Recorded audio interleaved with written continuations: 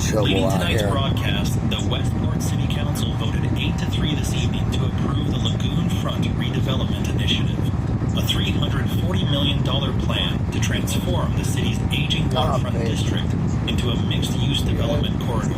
Supporters say the project will bring I got the radio on, man, keeping us updated with this fucking pandemic that's going on outside. The displace long-standing port businesses and change the character of one of Westport's oldest neighborhoods. Construction is expected to begin in the spring, pending state environmental review.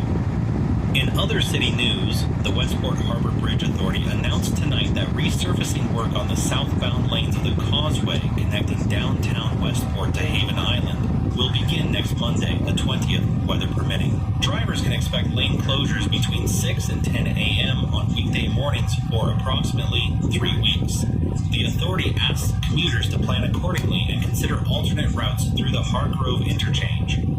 Turning to sports, the Westport Regional High School football team, the Mariners, continued their remarkable playoff run last Friday with a 28-14 victory over the Caldwell Panthers, advancing to the state semifinal for the first time in 11 years. Head coach Dennis Pruitt called it a total team effort.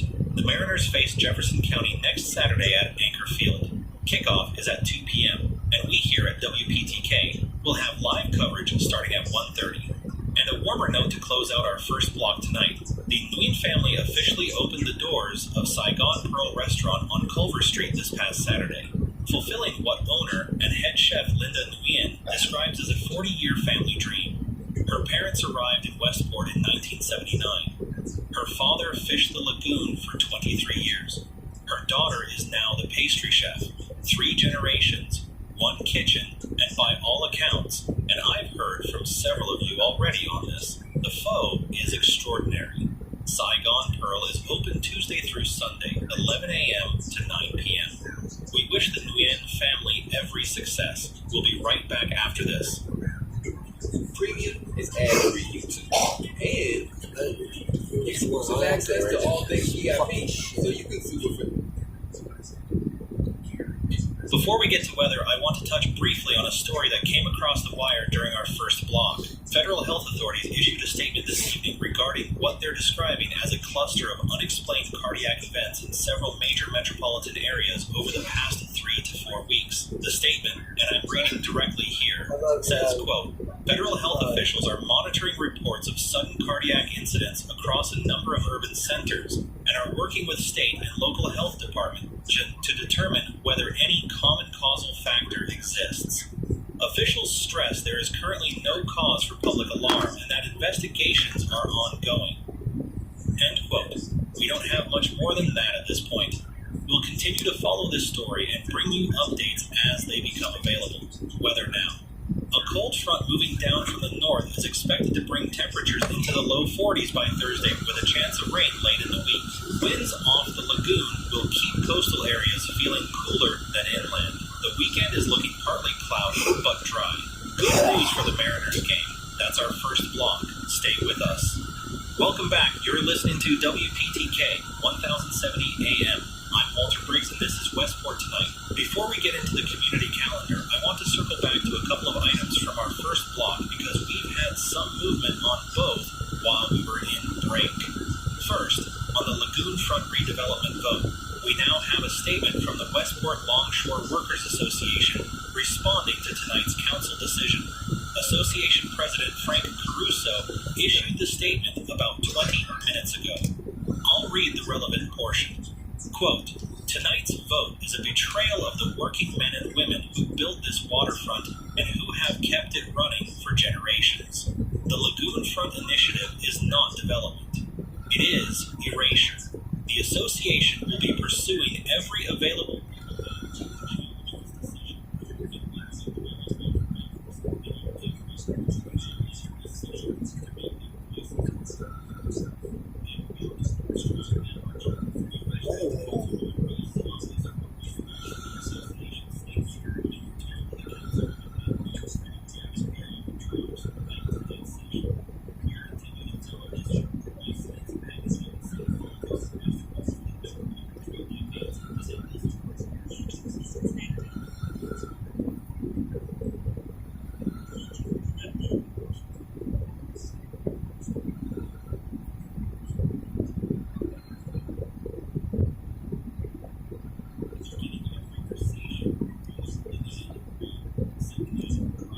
small update on the federal health story I mentioned before the break. Nothing dramatic, but I want to keep you current. The Associated Press is now reporting that the cluster of cardiac incidents referenced in tonight's HHS statement is somewhat larger in scope than the initial release indicated. The AP is citing unnamed sources within the agency, placing the number of flagged incidents at several hundred cases across 14 cities over approximately the past 6 weeks. I want to be measured about this. Several hundred cases across 14 cities over 6 weeks is not, on its face, a staggering number in a country of 330 million people. Cardiac events happen. They happen every day in large numbers. What the federal statement flagged and what the AP reporting is picking up on is the geographic distribution. The fact that these cases appear to be clustering in similar ways across different cities rather than distributing randomly. That is what investigators are looking at. We still have no comment from local health authorities. Westport Memorial's public affairs line has not returned our call. We'll stay on it. Let's do a quick run through the week ahead. This Saturday is the Mariners state semifinal at Anchor Field. First appearance in 11 years, kickoff at 2. We'll have live coverage from 1:30. If you're going, arrive early and dress warm. Should be a good one. Also Saturday, local novelist Patricia Hale is doing a reading at the main library branch on Commerce Street, 2 p.m., free admission. Her new book, The Lagoon in Winter, is set right here on this stretch of coast. Worth your evening if the game's not your thing. And a reminder, the Westport Food Bank donation drive runs through the end of the month. They're short on canned protein, specifically tuna, chicken, beans. Drop off at any major grocery store in the city or the Haven Island Community Center for our island listeners. Let's go to the phones. First caller, you're on WPTK. Go ahead. The Mariners. Yes. I agree on Webb. That kid is the real thing. Offensive line has been the unsung story all season. Good call. Thank you. Next caller. Go ahead. You're on. The Lagoon front vote. I hear you. Garrity said tonight what a lot of Portside people are feeling, and I think this argument has a long way to run yet. 31 years in that district is not nothing. Thank you for calling in. Next caller. You're on WPTK. Go ahead. I'm sorry. Say that again. I want to make sure I'm hearing you correctly. At Westport Memorial. And you work there. Or, okay, and this was this evening. When you say people were being brought in agitated, can you be more specific about what you observed? I see. And the staff response was, how many people, roughly? I appreciate you calling in. I'm going to ask you to stay on the line with my producer. I'd like more detail off air before I characterize this on the broadcast. Is that all right? Thank you. Bear with me one moment. Yes, Marisol. Go ahead. From the AP, or how many cities, and the language they're using is, say that again, post-mortem neurological activity. And this is in the updated CDC advisory, not just the AP wire. Okay. All right. Give me a moment.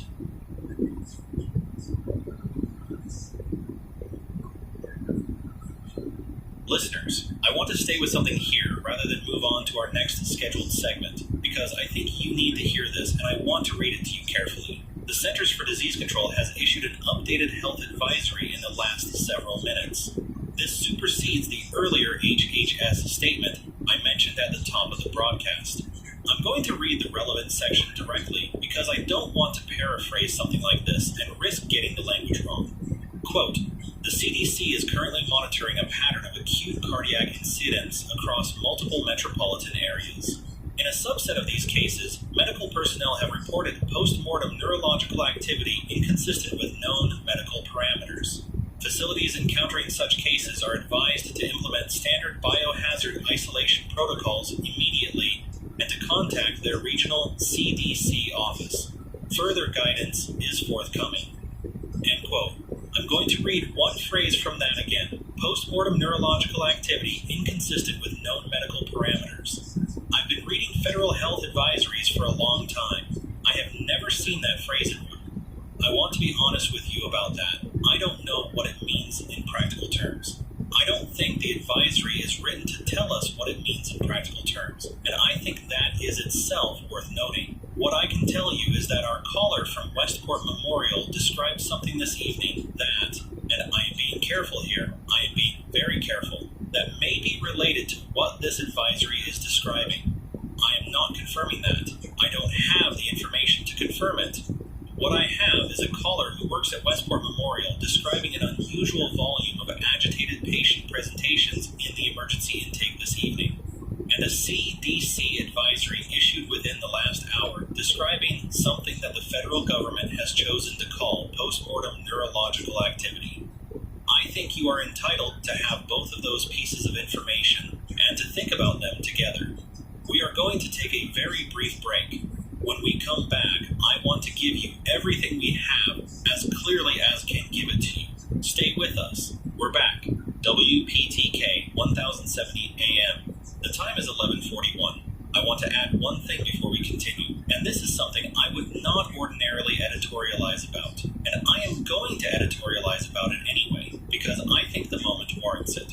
In 32 years of sitting at this desk, I have covered a lot of federal health statements, a lot of them. And in my experience, the structure of a federal health statement tells you almost as much as its content. When something is genuinely minor, the statement says so in the first sentence. When something is being managed, when the message is being shaped around a situation, rather than reporting a situation, the reassurance comes later, sometimes third sentence, sometimes fourth. Tonight's original HHS statement saved the words "no cause for public alarm" for the third sentence. The updated CDC advisory doesn't use those words at all.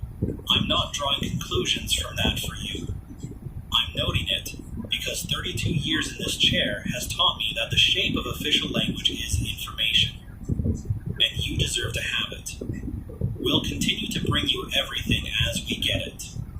Coming up, we have more on conditions in the city as reports come in, and we will be keeping the phone lines open for the remainder of tonight's broadcast. Stay with us. 1070 AM, 1139. I'm Walter Briggs. I want to be straightforward with you about something before we go any further tonight. In the last 20 minutes, while we were in break, and in the calls we've been taking off air through our producer, the volume and the nature of what we're hearing from listeners has shifted. I don't want to get ahead of what I can actually confirm, and I'm not going to. But I also don't think it serves you for me to sit here and read tomorrow's school lunch schedule while the phones are doing what they're doing right now. So we're going to stay on this. Here is what I can confirm. We have received, in the last 30 minutes, 11 separate calls from listeners in 3 different parts of the city describing disturbances on the street. I want to be precise about the word disturbances because it's doing a lot of work right now, and I don't want it to do more work than the facts support. What callers are describing varies. Some are describing groups of people behaving erratically in public.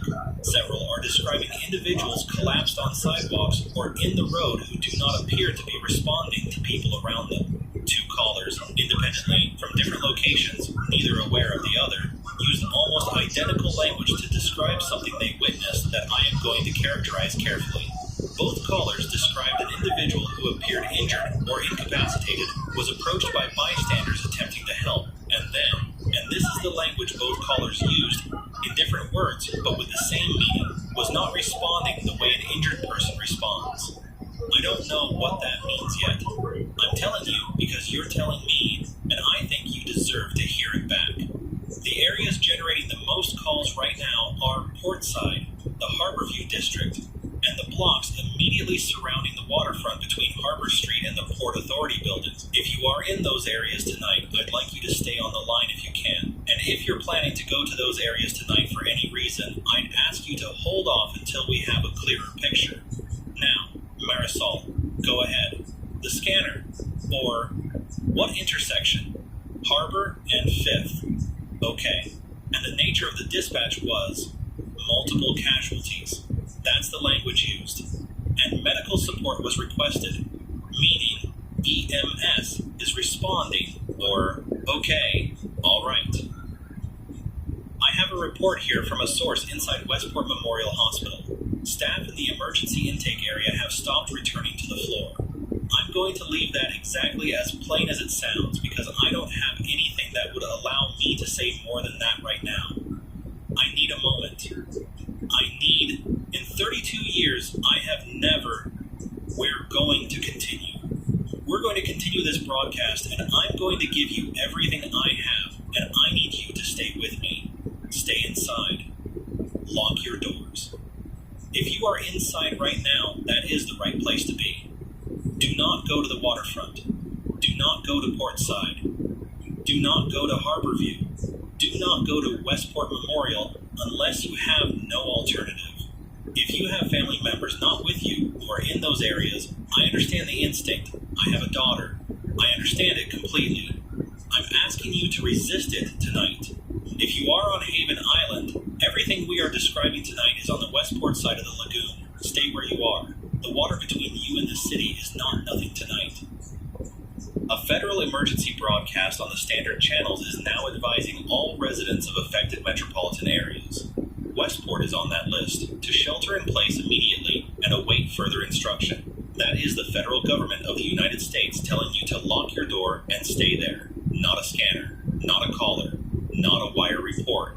A federal emergency broadcast on the channels that exist for exactly this kind of night. We are staying on the air. This broadcast is not ending. As long as this station is transmitting, you have a voice at this frequency, and I intend to be that voice for as long as I am able. We'll be right back.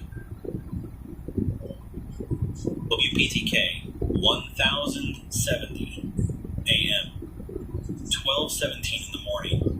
I'm Walter Briggs. I want to tell you what I can see from the window of the studio. I have been sitting at this desk for the better part of 2 hours now, and for most of that time I have been reading you things that other people told us. Caller reports, wire advisories, scanner traffic. I want to do something different for a few minutes.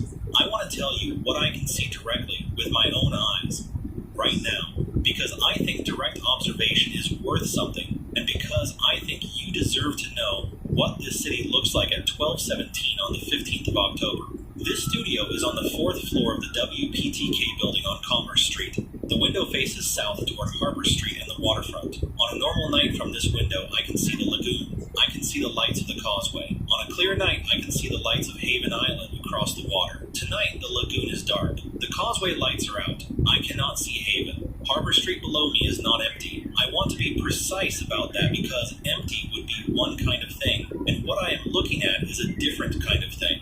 There are people on Harbor Street, or there are figures on Harbor Street. I am going to use the word figures because the word people carries an implication I am not certain applies to everything I can see from this window right now, and I am trying to be accurate.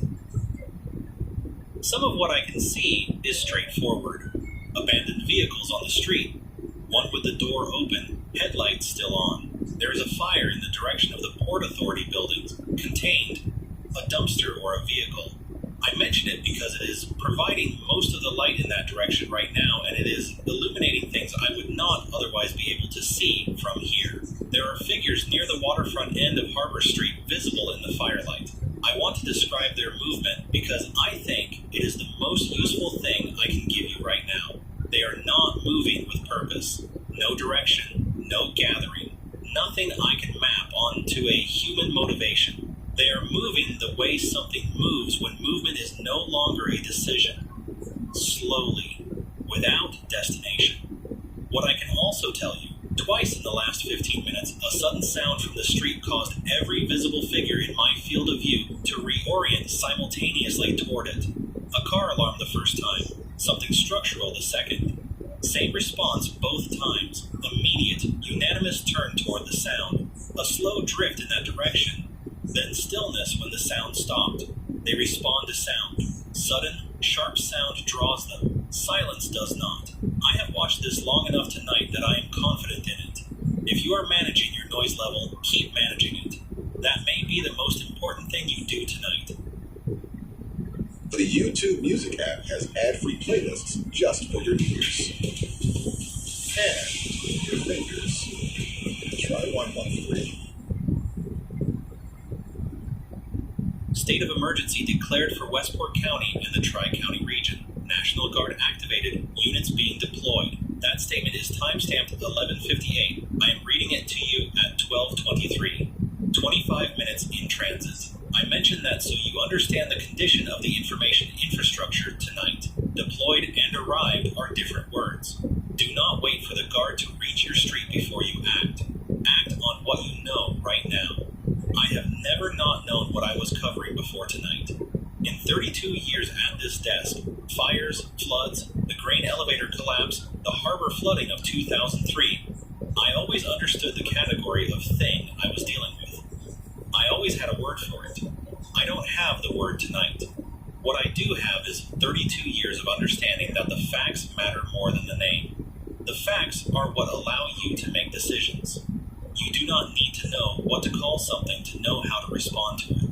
You need to know what it does. And what tonight does, based on everything we have received and everything I have observed, is this.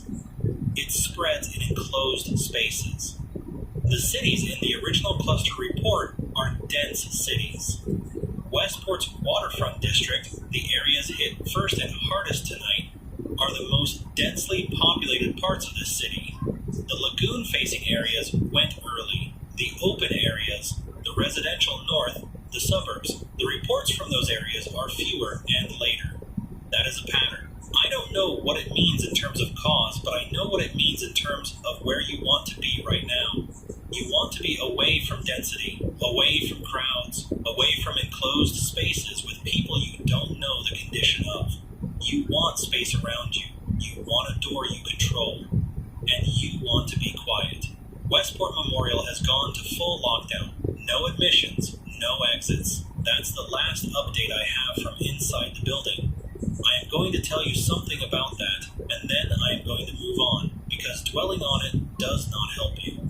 The people inside Westport Memorial tonight, the staff, the patients, the people who went there because they thought that was the right place to go, they are on their own in there now, the same way you are on your own, wherever you are. The institutions that were supposed to be the answer to a night like this are having their own version of a night like this.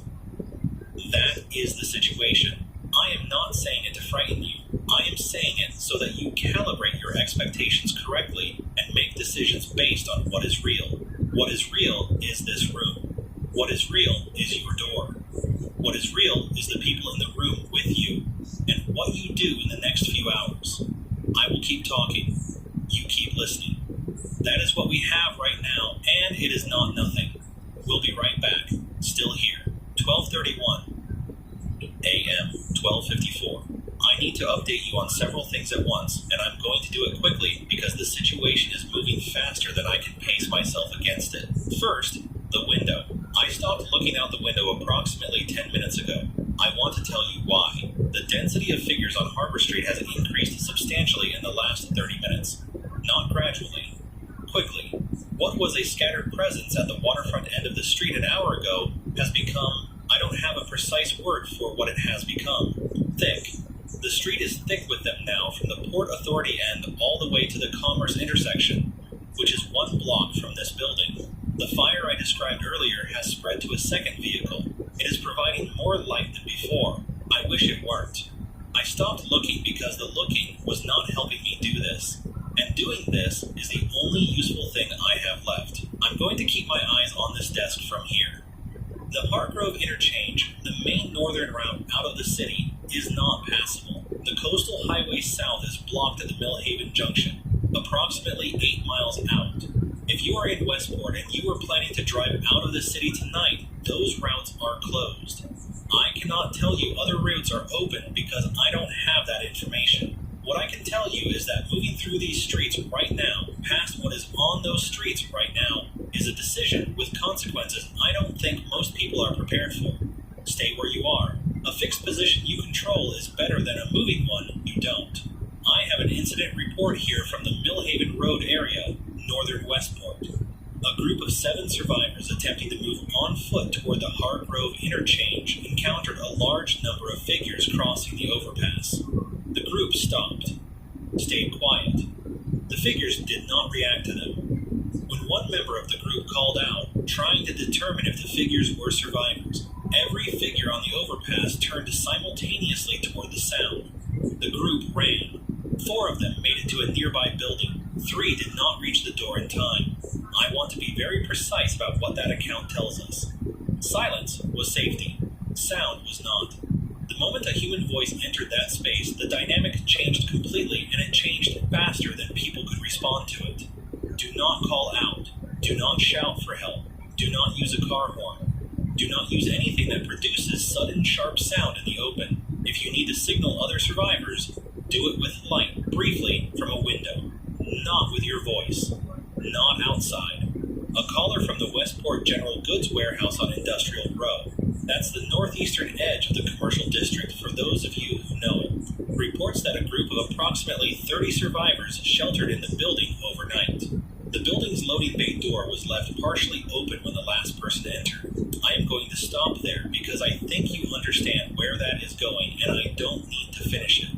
Close every door, every window, every gap. Whatever the cost of closing it, the cost of not closing it is higher. If something can get in, something will get in. This is not a precaution. This is the central fact of staying alive tonight. Power is out in Portside, Harborview, and the lagoon-facing waterfront districts. We are on backup generator in this building. I don't know the fuel status. I'm telling you this so you understand that this broadcast is contingent in ways it has not been before tonight. If this signal goes quiet, it is not because I chose to stop. Keep your radio on. Find another frequency. Keep scanning. I want to give you the most current picture I have of the city. I'm going to do this quickly. The waterfront is gone. From Harbor Street to the Port Authority buildings to the lagoon shoreline. Do not approach. Portside is gone. Reports from Portside stopped approximately 40 minutes ago. When reports from an area stop, it does not mean things have improved. Harborview is going. Reports still coming from the northern edges, but describing conditions moving in from the south. If you are in northern Harborview and you have somewhere higher or further north to go within your building, go now. The commercial district, this district, Commerce Street, was quiet an hour ago. It is not quiet now. The residential north, the inland suburbs, those areas are still generating calls. People scared but calling, which means inside, which means alive. Stay there. I have multiple reports now, 4 separate accounts from different parts of the city, describing the same thing. People who were injured, not bitten, not in direct contact with the figures on the streets, injured in the chaos of tonight. A fall, broken glass, a car accident during an attempted evacuation, minor injuries by ordinary standards, cuts. One account describes a woman who cut her hand on a window frame climbing out of her vehicle on the Hargrove approach. In 3 of the 4 accounts, the injured person later became something other than what they were. I want to be extremely careful here because I do not fully understand what I am reporting, and I will not overstate it. What these accounts suggest, and I am saying suggest, not confirm, is that contact with biological material from the figures on the streets may be a transmission vector. Fresh contact, blood, saliva, something that gets into an open wound. I don't know if that is what happened in these cases. There may be other explanations. But 4 independent accounts describing the same progression is a pattern, and I will not sit here and withhold a pattern from you because it frightens me to say it out loud. If you are injured tonight, even minor injuries, even something that seems trivial, treat any open wound with whatever you have available and keep it covered. If someone else is injured, help them carefully. You are not a doctor, and I am not a doctor, but we both understand what basic wound management looks like, and tonight, it matters more than it has ever mattered. And if someone you are with, someone in your home, someone who came to you tonight seeking shelter, if they were injured outside before they reached you, I need you to watch them. I know how that sounds. I know what I am asking. But I think you already know why I am asking it. And I think you have been asking it yourself, and I am just the voice saying out loud what you have been sitting with in the dark. Watch them. A report from St. Catherine's Parish on Merchant Row. Father Dennis Hale was broadcasting on a local low-power community frequency. Some of you may know it. 103.7. Advising parishioners to shelter in the church. The report indicates the church accepted approximately 60 people through the evening. The report is from someone who left before the doors were closed. 103.7 has been silent for the last 40 minutes. I am telling you this because I said it before, and I will say it again because it is the most important thing I know right now. Do not go to a designated gathering point tonight. Do not go anywhere that has been announced publicly as a place of shelter or refuge. A room full of people whose condition you do not know is not safety. It is the most dangerous possible environment you can put yourself in tonight. Your home, a small group you trust, a door you control. That is all.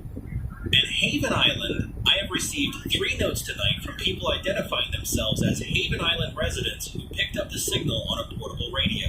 3 notes in 3 hours. I want to address Haven Island directly. Stay there. Do not attempt the causeway. Not tonight. Not for any reason. What is happening in Westport is happening because of what Westport is. A dense coastal city where people live close together and move through shared spaces. Haven Island is the opposite of that. Small population. Open geography, the lagoon between you and all of this. You are exactly where you should be. Whatever tomorrow looks like, it will look better from Haven than from here. I want you to know that. I want you to hold on to that. Reports are coming in from Millhaven, and from Carthage, and from Port Reyes. Those are not Westport. Those are separate towns. Millhaven is 8 miles south. Carthage is 12 miles inland. Port Reyes is up the coast. If you are listening to this broadcast and you assumed that what I have been describing tonight was contained to Westport, I need you to revise that assumption.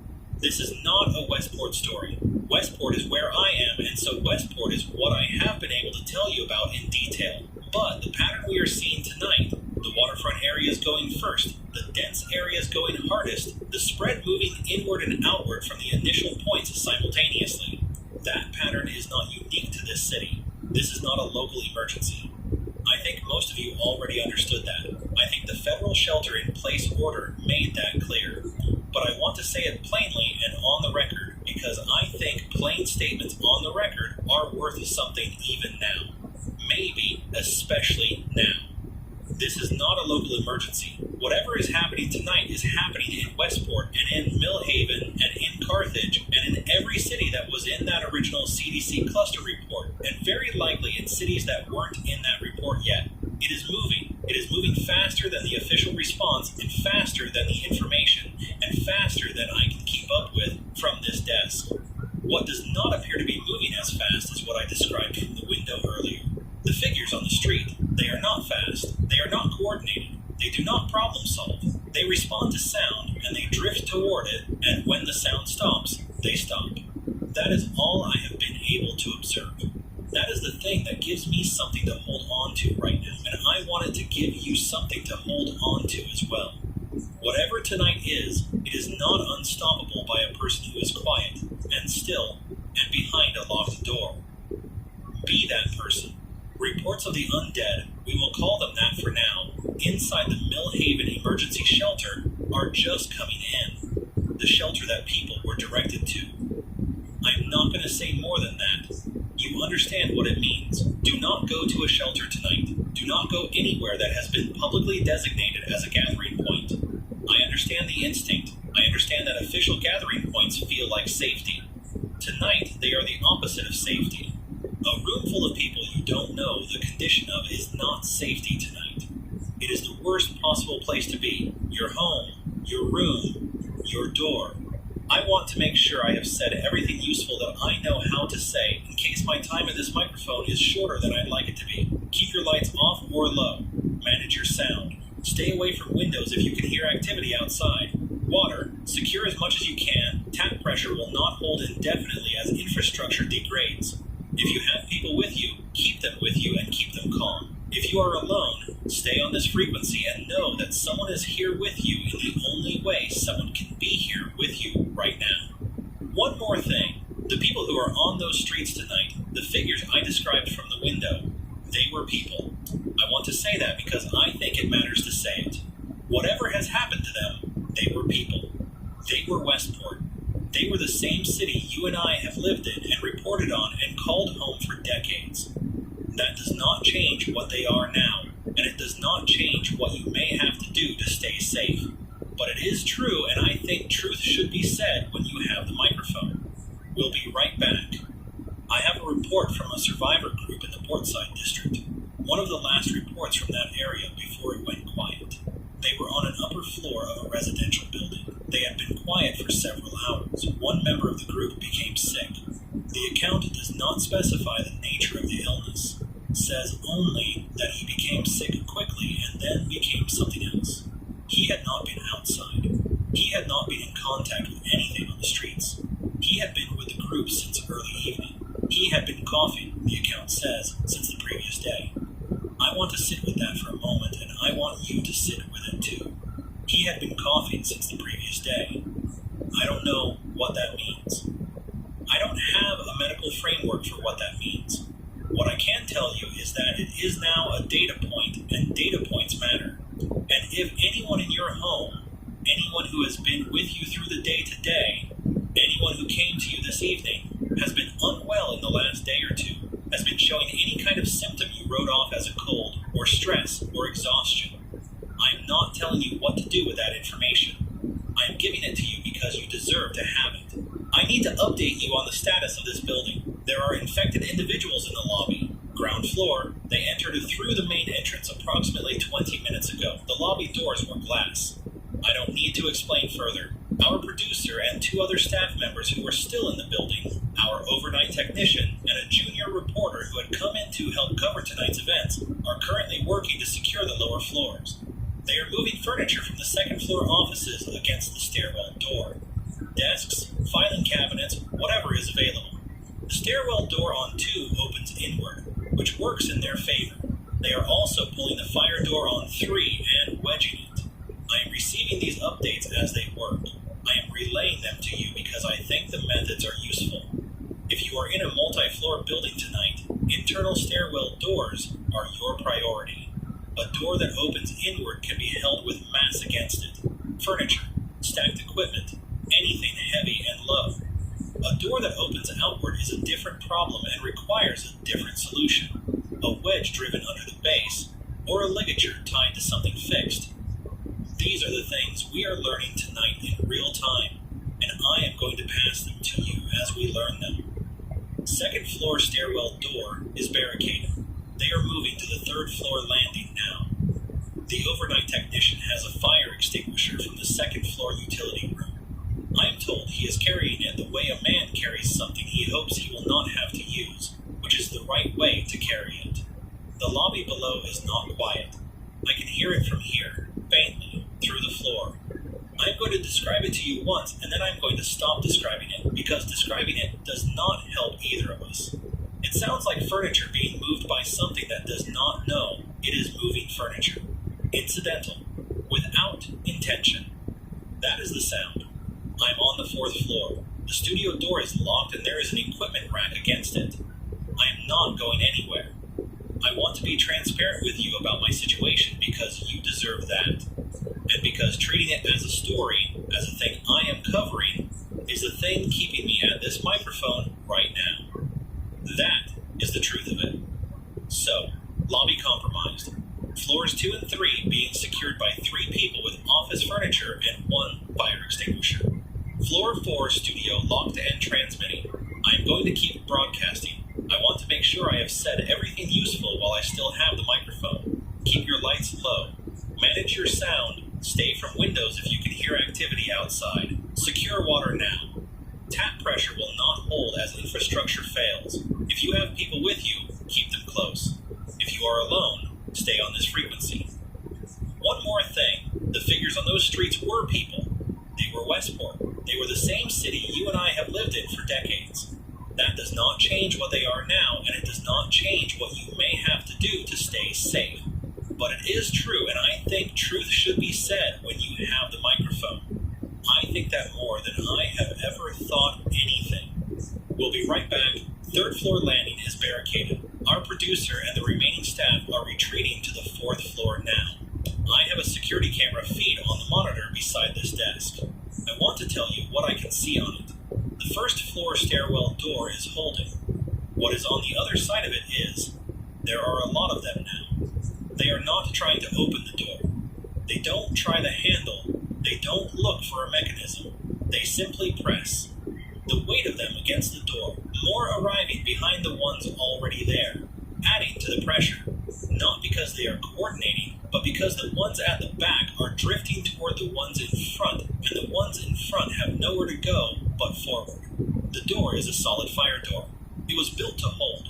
I am watching it hold right now on this monitor. I am also watching the number on the other side of it continue to grow. Still here. 107. Let's continue. WPTK 123. I'm Walter Briggs. Our staff are going for the roof. Fire escape on the north face of the building. The first floor door is gone. 2 and 3 won't hold long. I am staying at this microphone. That is my decision. Someone needs to keep talking, and this is what I have done for 32 years, and I am not stopping tonight. They're on the fire escape now. I'm here. WPTK 241. 2 and 3 came down while I was off mic. I heard them go. The fourth floor door is the last one. I have everything I could find against it. It will hold for a while. The city is mostly dark now. I cannot see the lagoon. I cannot see Haven Island.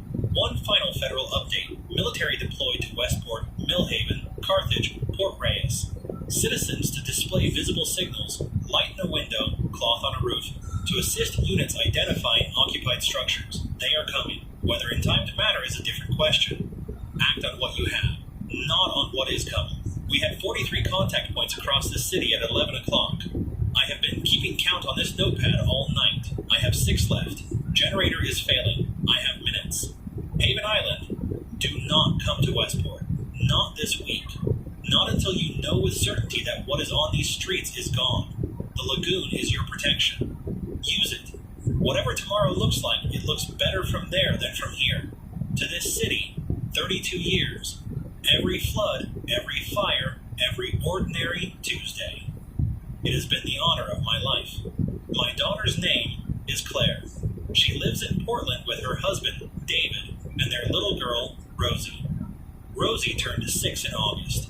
She has Claire's eyes and David's laugh, and an absolute conviction that every dog she has ever met was placed on this earth specifically for her benefit, which I have never once had the heart to dispute. I have not been able to reach them tonight. I have tried every number I have. I don't know if the lines are down, or if Portland is. I don't know what Portland is tonight.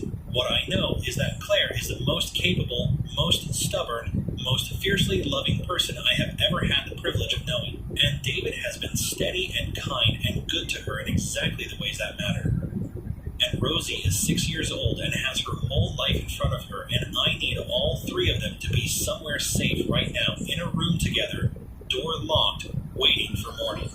I need that to be true. I am choosing for it to be true.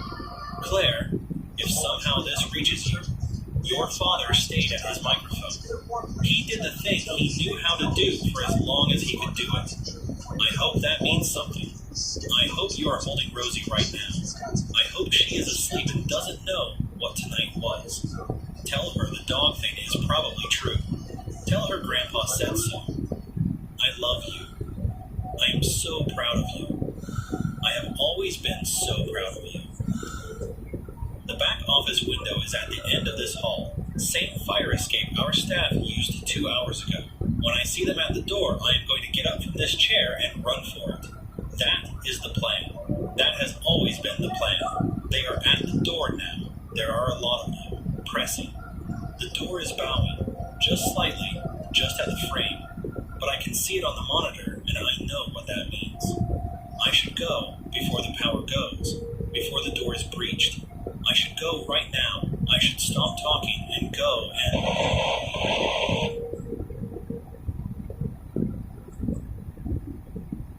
This is Daniel Rothman, and you're listening to 104.7 FM. It's just past 6 in the morning on what should be an ordinary Tuesday, but I'm getting some unusual reports filtering through our news desk. Emily just handed me something that honestly sounds like it belongs in a science fiction novel, but I'm going to read it to you exactly as it came through. There's been an incident at a deep-sea drilling operation approximately 200 miles off the coast of Newfoundland.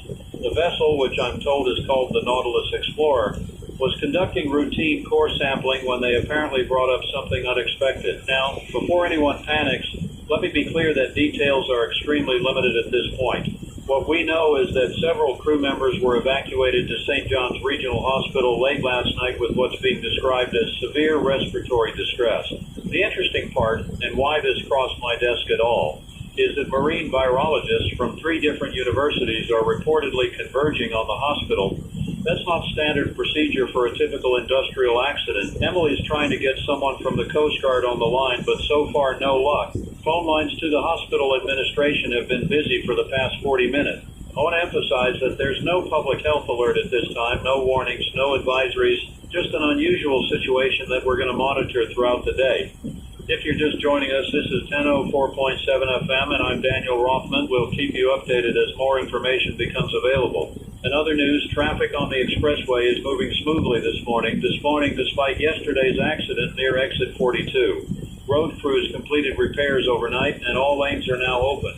Temperature outside is a comfortable 68 degrees, should reach the mid-70s by this afternoon. Let me check these emails that just came in. We've got several listeners asking about the drilling ship situation. Linda from Riverside wants to know if there's any danger to local water supplies. Linda, at this point, there's absolutely no indication of any environmental contamination. The incident occurred far offshore, and as I mentioned, it seems to be isolated to the crew members who were directly involved in the operation. Mark from downtown is asking if this has anything to do with the methane release stories we've been hearing about from the Arctic. Mark, that's an interesting question, and honestly, I don't have enough information to draw any connections. What I can tell you is that scientists have been warning for years about unknowns locked in permafrost and deep ocean sediments. Whether this incident is related to that broader concern, I simply can't say yet.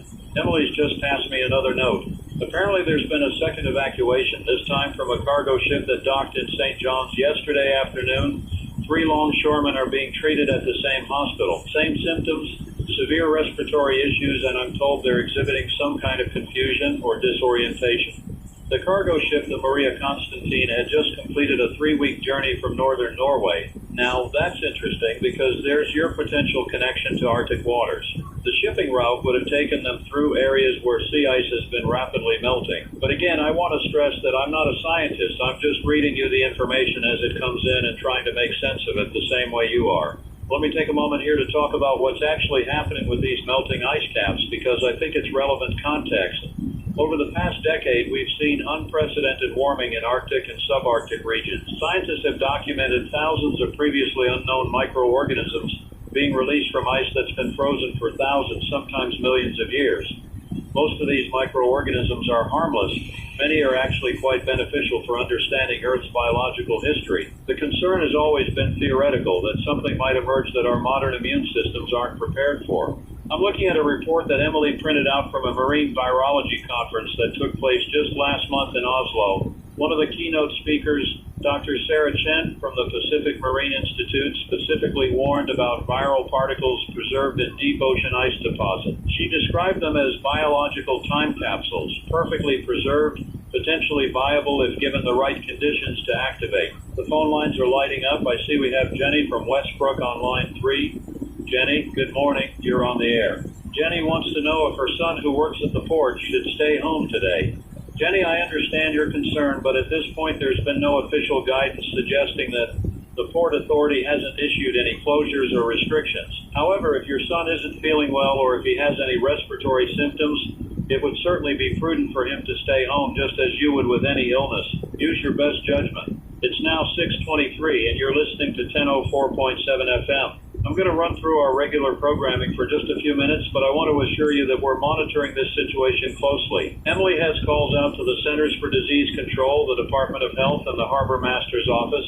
As soon as we get official statements from any of these agencies, I'll bring them to you immediately. The weather forecast for today calls for partly cloudy skies, high of 76 degrees. Tomorrow we're looking at a slight chance of rain in the evening, nothing significant. Extended forecast shows a warming trend through the weekend. In local news, the City Council is meeting tonight to discuss the proposed budget for the new community center. That meeting is open to the public and begins at 7 p.m. at City Hall. The Planning Commission has also scheduled a hearing regarding the development proposal for the old industrial park site. That's Thursday at 6. I'm being handed something else here. This is a statement. Let me read it carefully. This is from the Regional Health Authority, issued approximately 10 minutes ago. Quote, regional hospital is currently treating a small number of patients who presented with acute respiratory symptoms. These individuals were all associated with recent maritime operations in North Atlantic waters.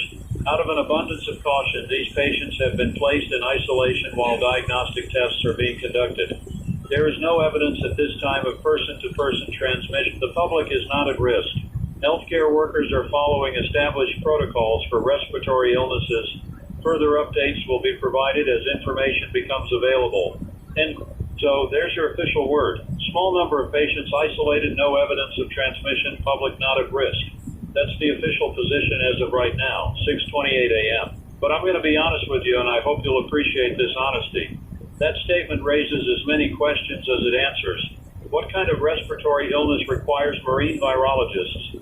Why the specific mention of North Atlantic waters? And perhaps most concerning, why did they feel the need to specifically state there's no evidence of person-to-person transmission? That's not typically something you'd mention unless it was a consideration. I've covered enough emergencies in my 20 years behind this microphone to recognize carefully worded statements.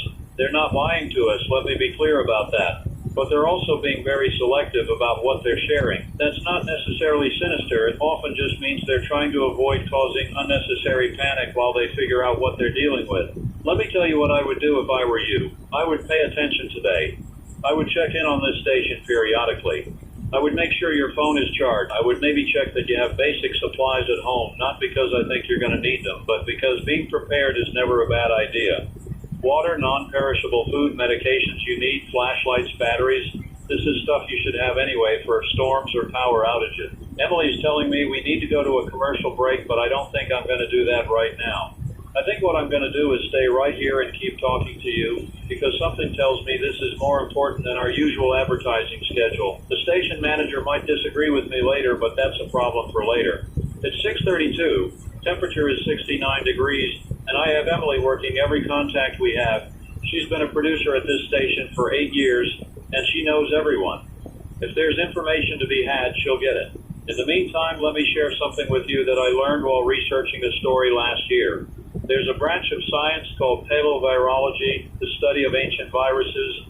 These scientists have documented viral particles preserved in ice cores that are over 1 million years old. In some cases, they've been able to revive these viruses in laboratory settings to study them. Now, before that sounds terrifying, understand that this is done under extremely controlled conditions, and the viruses they study are specifically chosen because they only infect amoebas or other simple organisms, not human. But the theoretical risk has always been there. What if something that affects mammals, that affects humans, is locked in that ice?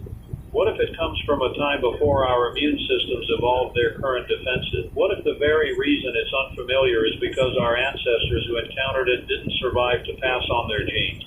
These are questions that researchers have been asking for decades, and every summer as Arctic ice melts at record rates, as shipping routes open through previously frozen waters, as drilling operations reach deeper into the ocean floor, these questions become less theoretical and more immediate. I'm watching the news feeds on my computer screen here. Nothing on the major networks yet. Nothing on the cable news channels. This is still a local story, just a handful of people in one hospital in one city. But I have this feeling, and I've learned to trust these feelings over the years. Something about this doesn't sit right. Emily's handing me a printed email. This is from a fishing boat captain who listens to our station. He's asking if this has anything to do with the strange behavior he witnessed from his crew last week. Says 2 of his men became disoriented while hauling nets, seemed confused about where they were, couldn't recognize each other even though they'd been working together for years. He attributed it to exhaustion and dehydration, made them rest, and they seemed to recover after a few hours. That detail about facial recognition, that's specific. That's neurological. I'm adding that to the list of concerning details. Let me check the international news wires. There's something here from Norway, dated 3 days ago. A small item that didn't make much news. Several dock workers in Tromsø were hospitalized with what was described as acute psychotic episodes. They've since been released, apparently recovered. The medical examiner's report mentioned possible exposure to contaminated fish, but no specific pathogen was identified. Tromsø is a major port city in northern Norway, well above the Arctic Circle. It's also a hub for fishing and shipping operations in Arctic waters. The Maria Constantine, the cargo ship I mentioned earlier, the one that had crew members evacuated here, departed from Tromsø. I'm starting to see a pattern, and I don't like it. It's 6:41 now. The sun is coming up fully, going to be a beautiful day weather-wise. I can see out the studio window here, people walking to work, cars passing by, everything completely normal. And maybe that's how it should be. Maybe I'm connecting dots that don't need connecting. Maybe this is just a coincidence, a minor industrial incident that will be resolved by this afternoon and forgotten by next week. But I'm going to keep talking to you because if it's not, if this is the beginning of something larger, then you deserve to know what's happening as it happens. That's my job. That's why you tune into this frequency. Emily's got someone on the phone. She's motioning to me. Hold on. Okay, I've just spoken with a contact at the CDC. I can't use their name. They weren't authorized to speak officially, but they confirmed that the CDC is sending a team to St. John's. They're departing Atlanta within the hour. That's a biosafety level 4 response team. That's the highest level of precaution. That's what you send when you're dealing with something serious. Now, our contact stressed that this is standard procedure for any unknown pathogen, and that may be entirely true, but BSL-4 means they're preparing for the possibility of something highly infectious and dangerous. It means suits, airlocks, negative pressure rooms. It means they're taking this very seriously, even if the public statements are measured and calm. I want to read you something else I'm seeing on my screen. This is from a medical blog maintained by emergency room physicians. There's a post from about an hour ago from a doctor in St. John's. I'm not going to use their name. They write, strangest presentation I've seen in 15 years of emergency medicine. Patient alert but can't recognize family members. Insists he doesn't know his wife of 20 years. Aggressive when contradicted. Respiratory symptoms improving but neurological issues intensifying. CT scan shows inflammation in prefrontal cortex. Waiting on virology consult. Prefrontal cortex, that's the part of your brain that handles decision making, recognizing faces, controlling impulses, essentially everything that makes you you. Inflammation there would explain confusion, aggression, loss of recognition. But what causes that specific pattern? Viral encephalitis, maybe. But from a respiratory infection, that's unusual. It's 6:49. Let me give you the facts as we know them right now. A drilling operation in the North Atlantic encountered something unusual while taking deep core samples. Crew members became ill with respiratory and neurological symptoms. Similar symptoms have appeared in workers from a cargo ship that recently traveled through Arctic waters. Similar incidents may have occurred in Norway several days ago. Health authorities are responding with high-level precautions while maintaining that the public is not at risk. Those are the facts. Everything else is speculation.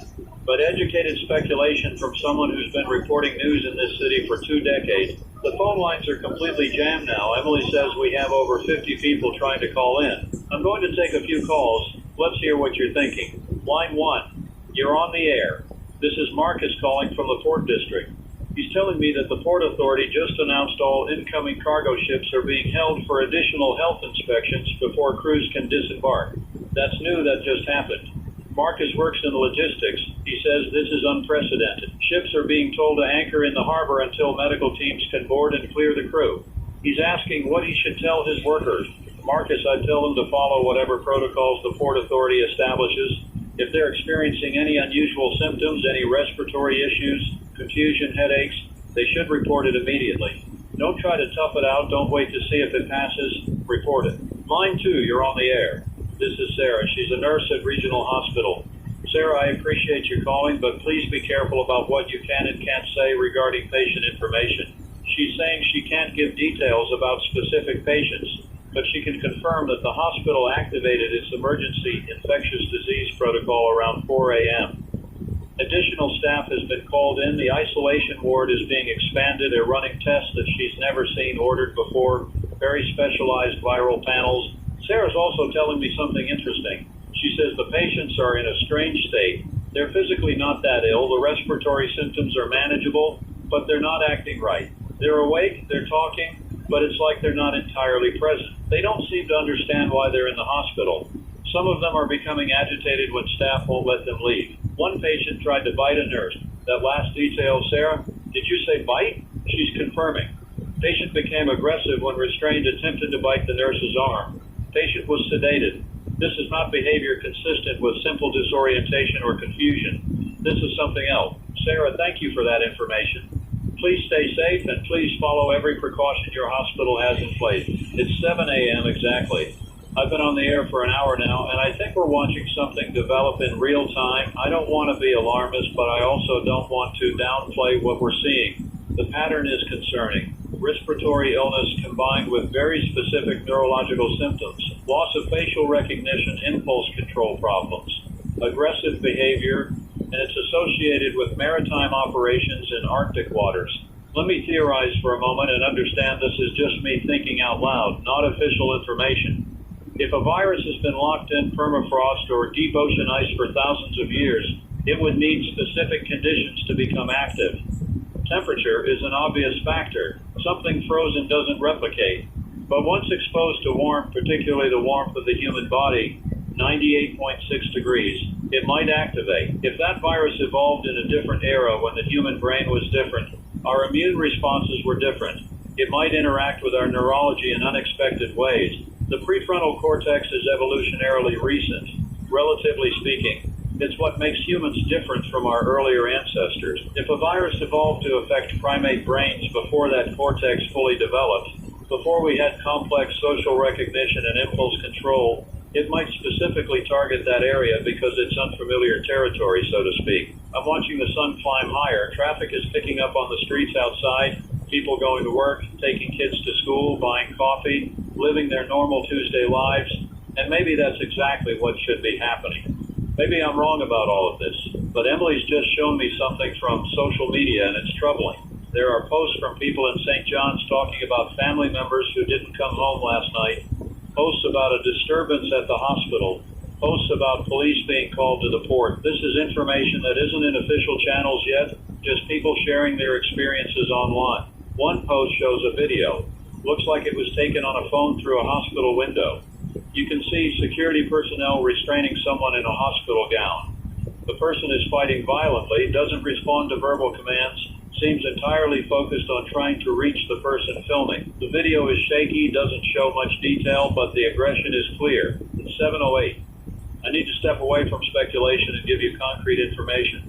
Here's what we know for certain. Regional Hospital has multiple patients in isolation with respiratory and neurological symptoms. The CDC is sending a response team. The Port Authority is conducting health screenings on incoming vessels. These are facts. Here's what we suspect but can't confirm. These cases may be related to viral particles released from melting Arctic ice.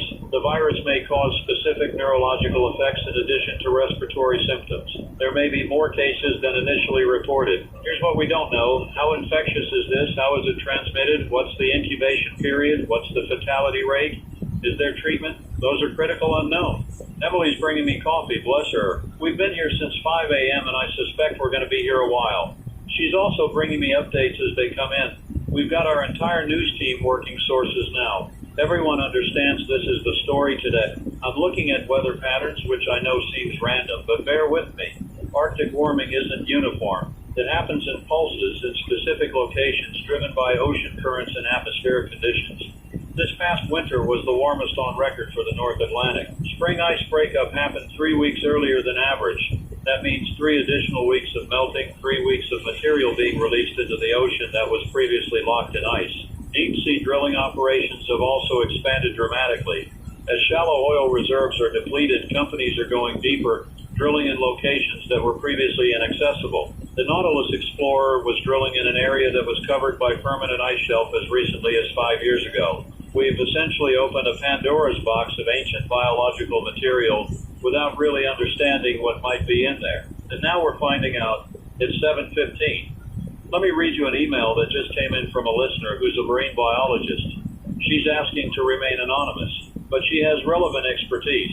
She writes, Daniel, what you're describing sounds consistent with Arctic virus emergence scenarios that we've been modeling. Permafrost and subsea ice contain viral particles that are viable but inactive. Temperature is the key factor. Below 40 degrees, most of these viruses remain dormant. Above 40 degrees, particularly at human body temperature, they can activate and begin replication. If the virus targets neurological tissue, the effects could manifest as behavioral changes, aggression, loss of higher cognitive function. This would be especially true if the virus evolved to affect early hominid brains before the development of modern prefrontal cortex. I cannot emphasize enough how unprepared we are for this scenario. Our pandemic response systems assume viral emergence from known reservoirs with known transmission patterns. This would be something entirely different. That's from someone with credentials, someone who studies this professionally, and she's telling us we're not prepared. The phone is ringing off the hook. Emily's trying to screen calls, but there's too many. Let me take another. Line 4, go ahead. This caller is Tom. He's a truck driver who makes deliveries to the port. He's saying that when he arrived this morning around 6, there were police cars everywhere. The main gate was closed, which never happens. Guards told him to turn around, no deliveries today. He could see what looked like people in hazmat suits near one of the warehouses. He's asking if he should be worried about exposure. He was at the port yesterday making deliveries. Tom, I can't give you medical advice, but I can tell you what I would do. I would monitor yourself for any symptoms, respiratory issues, confusion, headaches, any unusual feelings. If you develop anything concerning, call ahead to a hospital, explain where you've been. Don't just show up at an emergency room. Let them prepare for you. And Tom, maybe don't go back to the port until this situation is clarified. 7:23 a.m. I'm going to be straight with you. I think we're past the point where this is just an isolated incident. Multiple cases, aggressive response from health authorities, port closure, CDC involvement. This is an outbreak. Nobody's using that word officially yet, but that's what it is. The question is how big and how containable. If this requires direct contact with contaminated material, if it's not easily transmitted person to person, then maybe it stays small. Maybe it's just the people who were directly exposed through these maritime operations. Maybe we isolate them, treat them, figure out what we're dealing with, and this becomes a footnote in medical journals. But if it transmits person to person, if there's community spread, then we have a much bigger problem. And some of the details we're hearing suggest that's a possibility. Hospital workers in protective gear, expansion of isolation wards, the emphasis in that official statement that there's no evidence of person-to-person transmission. When they feel the need to say that, it usually means they're worried about it. I want to talk about what happens in the brain when the prefrontal cortex is damaged or compromised. This is the area responsible for executive function, planning, decision-making, moderating social behavior. It's what stops you from acting on every impulse. It's what allows you to recognize your loved ones, to navigate complex social situations, to control aggressive urges. People with prefrontal cortex damage can seem normal in many ways. They can talk, walk, perform basic functions, but they lose that higher level of control. There's a famous case in neuroscience, a railroad worker in the 1800s who had a metal rod driven through his prefrontal cortex in an accident. He survived, but his personality changed completely. He became impulsive, aggressive, unable to hold employment, unable to maintain relationships. He was physically fine, but fundamentally changed. If a virus specifically targets that brain region, you'd see similar effects. People would be mobile, active, but without normal judgment or recognition. They might become fixated on basic drives, speeding for instance, without the normal social controls that govern that behavior. They might not recognize friends or family, might interpret all interactions as threats. Does that sound familiar? Because it should. That's essentially the classic zombie concept, stripped of supernatural elements. It's not reanimation of the dead, it's neurological damage to the living. It's a disease that removes the parts of the brain that make us human while leaving the basic motor functions and drives intact. I'm not saying that's what this is, I want to be very clear about that. But I am saying the symptoms we're hearing about are consistent with that type of neurological damage. It's 7:31. Emily's showing me something on her phone. Social media is starting to catch up with this story. Hashtags are beginning to trend. People in St. John's are posting videos, photos, questions. The story is going to break nationally any minute now, once the major news networks pick it up. Once it hits cable news, the response is going to escalate quickly.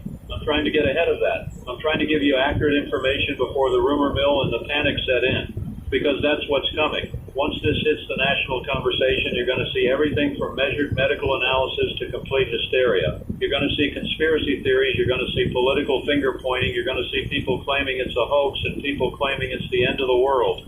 What I'm trying to do right here, right now, is give you facts and reasonable analysis so you can make informed decisions. That's all I can do. I can't control this situation. I can't fix it. I can only tell you what I know and what I think it means. Let me take another call. Line 6, you're on the air. This is Jennifer. She's a teacher at an elementary school. She's asking if schools should close. Parents are calling the school office with questions. The principal doesn't have answers. She wants to know what to tell them. Jennifer, officially, there's been no recommendation to close schools, but unofficially, if I had kids, I'd be having a serious conversation about keeping them home today. Not because there's immediate danger, but because this situation is evolving quickly and I'd want to have my family closed while we figure out what we're dealing with. That's a personal decision every parent has to make. There's no official guidance yet. 7:37. I'm seeing reports now from other cities. These are unconfirmed, just social media posts and local news items, but there are similar reports from Halifax, from Portland, from Boston. Port workers with unusual symptoms, ships being quarantined, hospitals activating emergency protocols. If this is accurate, and I stress that's if, then this isn't isolated to St. John's. This is multiple port cities along the North Atlantic coast. That would suggest that whatever was released from that drilling operation, or from melting ice more generally, has spread through shipping channels. Cargo ships, fishing vessels, any maritime traffic in those waters could be vectored. The economic implications alone are staggering. The North Atlantic is one of the busiest shipping corridors in the world. If we have to shut down maritime traffic, if we have to quarantine every vessel that's been in Arctic waters, the disruption would be immediate and severe. Supply chains would collapse within days. But that's getting ahead of ourselves. Right now, we're still in the phase of confirming what we're dealing with. Emily's telling me we have someone from the hospital on line 8 who says they have important information. Let me take this. Okay, I've just spoken with Dr. Lisa Martinez. She's an infectious disease specialist at Regional Hospital. She was willing to speak on record, which I appreciate. Here's what she told me. They currently have 11 patients in isolation. 7 are from the Nautilus Explorer crew. 3 are port workers who had contact with the Maria Constantine cargo. And 1 is a family member who visited a patient before isolation protocols were fully implemented. That last one is significant because it suggests person-to-person transmission is possible. All 11 patients show the same symptom pattern. Initial respiratory distress that responds to treatment within a few hours. But as respiratory symptoms improve, neurological symptoms emerge. Confusion, disorientation, loss of facial recognition, increased aggression. CT scans show inflammation focused in the prefrontal cortex and parts of the limbic system. Dr. Martinez said they've never seen this pattern before. The virus, if it is a virus, seems to specifically target these brain regions while leaving most other neurological functions intact. Patients can speak, though their speech becomes less coherent over time. They can move, in fact, they become hyperactive, but they lose the ability to recognize people, to make reasoned decisions, to control aggressive impulses. The doctor also told me that sedation isn't particularly effective. Standard sedatives seem to have reduced impact on these patients. They require much higher doses than normal, and even then the effect is temporary. Several patients have had to be physically restrained. Most concerning, Dr. Martinez said the neurological deterioration seems to progress despite treatment. They've tried antiviral medications, anti-inflammatory drugs, steroids. Nothing is stopping or reversing the brain inflammation. And once that damage occurs, once those neural pathways are disrupted, she doesn't know if recovery is possible. It's 7:46 a.m. on what is turning into a very significant Tuesday. Temperature outside is 71 degrees. Skies are clear, and we're potentially watching the emergence of something unprecedented. I want to take a moment to talk about preparedness, not because I think you need to panic, but because being ready is always smart. If this situation escalates, if we see broader community transmission, authorities may implement various control measures. Quarantines, movement restrictions, closures of public spaces. These are standard public health responses to infectious disease outbreaks. If that happens, you want to be able to shelter at home comfortably for at least 2 weeks, ideally a month. That means having adequate food, water, medications. It means having ways to stay informed, battery-powered radios, charged devices. It means having basic medical supplies, first aid kits, fever reducers, things like that. I'm not telling you to go empty the grocery stores. I'm telling you to thoughtfully assess what you have and what you might need. Do it calmly, do it rationally. Don't contribute to panic buying, but don't be caught unprepared either. Also, think about your network. Who do you need to stay in contact with? Elderly relatives, friends with health conditions, anyone who might need help if systems start breaking down. Make sure you have their contact information. Make sure they have yours. In any crisis, community becomes critical. Emily just got off the phone with someone at the City Emergency Management Office. They're convening an emergency session at 8 a.m. Mayor, police chief, fire chief, health department, emergency managers. That meeting wouldn't be happening unless this is serious. We should expect some kind of official statement to come out of that meeting, probably around 9 or 10 this morning. I'm also hearing that the governor's office is being briefed, state-level response is being activated. That could mean National Guard mobilization, state health department involvement, coordination with federal agencies. Again, these are appropriate responses to a potential outbreak, but they also indicate the level of concern among officials. It's 7:53. Let me read you some of the messages I'm getting. People are scared, and I understand that. But I'm also seeing messages from people who are thinking clearly, asking good questions, trying to understand the situation. That's what we need right now. Clear thinking, not panic. One message asks about animals. Can pets or livestock be affected? That's an excellent question, and I don't have an answer. If this is a virus that evolved to affect primate brains specifically, it might not impact other species. But if it's more general in its effects, if it can cross species barriers, that's another concern entirely. Another message asks about incubation period. How long between exposure and symptoms? Again, we don't know yet. From what we've seen, it seems relatively quick. People exposed yesterday are symptomatic today, but that's a very small sample size and might not be representative. Someone else is asking about mortality rate. Are people dying from this? As far as I know, no deaths have been reported. But that might just mean we're too early in the outbreak to see fatalities. Or it might mean this isn't directly lethal, that the danger is in behavioral changes rather than physical destruction of the body. A person with severe prefrontal cortex damage might not die from the condition itself, but they'd be unable to care for themselves, unable to function in society. Actually, that raises an important point. If people are becoming aggressive and losing recognition abilities, they become a danger to themselves and others. Even if the virus isn't deadly, the behavioral effects could be. Someone in that state could walk into traffic, could hurt others, could put themselves in dangerous situations without any awareness of risk. It's 8 a.m. Exactly. I've been on the air for 2 hours straight, and I have no plans to leave this microphone. Emily's ordering food delivered to the station. We're settling in for a long day. Our entire staff is here now. Everyone understands this is where we need to be. I'm switching over to check the national news feeds. Let's see if this story has broken nationally yet. Yes, here we go. Cable news is picking it up.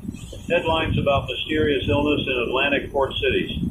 Medical mystery in Canada. Outbreak concerns in maritime provinces. It's hitting the news cycle now. And with that comes the inevitable spectrum of reactions. I'm already seeing panic-inducing headlines, completely irresponsible speculation, politicians making statements before they have facts. This is the part I hate. The information chaos. People will be scrolling through social media seeing 50 different versions of this story, most of them wrong, many of them deliberately misleading. That's why I'm here. That's why I'm staying on this frequency. So you have at least one source that's trying to be accurate, trying to be measured, trying to give you information you can actually use. Let me tell you what's not helpful right now. Conspiracy theories about biological weapons, political arguments about who's to blame, religious interpretations about end times, racist attacks on people from affected regions. None of that helps. All of that makes the situation worse by spreading fear and dividing communities when we need to be working together. What is helpful? Following official health guidance when it's issued, checking on your neighbors, staying informed through reliable sources, thinking about vulnerable people in your community, maintaining some semblance of normal routine for children. These are the things that actually matter. It's 8:07. Emily's got the police scanner on now. We're monitoring emergency services frequencies. So far, it's been relatively quiet, normal call volume. One call about a disturbance at a clinic, someone refusing to be examined. Another call about a person acting erratically near the waterfront. Could be related, could be coincidence. Hard to say. Traffic cameras show normal morning rush hour, people going to work. The world continues turning even as this develops.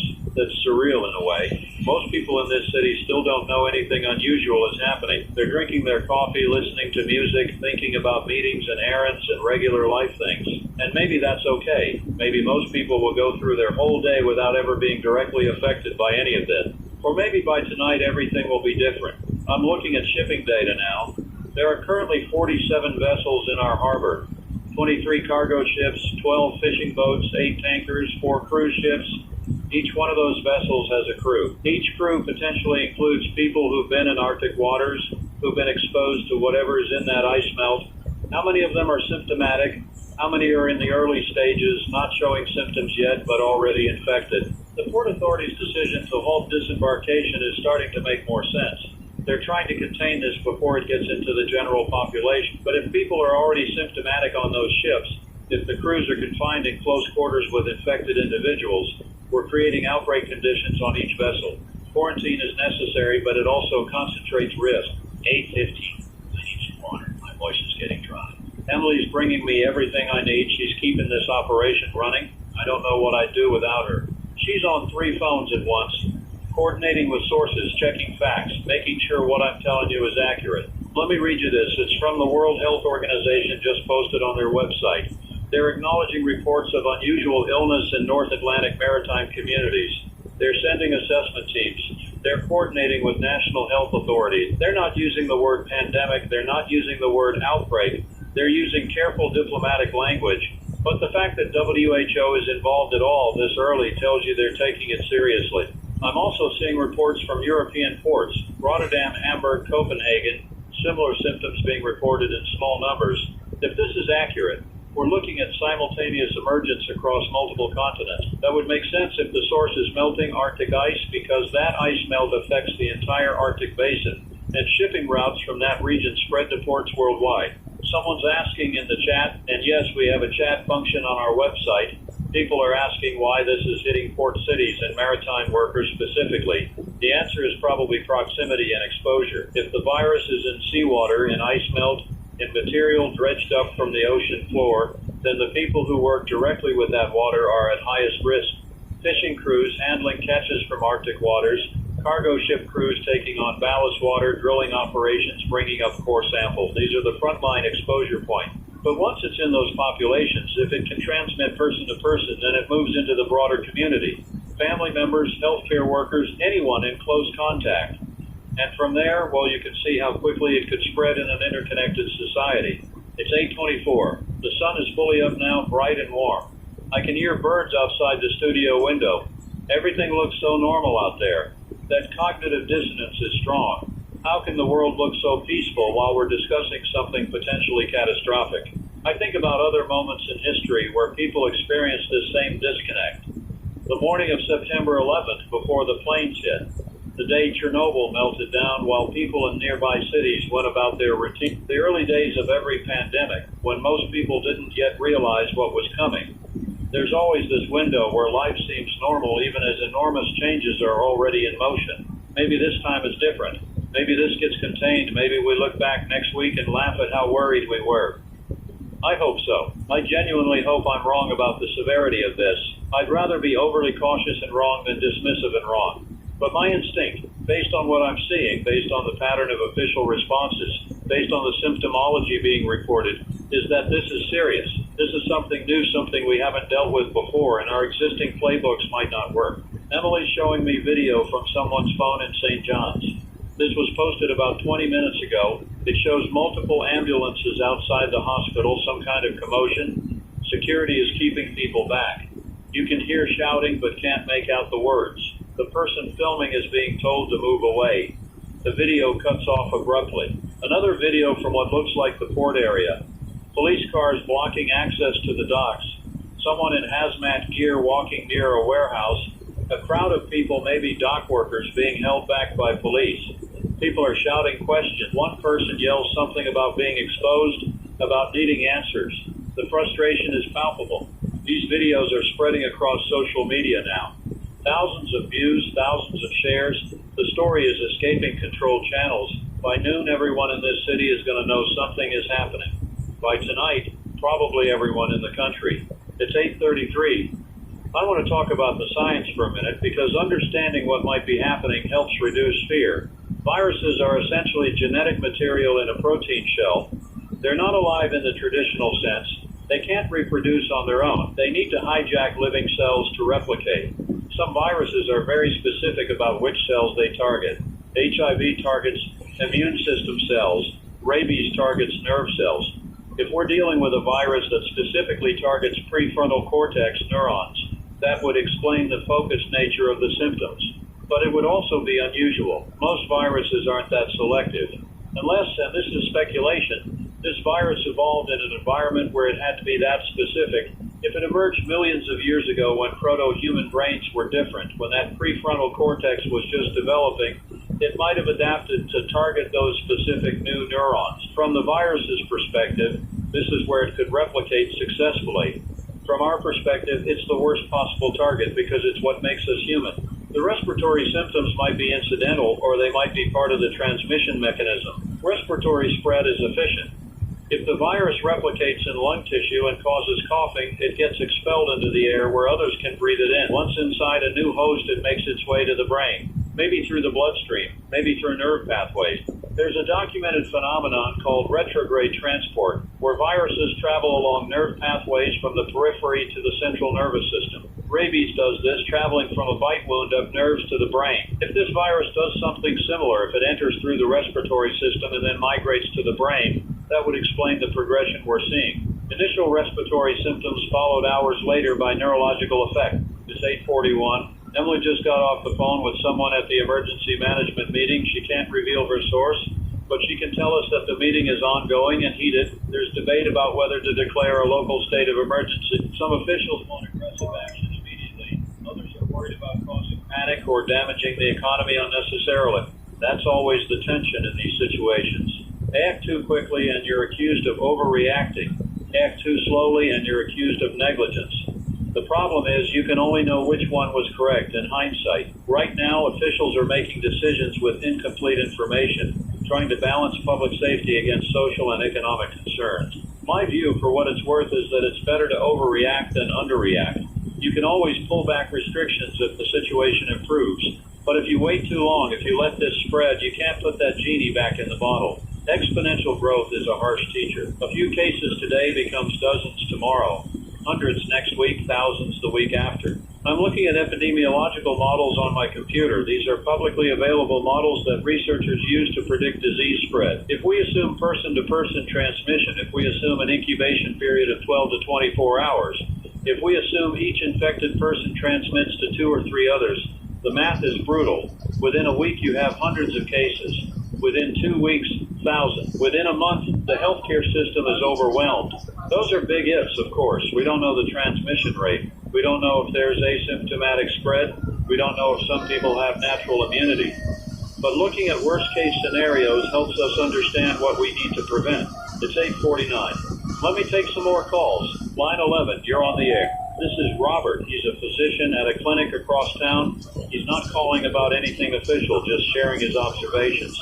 He says they've had 3 patients this morning with concerning symptoms. Respiratory complaints that seemed routine at first, but each patient also mentioned confusion, difficulty concentrating. He says he wouldn't have connected it to the port situation except the symptoms matched what he'd been hearing on this broadcast.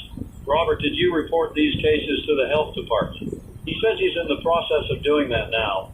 He wanted to let us know because he's wondering if there are cases out there that aren't being connected to this outbreak. People going to primary care clinics, urgent care centers, maybe even staying home, not realizing their symptoms are part of something larger. That's an excellent point, Robert. If this is spreading into the community, we're probably only seeing the tip of the iceberg.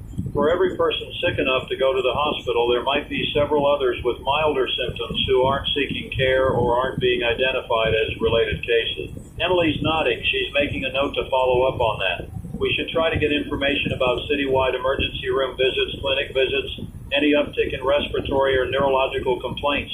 That would give us a better sense of the real scope. It's 8:55. We're 5 minutes away from 9 o'clock, and I'm told the emergency management meeting should be wrapping up soon. We're expecting some kind of official announcement. I'm going to stay with you through that and give you my analysis of whatever they say. In the meantime, let me tell you what I'm hearing from listeners. The vast majority of messages I'm getting are thoughtful, measured, people trying to understand the situation. Some people are scared, which is completely understandable. Some people are skeptical, which is also fair. Some people are already making plans, organizing neighborhood support groups, checking on vulnerable neighbors. That last group, those are the people who get us through crises. Not the ones who panic, not the ones who deny, but the ones who assess the situation and take practical action. Be that person. Whatever happens in the coming days, we're going to need people who can stay calm and help others. I'm also seeing some concerning messages. People talking about going to the store to stock up on weapons. People suggesting we need to isolate anyone who's been near the port. People using ugly language about immigrants or maritime workers. That kind of thinking is dangerous and counterproductive. We're not going to survive this if it comes to survival by turning on each other. We survive by working together, by following sound medical guidance, by maintaining our humanity. It's 9 a.m. Let's see if we get this official statement. Emily's got the city website up. They said they'd post something at 9. Here we go. Something's loading. Okay, this is a joint statement from the mayor's office, the health department, and emergency management. Let me read it in full. The city of our city is coordinating with state and federal health authorities regarding a cluster of illness cases primarily affecting individuals with recent maritime exposure in North Atlantic waters. As a precautionary measure, we are implementing the following immediate actions. 1. All port operations are temporarily suspended pending health screenings of vessel crews. 2. Enhanced surveillance protocols are in effect at all medical facilities citywide. 3. A public health advisory is in effect urging anyone with symptoms including respiratory issues, confusion, or unusual behavior to seek medical attention immediately. 4. An information hotline has been established at the following number for questions and concern. 5. City officials are monitoring the situation continuously and will provide updates every 4 hours. We want to emphasize that while we are taking this situation seriously, there is no reason for panic. The number of confirmed cases remains small, and all identified patients are receiving appropriate care. Citizens should continue normal activities while remaining aware of this advisory. Further updates will be provided at 1 p.m. Thank you for your cooperation. All right, so that's the official word. Port closure, which we already knew. Medical surveillance, which was already happening. Public health advisory, which is new and significant. And updates every 4 hours, which tells you they expect the situation to evolve. What they didn't say is also important. They didn't say this is contained. They didn't say there's no community spread. They didn't issue any restrictions on movement or gatherings. They're trying to balance awareness with preventing panic, and I understand that, but the subtext here is clear. They're concerned enough to shut down the port, concerned enough to issue a public advisory, concerned enough to promise regular updates. My read is that they don't fully understand what they're dealing with yet, and they're trying to keep options open while gathering more information. That's reasonable, but it also means we're all in a waiting pattern, trying to see how this develops. It's 9:06. Temperature outside is now 74 degrees. Traffic is lighter than normal. I'm noticing that from our traffic cameras, some people are apparently deciding to stay home. Schools are still in session, though I'm seeing reports of higher than normal absence rates. Word is spreading. People are making their own risk assessments. I want to talk about what you should actually do right now, practically speaking. First, if you have symptoms, any symptoms, especially respiratory or neurological, call that hotline. Don't just show up at a hospital or clinic. Let them know you're coming so they can prepare. Second, basic hygiene becomes critical. Wash your hands frequently. Avoid touching your face. If you're going out in public, consider wearing a mask. These are simple measures that reduce transmission of any respiratory illness. Third, stay informed but don't upset. Check reliable news sources a few times a day. Don't spend all day scrolling through social media panic posts. Fourth, take care of your mental health. This is stressful. Talk to people you trust. Take breaks from the news. Do things that calm you. Emily's just shown me something from social media. There's a video making the rounds supposedly from inside the hospital. I'm not going to share it or describe it in detail, but I will say that if it's authentic, and we can't verify that, it shows a level of patient agitation that's concerning. Healthcare workers in full protective equipment trying to manage someone who's clearly in distress, clearly not in control of their action. Again, we can't confirm that video's authenticity or context, but it's being widely shared and it's frightening people. This is what happens when official information is limited. The vacuum gets filled with unverified content, some real, some fake, all of it causing anxiety. It's 9:14. Let me check in with our traffic reporter. Actually, we don't have our usual traffic reporter in today. They called in understandably nervous about coming to work, so I'm monitoring traffic myself through city camera feeds. As I mentioned, lighter than normal volume on most major routes. The expressway is flowing freely. Side streets look quiet. Some businesses appear to be closed, though it's hard to tell if that's related to the situation or just regular Tuesday closures. The port area is completely locked down. I can see police vehicles blocking all access points. There's what looks like a mobile command center set up near the main gate. Several vehicles that might be from the National Guard, though I can't confirm that from this distance. Downtown area looks fairly normal. Some pedestrian traffic, though, again seems lighter than typical morning rush. Coffee shops appear to be open. Office buildings have people going in and out. For most people right now, this is still just a news story, not something affecting their immediate lives. But I think that's going to change. Whether it changes today or tomorrow or next week, I think we're at the beginning of something significant. I could be wrong. I hope I'm wrong. But everything I'm seeing tells me this is just starting. It's 9:22. Let me talk about the next 24 to 48 hours, what we should be watching for. First, the number of cases. If we see exponential growth, if tomorrow's case count is significantly higher than today's, that indicates community spread. Second, geographic spread. If cases start appearing in areas with no direct maritime connection, that tells us it's moving through person-to-person transmission. Third, healthcare system capacity. If hospitals start getting overwhelmed, if they run out of isolation rooms or protective equipment, the response has to escalate. Fourth, official response, watch for increasing restrictions, school closures, public gathering bans, mandatory quarantines. Each escalation tells you officials are seeing something concerning in the data. Someone just sent in a question about whether we should leave the city. Should people evacuate? That's complicated. Right now, no, there's no evacuation order, and honestly, leaving might not be safer than staying. If this is spreading through port cities, where do you go? Inland maybe, but you could be bringing the virus with you if you're already infected. Plus, mass movement of people tends to spread disease faster, not slower. Unless there's an official evacuation order, I'd suggest staying put, securing your home, and waiting for clearer information. Emily's getting calls from people asking about the radio station. Are we going to stay on the air? The answer is yes, absolutely. We have backup generators, we have supplies, we have a commitment to keeping you informed. As long as we possibly can, you'll hear us on 104.7 FM. That's a promise. It's 9:28. I'm watching the news wires, and the story is spreading faster than the virus at this point. International coverage now. BBC, Al Jazeera, CNN International. Mystery illness in Atlantic ports. Concerns over Arctic virus. Maritime workers affected by unknown pathogen. The framing varies, but the story is essentially the same. Something's emerging from the Arctic. It's affecting people in port cities. Authorities are concerned, but not panicking. The scientific community is weighing in now, too. I'm seeing statements from virologists, epidemiologists, climate scientists. Most are cautious, saying we need more data. Some are more alarmed, pointing out that this is exactly the scenario they've been warning about for years. A few are dismissive, suggesting this might be overblown or misdiagnosed. That range of expert opinion is normal and actually healthy. Science isn't about consensus in the early stages, it's about gathering evidence and testing hypotheses. What concerns me is how quickly this could get politicized. I'm already seeing the beginnings of that. One political party blaming another, arguments about climate policy, attacks on specific industries or regulations. None of that helps right now. We need to focus on the medical and scientific reality, not on scoring political points. It's 9:35. Let me read you something from a listener who's a psychologist. She writes, Daniel, I appreciate your measured approach to this situation. As a mental health professional, I want to emphasize the psychological impact of uncertainty. People can handle known dangers better than unknown ones.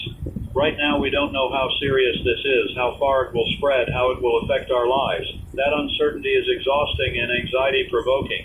Encourage people to focus on what they can control, their own behavior, their own preparations, their own social connections. Don't try to control or predict things that are inherently unpredictable. Accept uncertainty as part of the situation. That's excellent advice. Thank you for that. Control what you can, accept what you can't. Simple but profound. Emily's telling me we should take a quick break, let me grab some food, use the restroom, come back refreshed. But I'm hesitant to leave the microphone. What if something breaks while I'm away? What if the situation changes? She's pointing out correctly that I'm no good to anyone if I collapse from exhaustion. Fine. I'm going to step away for 10 minutes. Emily will play some music, something calm, and I'll be right back. Don't go anywhere. I'll be back before you know it. This is Daniel Rothman on 104.7 FM, and we'll be right back. All right, I'm back.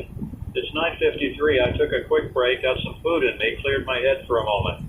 Emily played some instrumental music. I hope that was okay. I know people are tuned in for information, not music, but I need to be sharp for you, and that requires taking care of myself. While I was away, Emily kept monitoring the feeds. She's telling me there's been no major developments in the last 15 minutes. Case count is still officially at 11 in our city, though that number is probably outdated. The emergency hotline that was set up is apparently overwhelmed with calls, wait times of over an hour. That tells you people are concerned, people are trying to get information. I'm seeing reports from other cities now. Halifax has confirmed 15 cases, Portland has 8, Boston has 12. These numbers are growing, and they're growing quickly. Each city is implementing similar measures. Port closures, medical surveillance, public advisory. The response is becoming coordinated along the entire Atlantic coast. It's 9:57. In 3 minutes, it'll be 10 a.m. I've been on the air for 4 hours. Normally at this time, I'd be wrapping up my morning show, handing over to the midday host. But there's no way I'm leaving this microphone today. The midday host actually called in, said they'd cover if needed, but they understood if I wanted to stay on. I'm staying on. Let me tell you what I've learned about long-form broadcasting over the years. The human voice, consistent and calm, can be an anchor in chaos.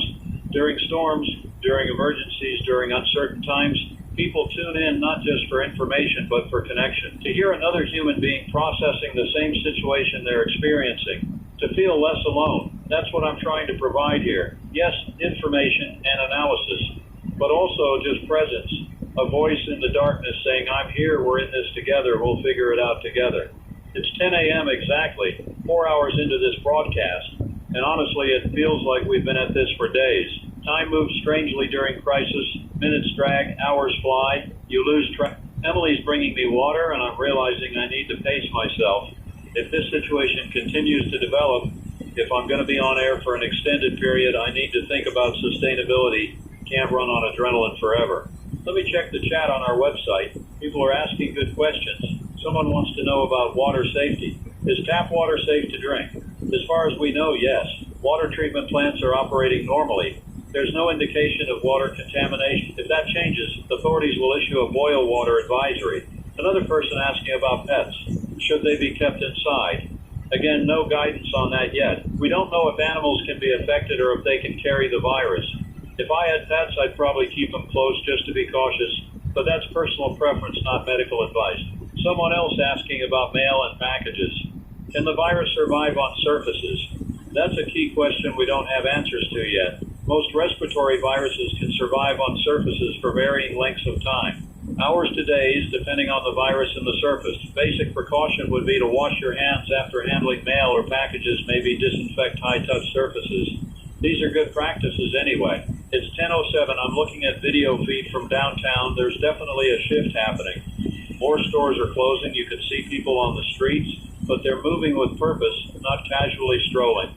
People are heading somewhere specific, not just out for a morning walk. Body language is different too. People giving each other more space, less social interaction, everyone a bit more guarded. This is how it starts, not with dramatic collapse, but with subtle changes in behavior. A little more caution, a little more distance, a little less trust. Society beginning to contract, to pull inward. The economic impact is going to be severe, even if the health situation stabilizes. Every day the port is closed costs millions. Supply chains are disrupted. Ships are sitting in harbor, unable to unload cargo. Other ports are going to be reluctant to accept vessels from this region. Tourism will collapse. Conventions will be canceled. Business travel will halt. We could be looking at significant economic contraction, possibly recession, depending on how long this lasts and how far it spread. But that's tomorrow's problem. Today's problem is understanding the medical situation and keeping people safe. It's 10:15. Emily is showing me something from the CDC. They posted preliminary information about what they're calling North Atlantic Respiratory Syndrome, or NARS. They're not calling it that officially yet, just using it as a working designation. The fact that they're naming it suggests they believe it's distinct from known illnesses.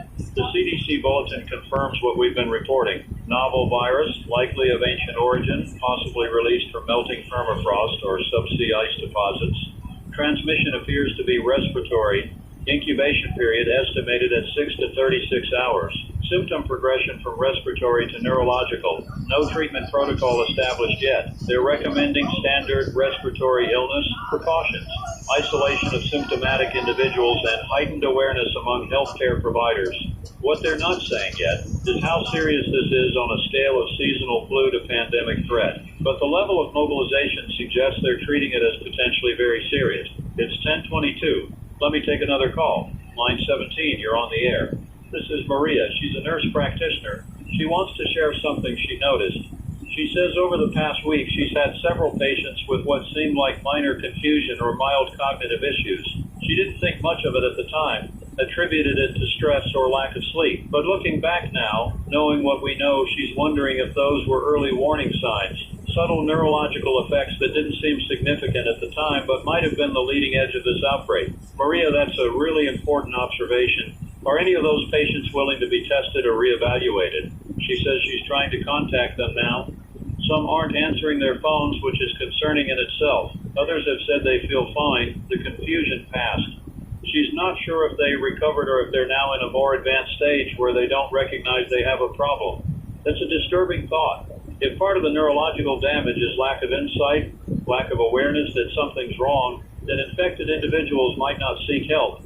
They might continue normal activities, potentially spreading the virus while being genuinely unaware they're ill. That makes containment exponentially more difficult. It's 10:29. I want to go back to the science for a moment because understanding helps reduce fear. The prefrontal cortex is located at the front of the brain, right behind your forehead. It's the last part of the brain to develop, which is why teenagers have impulse control issues. Their prefrontal cortex isn't fully mature until the mid-20s. If a virus evolved millions of years ago, it wouldn't have encountered a fully developed prefrontal cortex because that brain region didn't exist yet in that form. So when it infects a modern human, it might essentially be seeing that tissue as foreign, as something to attack because it doesn't recognize it as part of the normal brain structure it evolved alongside. That's speculative, but it provides a framework for understanding why we'd see such specific neurological symptoms. The virus isn't randomly destroying brain tissue. It's specifically targeting the newest, most evolutionarily recent part of the human brain. The implications are staggering. This isn't like other viral illnesses where you feel bad for a week and then recover. This is potential permanent brain damage. This is people losing the capacity for rational thought, for social connection, for impulse control. This is people becoming essentially something other than fully human. And if it's spreading, if we can't contain it, we're talking about potentially millions of people affected.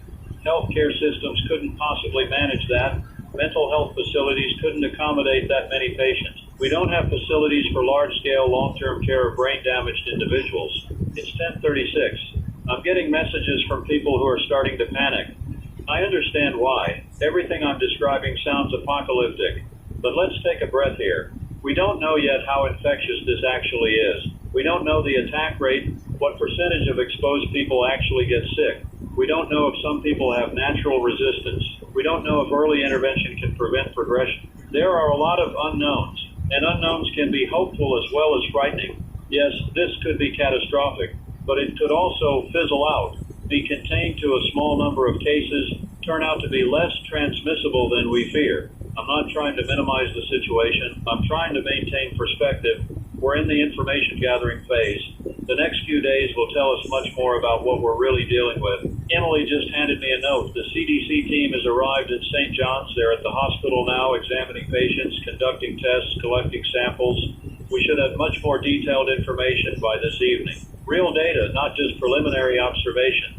That's the silver lining in modern crisis response. We have incredible diagnostic tools, international cooperation, rapid information sharing. If there's a way to understand and combat this virus, we'll find it. The question is whether we find it fast enough. It's 10:43. Traffic is getting even lighter outside. I'd estimate we're at maybe half of normal volume now. Word has spread enough that people are making decisions to stay home. Schools are reportedly seeing more parents arriving to pick up their children. Some businesses are sending workers home. This is the beginning of voluntary social distancing. Before it becomes officially mandated, people assess risk and act accordingly. Some are probably overreacting, staying home when they don't need to. Others are probably underreacting, going about their business when they should be more cautious. Most are somewhere in between, trying to balance normal life with reasonable precaution. I'm seeing photos from grocery stores. Some stores are getting crowded, people stocking up. Not panic buying yet, not empty shelves, but definitely increased traffic. People buying water, canned goods, basics. Smart, actually. Better to do that now while supplies are available and while you can shop calmly. It's 10:49. Let me address something I'm seeing in the chat. Some people are suggesting this is overblown, that media is hyping this for ratings, that it's all going to blow over. I want to respond to that perspective. First, I don't benefit from this being overblown. I don't get higher pay if more people listen during a crisis. I'd honestly prefer to be playing music and taking calls about traffic and weather. This is exhausting and stressful. Second, consider the actions being taken. Port closures have massive economic impact. Healthcare facilities don't expand isolation wards casually. The CDC doesn't deploy BSL-4 teams for minor situations. These actions have real costs, and they're being taken by people with much more information than we have access to. If authorities are acting like this is serious, it's because they have reason to believe it's serious. Third, skepticism is healthy, but denialism is dangerous. By all means, question what you're being told. Demand evidence. But don't let skepticism become an excuse for inaction. Be prepared while hoping for the best. It's 10:55. We're coming up on 11 a.m. I've been on air for 5 hours straight. My voice is holding up, the coffee is helping, but I can feel the mental fatigue starting to set in. The challenge is maintaining focus and clarity when you're processing this much information this quickly. Emily just brought me a sandwich. She's amazing taking care of practical details while I focus on broadcasting. I'm eating on air. Sorry if that's unprofessional, but I don't want to take another break. Let me tell you what the station looks like right now. We're in a converted warehouse building near downtown. The studio is on the second floor, big windows overlooking the street. Normally we have a staff of about 15, but today everyone's here. Engineering team making sure we stay on air, news team gathering information, production staff coordinating everything. Everyone understands this is where we need to be. We've set up cots in the conference room. If this goes long, if people need to stay here overnight, we're prepared for that. We have food, water, medications. We've basically turned the station into a mini operations center. It's 11 a.m. exactly. Let me give you a summary of where we stand. Confirmed cases in our city, 11 official, likely more unreported. Similar numbers in other Atlantic port cities. Total regional cases probably in the hundreds at this point. Virus appears to be of ancient origin. Released from Arctic ice deposits. Transmission is respiratory. Symptoms progress from respiratory to neurological. No treatment currently available. Authorities are implementing containment measures.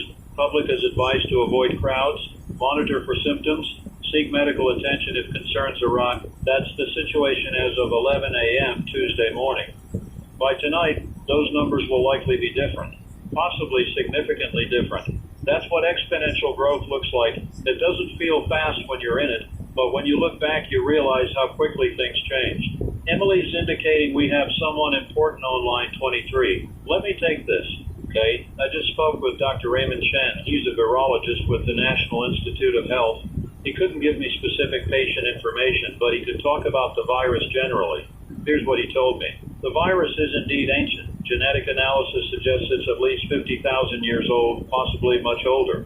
It's unlike any currently circulating virus, which is both good and bad. Good because it means our testing can clearly identify it. Bad because it means we have no existing immunity, no treatment specifically designed for it. The virus appears to be activated by temperature. It remains dormant below 40 degrees Fahrenheit, but becomes active in warmer environments, particularly at human body temperature. This explains why it was harmless while frozen, but dangerous once inside a human host.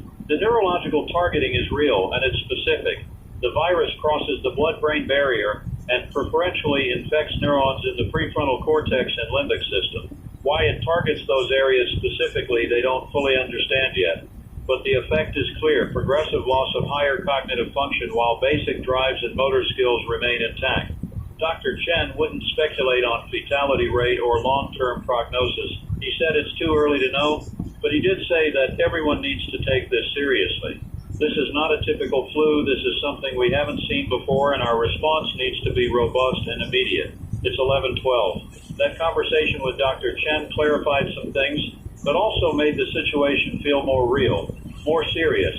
When you talk to someone with that level of expertise and you hear the concern in their voice even as they're trying to remain professional, it impacts you.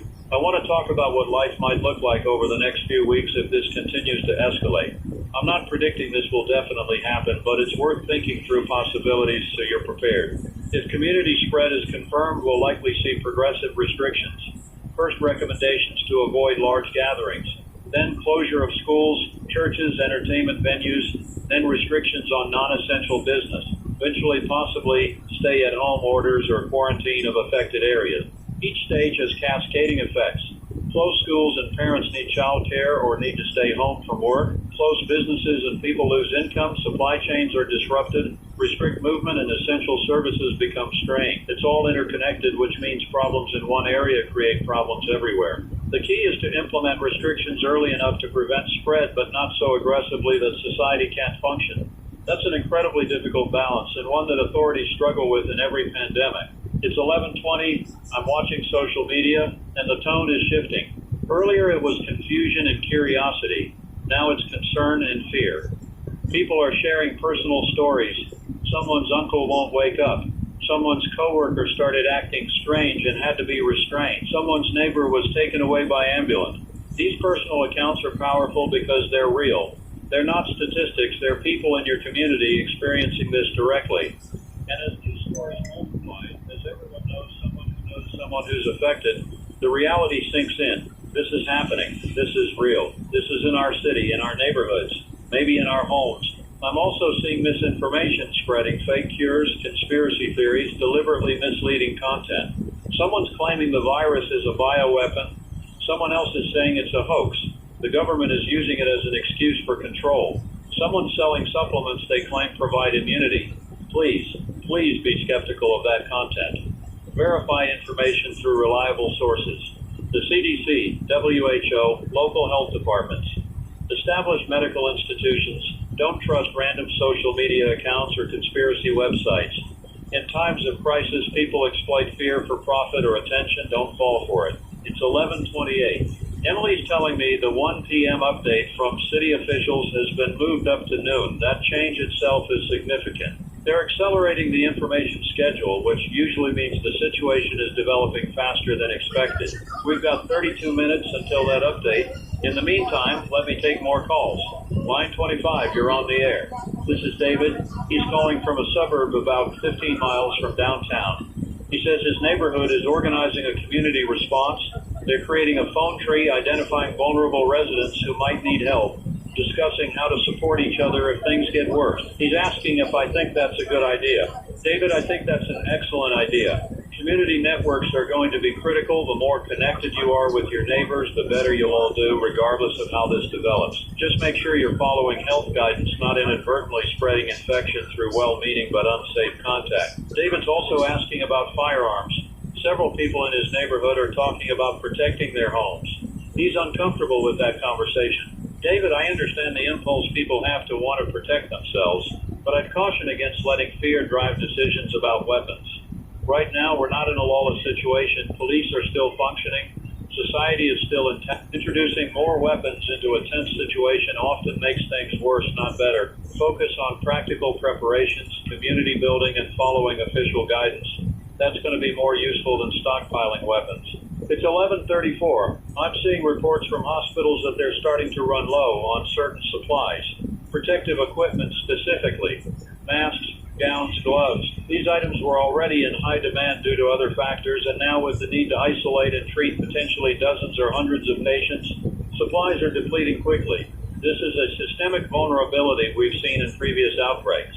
Modern hospitals operate on just-in-time supply chains. They don't have warehouses full of extra equipment. They rely on regular deliveries.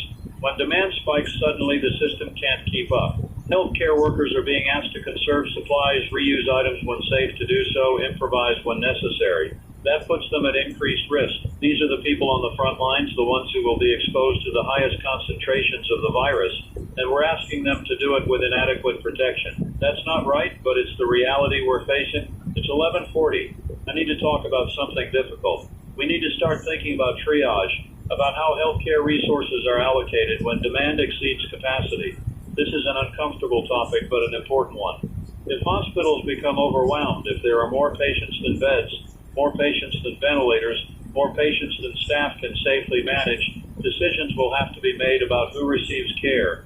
These decisions are typically based on medical criteria: who has the best chance of survival, who needs immediate intervention versus who can wait, who requires resources that are in short supply. It's brutal calculus, and it's the kind of thing healthcare workers train for but hope never to use. In a normal situation, everyone who needs care receives it.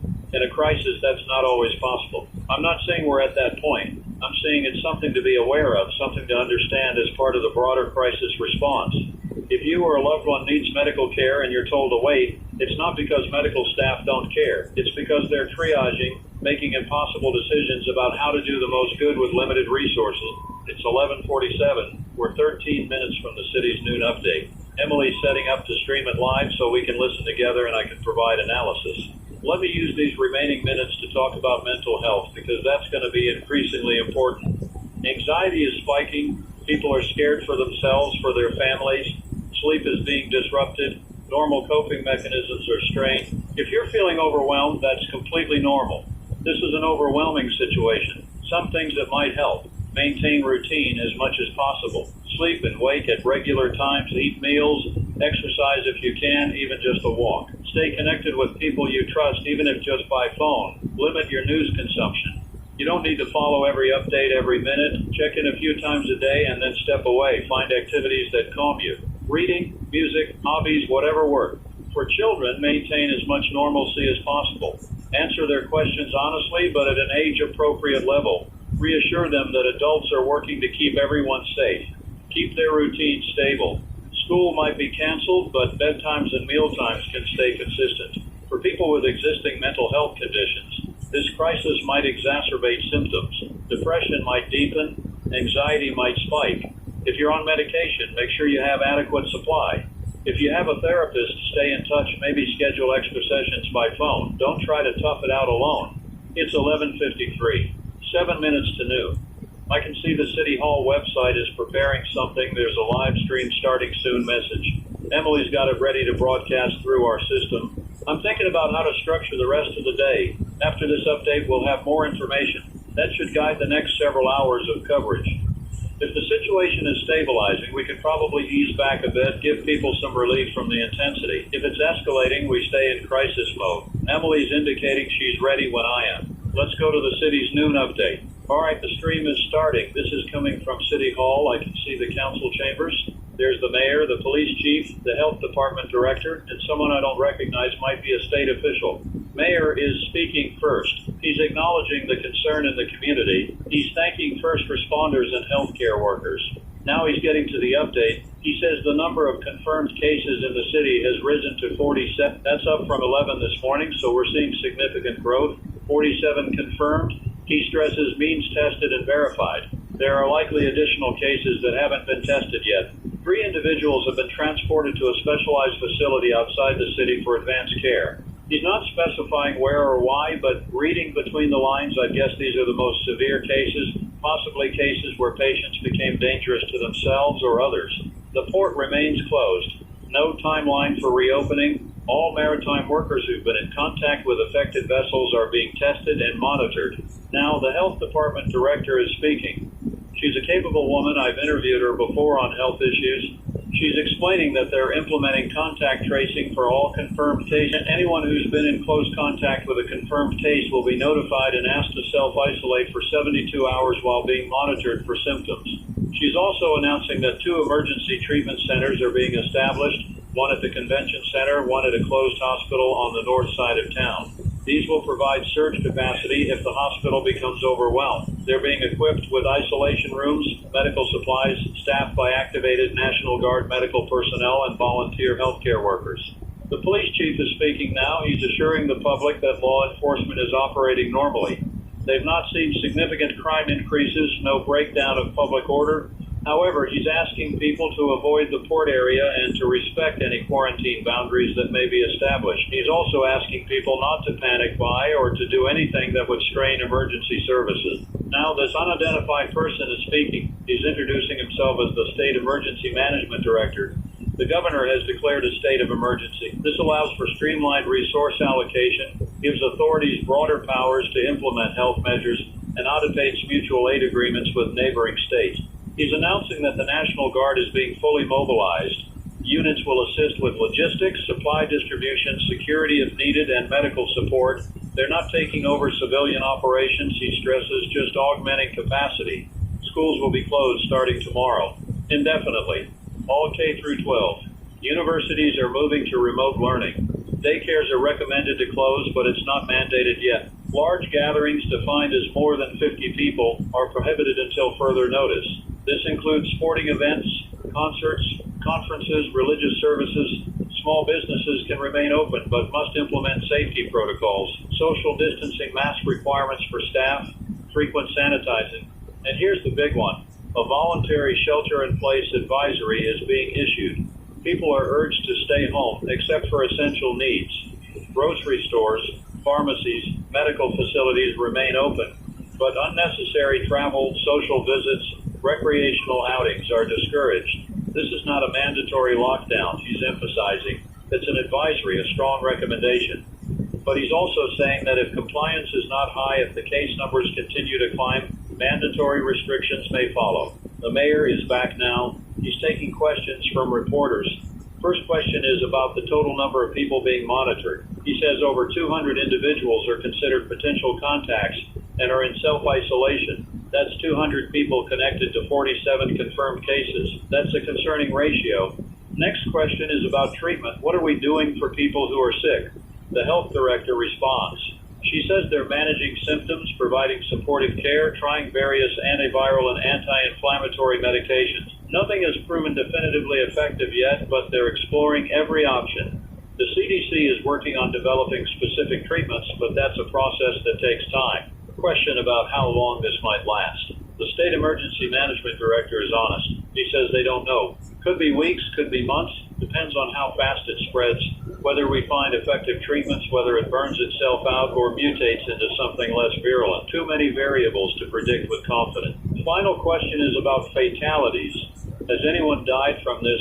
There's a pause. The mayor says no confirmed deaths at this time, but he acknowledges that several patients are in critical condition.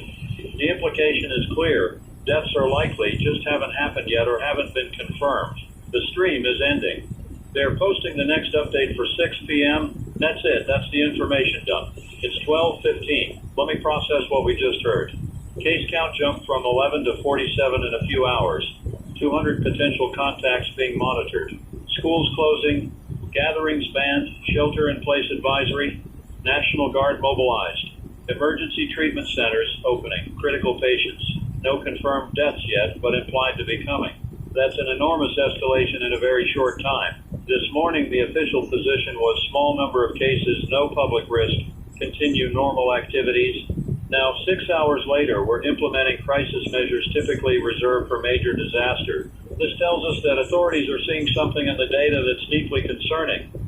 Rapid spread, high transmission rate, potential for healthcare system to be overwhelmed. They're getting ahead of it, trying to slow the spread before it becomes uncontrollable. The voluntary shelter-in-place is significant. By making it voluntary first, they're giving people a chance to comply without forcing them. But the threat is clear. If you don't voluntarily stay home, we'll make it mandatory. That's coming, probably within the next day or two, if cases continue to rise. School closure is huge for families. Working parents suddenly need childcare or need to work from home. Kids lose their routine, their social connections. It's disruptive, but it's also necessary. Schools are ideal transmission vectors. You put hundreds of kids in close quarters, of course, disease spreads. The National Guard mobilization is both reassuring and concerning. Reassuring because it means more resources, more capacity to respond. Concerning because it suggests they expect the situation to require military-level logistics and possibly security. It's 12:23. My phone is exploding with messages. Everyone who heard that press conference has questions, concerns, needs reassurance. Emily's trying to screen them, but there's too many. I'm just going to address the most common questions here. Can I still go to work? The advisory says essential needs only. If your work is essential, healthcare, utilities, food supply, then yes. If it's not, you're urged to work from home or take time off. Use your judgment and follow any guidance your employer provides. What about groceries? Grocery stores remain open. Go when you need to, but make it efficient. One trip to stock up for a week rather than multiple trips. Maintain distance from other shoppers. Wear a mask if you have one. Can I visit family? The advisory says to avoid unnecessary social visits. If your family member needs help, if they're elderly or vulnerable, you need to weigh the risk. Can you deliver supplies without close contact? Can you check in by phone instead? If you must visit, take precaution. Distance, masks, minimal time together. What if I'm already sick? Don't go to the hospital unless it's an emergency. Call first. Describe symptoms. They'll tell you whether to come in or to isolate at home. Most cases apparently can be managed at home with rest and symptom relief. Go to hospital only if you have severe respiratory distress, altered consciousness, or if specifically instructed. What about pets? Still no official guidance. I'd keep them close, minimize their contact with other animals or people. Make sure you have pet food stocked up in case you can't easily get to stores. It's 12:30. I need to be honest with you about how I'm feeling right now because I think transparency is important. I'm scared. Not panicked, but definitely scared. This went from concerning to serious to critical in the span of a few hours. The trajectory is steep. This continues at this rate. We're looking at thousands of cases by this time tomorrow. And I keep coming back to the neurological symptoms, people losing their ability to think clearly, to recognize loved ones, to control impulses. That's not like other diseases where you feel terrible, but you're still you. This changes who you are. And if it's permanent, if there's no recovery, then every person who gets this is essentially lost, even if they survive physically. That's terrifying on a level that's hard to articulate. It's not death exactly, but it might be worse. It's the loss of self, the loss of humanity. It's watching people you love become strangers to themselves. Emily's giving me a look. She's reminding me that people need hope, not despair. She's right. Let me reframe. Yes, this is serious. Yes, it's scary. But we're not helpless. The measures being implemented, the shelter in place, the social distancing, these things work. We've seen it in past outbreaks. Reducing contact reduces transmission. If everyone follows these guidelines, we can slow this down. We can give healthcare systems time to prepare, time to develop treatments. We can prevent the worst case scenarios, and research is happening at unprecedented speed. Scientists around the world are working on this. The genetic sequence has been mapped. Lab testing is underway. Every hour brings new data, new understanding. A treatment could be developed. A vaccine could be created. Medical science has accomplished incredible things. There's reason to hope. It's 12:40. Let me shift gears and talk about what's happening in other parts of the world, because this isn't just our problem. Reports are coming in from multiple countries. Norway, obviously, where this seems to have started, but also UK, France, Spain, Portugal, any country with major Atlantic ports is seeing cases. Japan has reported cases connected to a shipping vessel that traveled through Arctic waters. Australia, Brazil, Chile, all reporting potential cases under investigation. This is a global emergency. The World Health Organization will likely declare it a public health emergency of international concern by this evening if they haven't already. That designation mobilizes international resources, coordinates research and response, facilitates sharing of information and materials. The good news, if there's good news, is that the world has gotten better at coordinating pandemic response. We learned from SARS, from MERS, from Ebola, from COVID. We have systems in place, protocols established, infrastructure ready. We're not starting from scratch. The bad news is that this virus is unique. It's not responding to our usual playbooks. The neurological component makes it different from typical respiratory viruses. The Arctic origin means we can't trace it to animal reservoirs we're familiar with. The specific targeting of prefrontal cortex means behavior changes that complicate containment.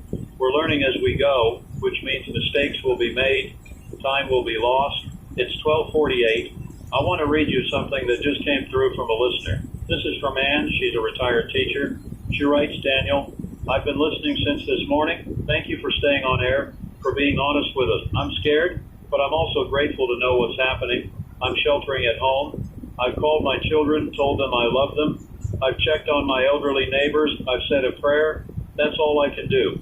That's all any of us can do. Keep informing us. Keep being truthful, and we'll get through this together. And thank you for that message. That's exactly the spirit we need. Do what you can, accept what you can't control, stay connected, keep hope alive. It's 12:54. I'm going to take a very brief break, just 5 minutes. Stretch my legs, clear my head. Emily will put on some music. I'll be right back. This is Daniel Rothman on 1004.7 FM. We'll continue in just a moment. Okay, I'm back. It's 1 p.m. I stepped away, splashed some water on my face, took a few deep breaths. That press conference shook me more than I want to admit. The reality of this situation is sinking in. Emily just handed me a printout. The CDC has officially designated this as a public health emergency. WHO is holding an emergency session right now. International travel from affected regions is being suspended by several countries. The U.S. is implementing enhanced screening at all ports of entry.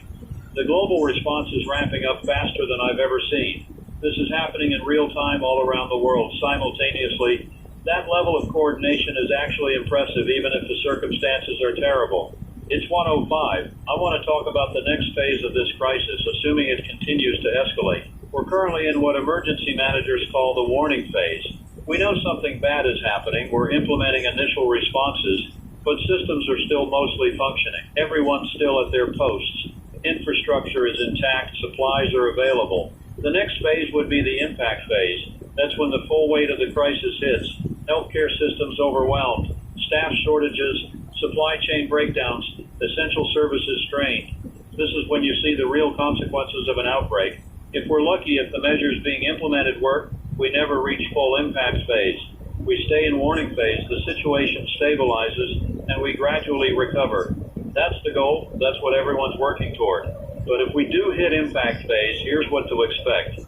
Hospitals will go into crisis standards of care. That means altered protocols, rationing of resources, difficult triage decisions. Emergency services may be slow to respond or unable to respond to non-critical calls. Power and water should remain stable. Those systems are pretty robust, but there could be interruptions. Food supply should continue, but variety and availability might be limited. Internet and phones should work, but could be congested. The most significant impact would be psychological. The fear, the isolation, the uncertainty, the grief. That's when mental health becomes the primary concern for many people. I'm not trying to scare you by describing this. I'm trying to prepare you. Hope for the best, prepare for the worst. That's always sound advice. It's 1:13. Let me take some more calls. Line 30, you're on the air. This is James. He works at a power plant. He's asking if essential infrastructure workers are going to be protected given priority for testing or treatment. That's a great question, James. Typically, in emergency response, there are priority tiers. Healthcare workers are top priority, then other essential workers like utilities, emergency services, food supply. The logic is that keeping those systems running protects everyone. So yes, you would likely be prioritized if you need testing or treatment. Your employer should be providing you with specific guidance on safety protocols and what to do if you develop symptoms. James is also asking if they should stay at the plant if it's safer than going home. Another good question. Some essential facilities will move to continuous operations, staff staying on site for extended periods to minimize infection risk. That decision is usually made by facility management in coordination with emergency managers. If you're asked to stay on site, they should provide sleeping quarters, food, everything you need. It's actually safer for the grid if critical personnel are isolated at the facility rather than traveling back and forth. It's 1:19. I'm looking at social media again, and the tone has shifted dramatically. This morning it was concern and questions. Now it's fear and anger. People are scared, which is understandable. But some are also angry. Angry at officials for not warning them sooner. Angry at scientists for not predicting this. Angry at the situation in general. That anger is a natural response to fear and helplessness. But it's also destructive if it's misdirected. Blaming doesn't help us solve the problem. What helps is channeling that energy into productive action. Follow guidelines. Help neighbors. Stay informed. Support frontline workers. I'm also seeing solidarity. People organizing to help. Offers to shop for elderly neighbors. Teachers creating online learning resources. Healthcare workers volunteering for extra shifts. Local businesses donating supplies. That's humanity at its best. Responding to crisis with compassion and courage. It's 1:26. Emily's telling me we have someone from the hospital on the line. Let me take this. I just spoke with Dr. Sarah Mitchell. She's an emergency physician. She couldn't give specifics about patients, but she described the situation in the ER. She says they're at capacity. Every isolation room is full. They're converting regular rooms to isolation rooms. Staff is exhausted. Many have been working double shifts. They're running low on protective equipment despite rationing. Most concerning, she says, the patient presentation has evolved. Earlier cases came in with respiratory symptoms and gradually developed neurological issues. But some newer cases are coming in already neurologically compromised. She doesn't know if that means the virus is becoming more aggressive or if these patients were infected earlier and just didn't seek care until symptoms became severe. She also mentioned something I found chilling. Several patients have become violent despite sedation. It takes multiple staff members to restrain them. Some have injured themselves or others in the process. The hospital is implementing enhanced security protocols, having guards present during all patient interactions in isolation. Dr. Mitchell sounded exhausted and frightened. She asked me to tell people how hard the medical staff is working, how much they're risking to care for patients. She wanted people to understand that if they or a loved one needs care and can't get it immediately, it's not because staff doesn't care. It's because they're completely overwhelmed. It's 1:35. That conversation was heavy. Healthcare workers are our frontline defense, and they're being asked to put themselves in danger with inadequate protection and overwhelming caseloads. We owe them everything. Let me shift to something more practical: food preparation and safety during a crisis.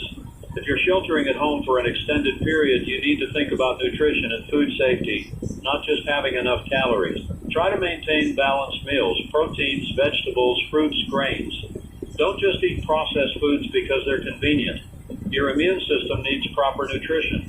Drink plenty of water. Avoid alcohol. It depresses your immune system. Get sleep. Rest is when your body repairs and strengthens itself. If you're cooking at home, basic food safety becomes extra important. Wash hands before and after handling food. Clean surfaces.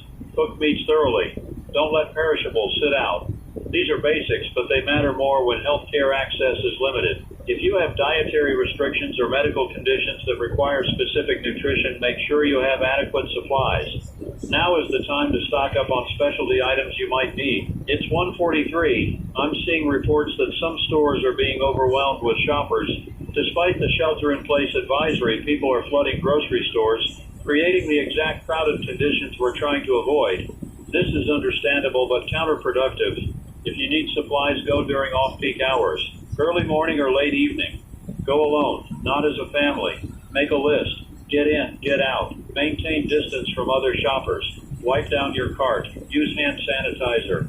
Treat it as a tactical operation, not a social outing. And please, don't hoard. Don't buy 50 loaves of bread when you need to. Don't empty the shelves of one product. Think about your community.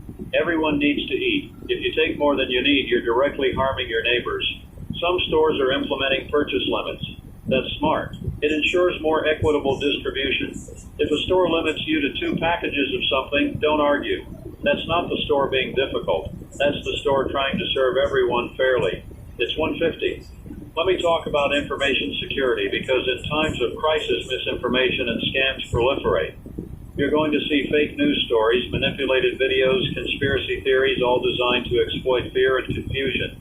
How do you identify reliable information? Look for official sources, government health agencies, established medical institutions, mainstream news organizations with editorial standards. Be skeptical of social media posts, especially from accounts you don't know. Check dates on articles. Make sure you're not reading old information as if it's current. If something sounds too dramatic or too good to be true, verify it through multiple sources before believing or sharing it. Scams will also increase. People selling fake cures, phishing emails claiming to be from health authorities, fake charities collecting money.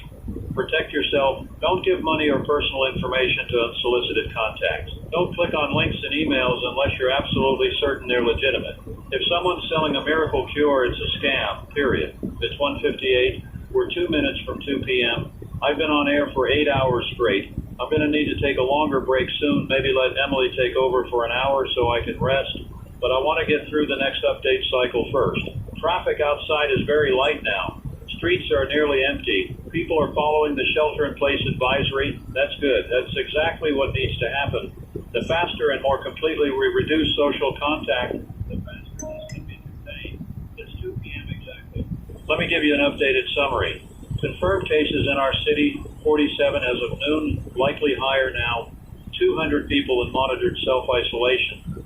Emergency treatment centers opening. Schools closed. Gatherings banned. Shelter-in-place advisory in effect. National Guard mobilized. State of emergency declared. Global emergency recognized by WHO. Hospitals at capacity. Healthcare workers exhausted and under-equipped. That's where we stand. In 8 hours, we've gone from an unusual situation to a full-blown crisis. The speed of that progression tells you everything about how serious this is. I'm watching the data models, the ones epidemiologists use to predict outbreak progression. With the transmission rates we're seeing, with the incubation period being so short, the numbers get frightening fast. If each infected person transmits to 3 others before being isolated, and those 3 each transmit to 3 more, you see how quickly it compounds. 1 case becomes 3, becomes 9, becomes 27, becomes 81. That's in the space of just a few days. The only way to break that chain is isolation. Infected people can't transmit if they're not in contact with others. That's why the shelter in place is critical. That's why every person who stays home potentially saves lives. It's 2:09. Emily's pointing to something on her screen. There's video from the convention center, one of the emergency treatment facilities. Military trucks, workers in hazmat suits, rows of beds being set up. It looks like something from a disaster movie, except it's real. It's happening right now in our city. As I keep having these moments of surreality, looking out the window at the empty streets, looking at my computer screen showing crisis images, looking at Emily coordinating calls and data, this can't be real. But it is. It's 2:15. Let me take a call. Line 38, go ahead. This is Patricia. She's elderly, lives alone. She's asking what she should do. She's scared to leave her apartment, but she needs groceries and medication. She doesn't have family nearby. Patricia, first, you're right to be cautious. You're in a high-risk category. Here's what I'd suggest. Call your pharmacy, see if they deliver. Many are offering that now. For groceries, look into delivery services. Several grocery stores and apps will shop for you and leave items at your door. If that's not possible, call your local community center or church. Many are organizing volunteers to help people like you. There are people who want to help. You just need to connect with them. Patricia's worried about having enough money for delivery fees. She's on a fixed income. Patricia, many of these services are waiving fees for vulnerable populations right now. But even if they're not, your safety is worth the cost. If money is tight, prioritize essentials, basic food, medications, hygiene items.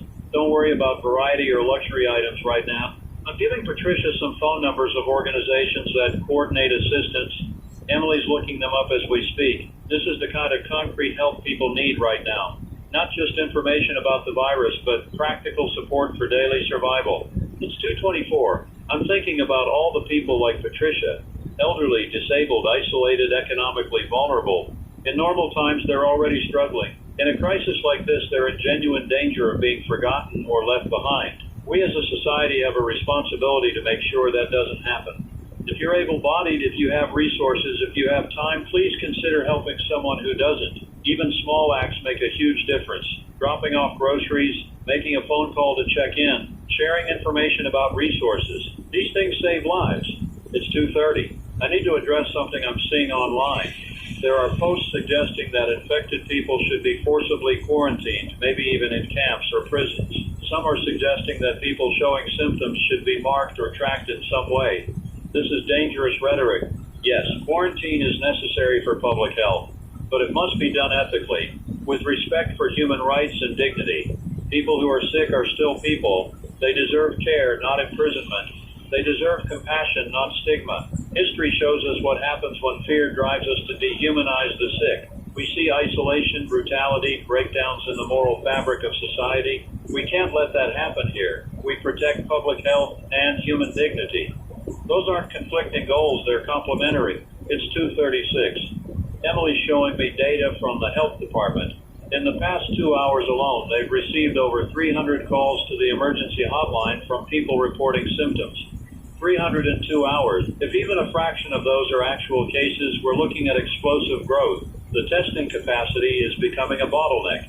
Labs can only process so many tests so quickly. There's discussion of presumptive diagnosis based on symptoms and exposure history without waiting for lab confirmation. That's necessary for treatment purposes, but it makes tracking exact case numbers difficult. It's 2:44. I want to talk about children specifically because this is affecting families in unique ways.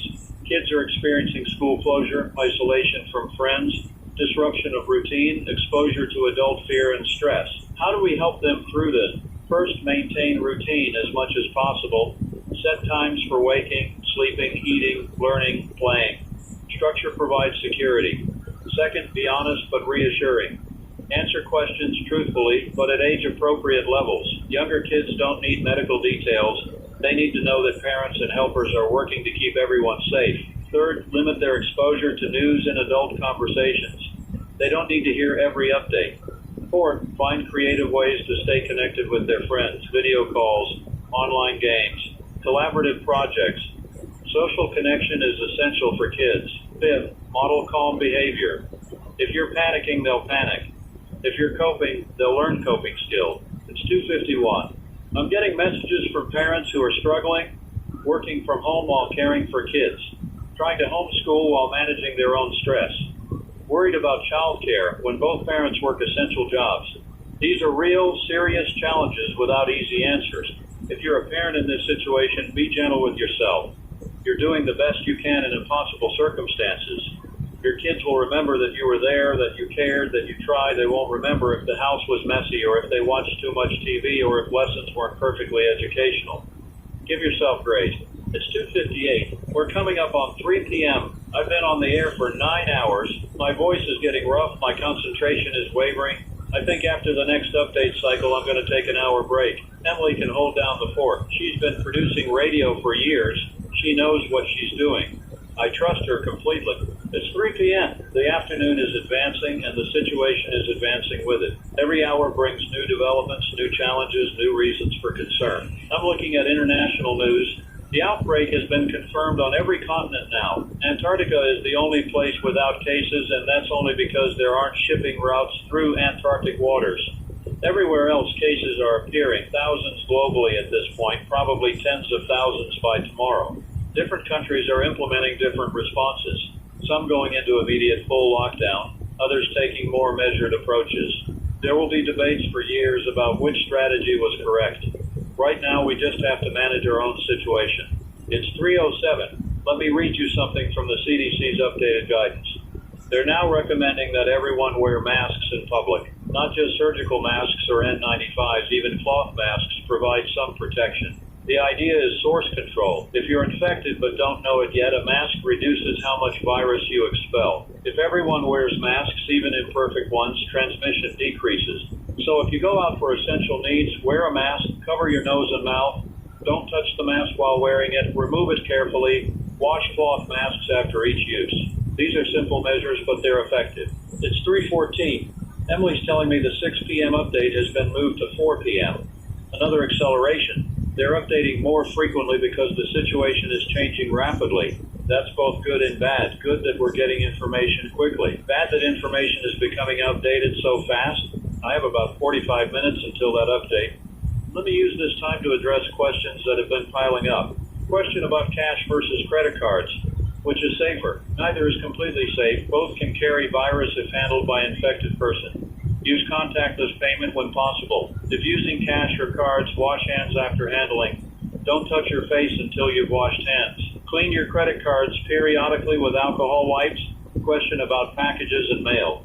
Can virus survive on cardboard or paper? Possibly for hours to days, depending on conditions.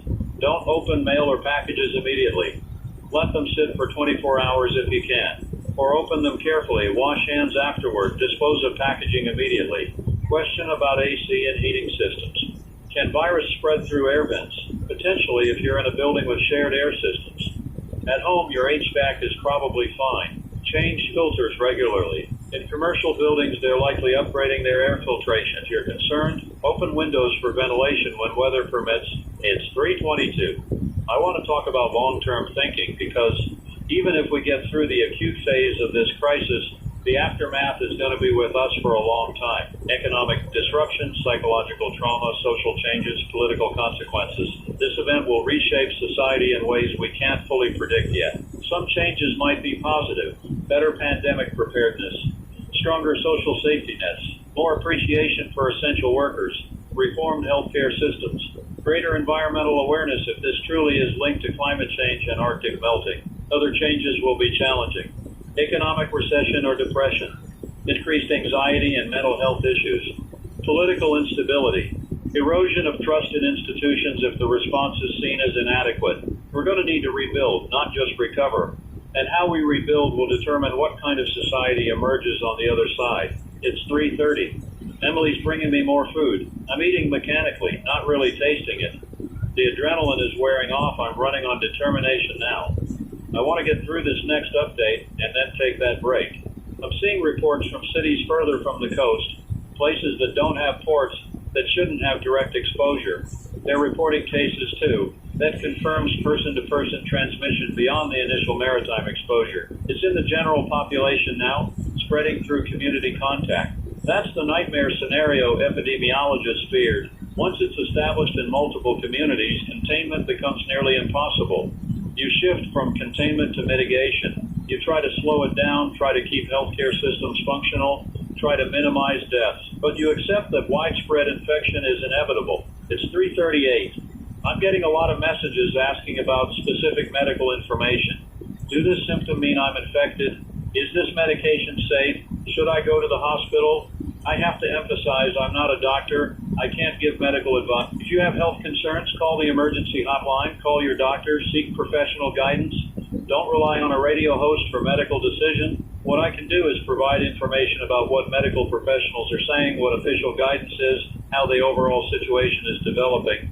But individual medical decisions need to be made with actual medical providers. It's 3:45, 15 minutes until the 4 p.m. update. Let me take one more call before that. Line 46, you're on the air. This is Marcus. He's a therapist. He's offering his perspective on what people are experiencing psychologically. He says this is triggering trauma responses in many people. Fight, flight, or freeze. Some people are going into hypervigilant crisis mode. Others are shutting down emotionally. Others are denying the reality of the situation. All of these are normal responses to abnormal circumstances. Marcus is urging people to recognize what mode they're in and to try to stay in what he calls the window of tolerance. Not completely shut down, not completely overwhelmed, but present and functional. He's recommending grounding techniques, physical sensations, deep breathing, progressive muscle relaxation, things that keep you connected to your body and to the present moment. When anxiety spikes, ground yourself. Feel your feet on the floor. Notice 5 things you can see, 4 you can hear, 3 you can touch. Bring yourself back to the here and now. Marcus, thank you for that. Mental health is going to be a massive issue in the coming weeks and months. We need professionals like you more than ever. It's 3:52. I'm watching the clock tick down to 4 p.m. Emily has the city's website ready. We're going to broadcast this update live again. I'm noticing my hands are shaking slightly. Fatigue, stress, probably dehydration despite the water I've been drinking. I need that break after this. Need to step away, decompress for an hour, come back fresh. But right now I'm here. I'm focused. Let's hear what officials have to say. It's 3:59. Here we go. The stream is starting. Same setup as before City Hall, same officials. Mayor looks more stressed than he did at noon. The health director looks exhausted. Mayor is speaking. He's announcing that the confirmed case count has reached 137. That's up from 47 at noon, so we've nearly tripled in 4 hours. The exponential growth is undeniable now. Hospitalizations have increased. 18 people are currently hospitalized, 5 in critical condition. The 2 emergency treatment centers are now operational and are beginning to receive patients. The voluntary shelter-in-place advisory is now a mandatory order, effective immediately. All residents must remain at home except for essential activities. Essential activities are defined as obtaining food or medicine, seeking medical care, going to essential work that cannot be done remotely. Violations will result in fines, possibly arrest. All non-essential businesses must close. Only grocery stores, pharmacies, medical facilities, gas stations, and a few other specified categories can remain open. Even those must implement strict safety protocols. A curfew is being implemented, 8 p.m. to 6 a.m. No one on the streets during those hours except essential workers with documentation. The National Guard is establishing checkpoints at major roads into and out of the city, not blocking travel entirely, but screening, asking about symptoms, providing information. The health director is speaking. She's describing the progression they're seeing in patients. Average time from symptom onset to neurological deterioration is 18 to 36 hours. Once neurological symptoms begin, they progress rapidly. Within hours, patients lose capacity for complex thought, recognition of others, impulse control.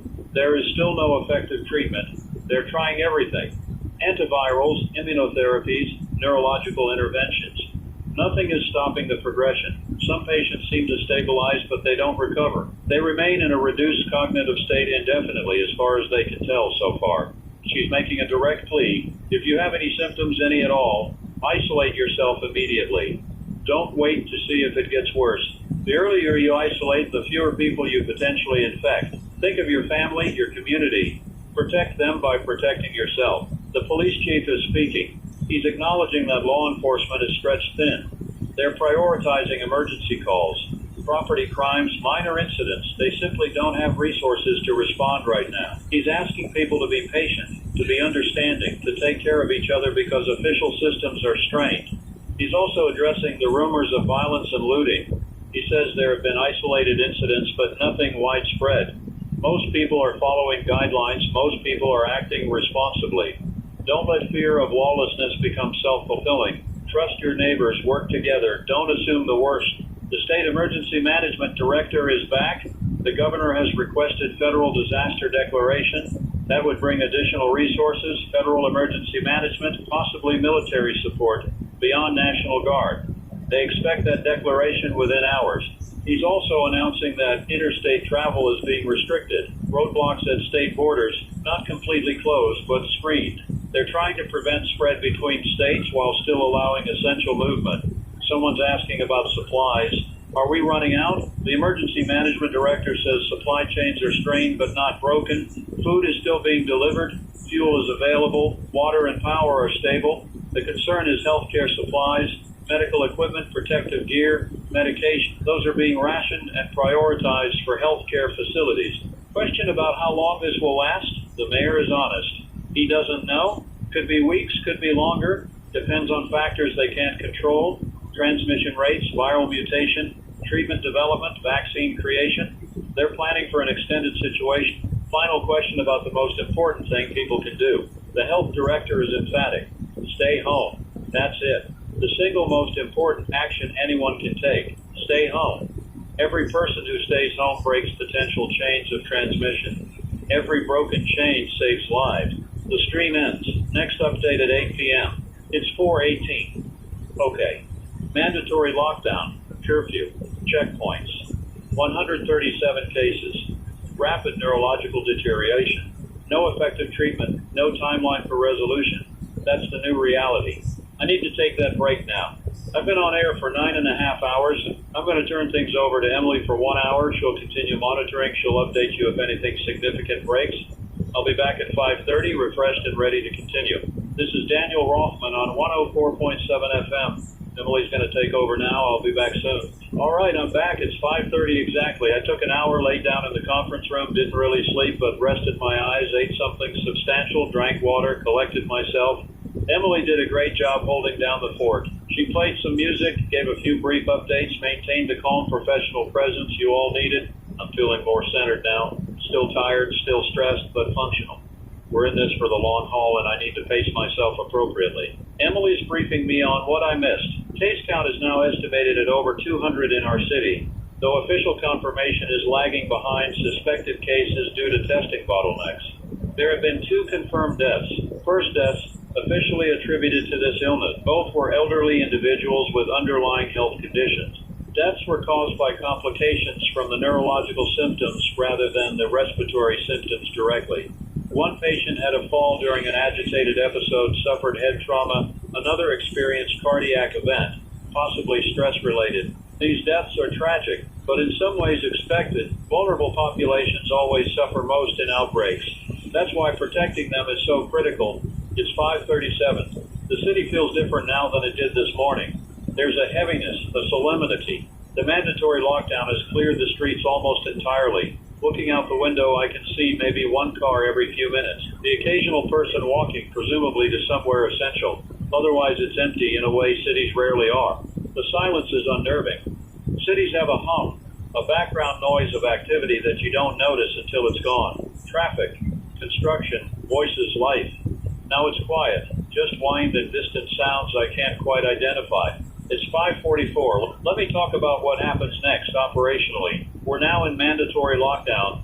That means enforcement, police, and National Guard will be patrolling. If you're out during curfew, if you're out for non-essential reasons during allowed hours, you could be stopped, questioned, fined, or arrested. This isn't martial law, not technically. Civil authorities are still in charge, but it's the closest thing most of us have experienced to it. That's uncomfortable. It should be uncomfortable. Giving government that kind of power over movement should never be normalized. But in this specific situation, with this specific threat, it's arguably necessary. The alternative uncontrolled spread of a virus that destroys cognitive function is worse than temporary restrictions on freedom. It's a balance, and reasonable people can debate where exactly that balance should be. But I understand why officials made this decision. It's 5:51. I'm getting messages from people who are angry about the lockdown. They see it as government overreach, as panic-driven authoritarianism. I understand that perspective. I'm naturally skeptical of government power myself. But look at the facts. Over 200 cases in our city alone, thousands globally, doubling time measured in hours, healthcare system at capacity, no treatment available, neurological damage that appears permanent. Those aren't theoretical concerns. That's the situation on the ground right now. Lockdown isn't about control. It's about buying time. Time for hospitals to prepare. Time for scientists to develop treatments. Time to slow transmission before it overwhelms every system we have. If you're angry, I get it. Channel that anger into compliance for now and into advocacy for accountability later. Make sure your leaders answer for their decisions. Make sure lessons are learned. Make sure this never happens again. But right now, in this moment, follow the guidelines. Lives depend on it. It's 5:58. Let me check in on what's happening elsewhere in the world. Europe is several hours ahead of us. It's late evening there. They're seeing massive case growth. Italy has declared a national state of emergency. Spain and France have implemented nationwide lockdowns. UK is considering similar measures. Germany is mobilizing federal response. Asia is seeing spread now too. Japan, South Korea, China all reporting cases. China is particularly concerning because of the population density. If this takes hold in major Chinese cities, the case numbers could be astronomical. South America, Africa, Australia, all reporting initial cases. Nowhere is safe. Everywhere is vulnerable. This is a truly global pandemic now. It's 6:06. Emily's showing me data about internet traffic. It's spiked enormously as everyone shelters at home, video streaming, social media, news sites, all seeing record usage. Telecom networks are handling the load so far, but there are concerns about capacity if this continues for weeks. Internet has become the connection to the outside world for most people. News, communication, entertainment, work. If internet goes down, isolation becomes much more severe. Telecom companies are reportedly doing everything they can to maintain service. It's 6:14. I want to talk about what you should be doing right now if you're at home. First, establish routines. We talked about this earlier, but it bears repeating. Wake up at consistent times. Get dressed. Eat regular meals. Create structure in your day. Without external structure like work or school, it's easy to let time become meaningless. Don't let that happen. Second, stay active. Exercise at home. Dance. Do yoga. Follow online workout videos. Physical activity is crucial for both physical and mental health. Don't just sit on the couch all day. Third, stay connected. Call people. Video chat. Text. Maintain social relationships even if you can't be physically together. Isolation is dangerous. Loneliness kills. Stay connected. Fourth, limit news consumption. Yes, stay informed, but you don't need to watch updates constantly. Check in a few times a day, then do other things. Read, watch movies, work on hobbies, give your mind a break from crisis. Fifth, help others. Check on neighbors by phone. Contribute to mutual aid efforts. Donate if you can. Helping others helps you feel less helpless. It's 6:23. I'm looking at data about the virus itself. Scientists have now fully sequenced its genome. It's unlike any currently circulating virus, confirms it's ancient. Some estimates put it at over 70,000 years old, possibly from the last interglacial period. The virus is actually relatively fragile outside a host. It doesn't survive long on surfaces compared to something like norovirus. That's good news. It means transmission is primarily through respiratory droplets and close contact, not through environmental contamination as much. It's also sensitive to heat and UV light. Summer weather might slow transmission. That's speculative, but there's hope that seasonal factors could help. The bad news is that it appears to infect other primates too, not just humans. Tests on captive primates showed they're susceptible.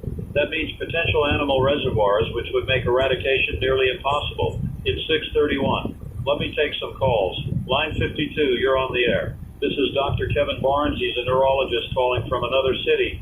He's treating patients and wants to share observations. He says the neurological damage is concentrated but specific.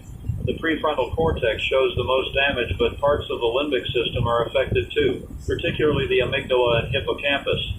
The amygdala is involved in emotional processing, particularly fear and aggression. Damage there would explain the aggressive behavior we're seeing. The hippocampus is involved in memory formation. Damage there would explain why patients don't seem to recognize people or remember recent events. But other parts of the brain are largely unaffected. Motor cortex, sensory processing, autonomic functions. That's why patients remain physically capable, can move and respond to stimuli even as their higher functions are lost. Dr. Barnes says this specific pattern suggests the virus isn't randomly destroying brain tissue. It's targeting specific types of neurons, possibly ones with particular receptor proteins on their surface. Understanding that mechanism could lead to treatments, ways to block the virus from binding to those receptors. He's hopeful that research will yield results, but he's also realistic that it takes time, weeks to months, not days. In the meantime, all they can do is supportive care and try to keep patients safe. Dr. Barnes, thank you for that information. Every piece of the puzzle helped. 641. I'm thinking about the patients, the people who are losing themselves to this virus. They had lives, identities, relationships, dreams. Now they're in hospital beds, restrained, sedated, barely recognizable as the people they were days ago. And their families, watching loved ones transform into strangers. Not being able to visit because of isolation protocols. Receiving updates by phone. Hoping for improvement that doesn't come. That grief is immense and ongoing. Not the grief of death, which has finality, but the grief of ambiguous loss. The person is still alive, but fundamentally gone. We're going to need massive mental health support, not just for patients, but for families, for witnesses, for everyone touched by this. It's 6:49, coming up on 7 p.m. It's been dark outside for a while now. Winter sun sets early. The city lights look normal from here, but I know the reality. Behind those lit windows are people scared, isolated, trying to make sense of this. We're all in our separate spaces, but we're going through this together. That's what I hope this broadcast provides. A thread connecting us. A voice saying, you're not alone, we're all here. We're all doing our best. It's 6:55. Let me update you on the numbers as I understand them now. Our city over 200 confirmed cases, possibly double that actual. 53 hospitalized, 12 critical, 2 deaths. Statewide, over 1,000 confirmed cases across multiple cities, probably several thousand actual, dozens of deaths. Nationally, tens of thousands confirmed, probably hundreds of thousands actual, hundreds of deaths. Globally, conservative estimates put it at 500,000 confirmed cases, actual number likely in the millions. Thousands of deaths. Those numbers are going to rise. They're going to rise steeply. We're still in the early days of this outbreak. The next week will be critical. It's 7 p.m. The curfew is in effect in 1 hour, 8 p.m. Streets need to be clear. If you're out right now, finish whatever essential business you have and get home. Don't test the curfew. This isn't the time for civil disobedience. Save that for after the crisis when we can debate these policies properly. I'm seeing reports from cities that implemented lockdowns earlier than us. They're reporting that compliance is generally good. Most people understand the necessity. There are always some who resist, who test boundaries. But overall, people are following guidance. That gives me hope. When it matters, when the threat is clear, most people do the right thing. We're capable of collective action, of sacrifice for the common good. We just need clear communication and trust in leadership. It's 7:09. Emily's showing me photos from around the country. Empty Times Square, deserted LA freeways, vacant beaches, major cities that are usually bustling now silent. It's surreal seeing these iconic locations empty. But it's also beautiful in a strange way. Cities at rest, nature taking a breath, air is cleaner already, pollution is dropping as traffic and industry slow, silver linings to terrible situations. It's 7:16. I want to address something I've been avoiding. There's speculation online about what happens if this can't be contained. If it spreads to majority of population, if society breaks down, post-apocalyptic scenarios essentially. I don't want to feed into panic, but I also think it's worth acknowledging that, yes, that's a possibility. If enough people become cognitively impaired, if critical infrastructure can't be maintained, we could see cascading failures. Power grids, water systems, food distribution all require human management. If those humans are unavailable, systems, but we're not there yet. We're not even close. Systems are strained, not broken. Workers are tired, not unable. Most people are still healthy, still capable, still working to maintain normality. And even in worst-case scenarios, humans are incredibly resilient and adaptive. We've survived plagues, wars, disasters throughout history. We figure out ways to continue, to rebuild, to persist. I'm not going to engage in doom scenarios. I'm going to focus on the present, on what we can do right now, on maintaining hope while being realistic.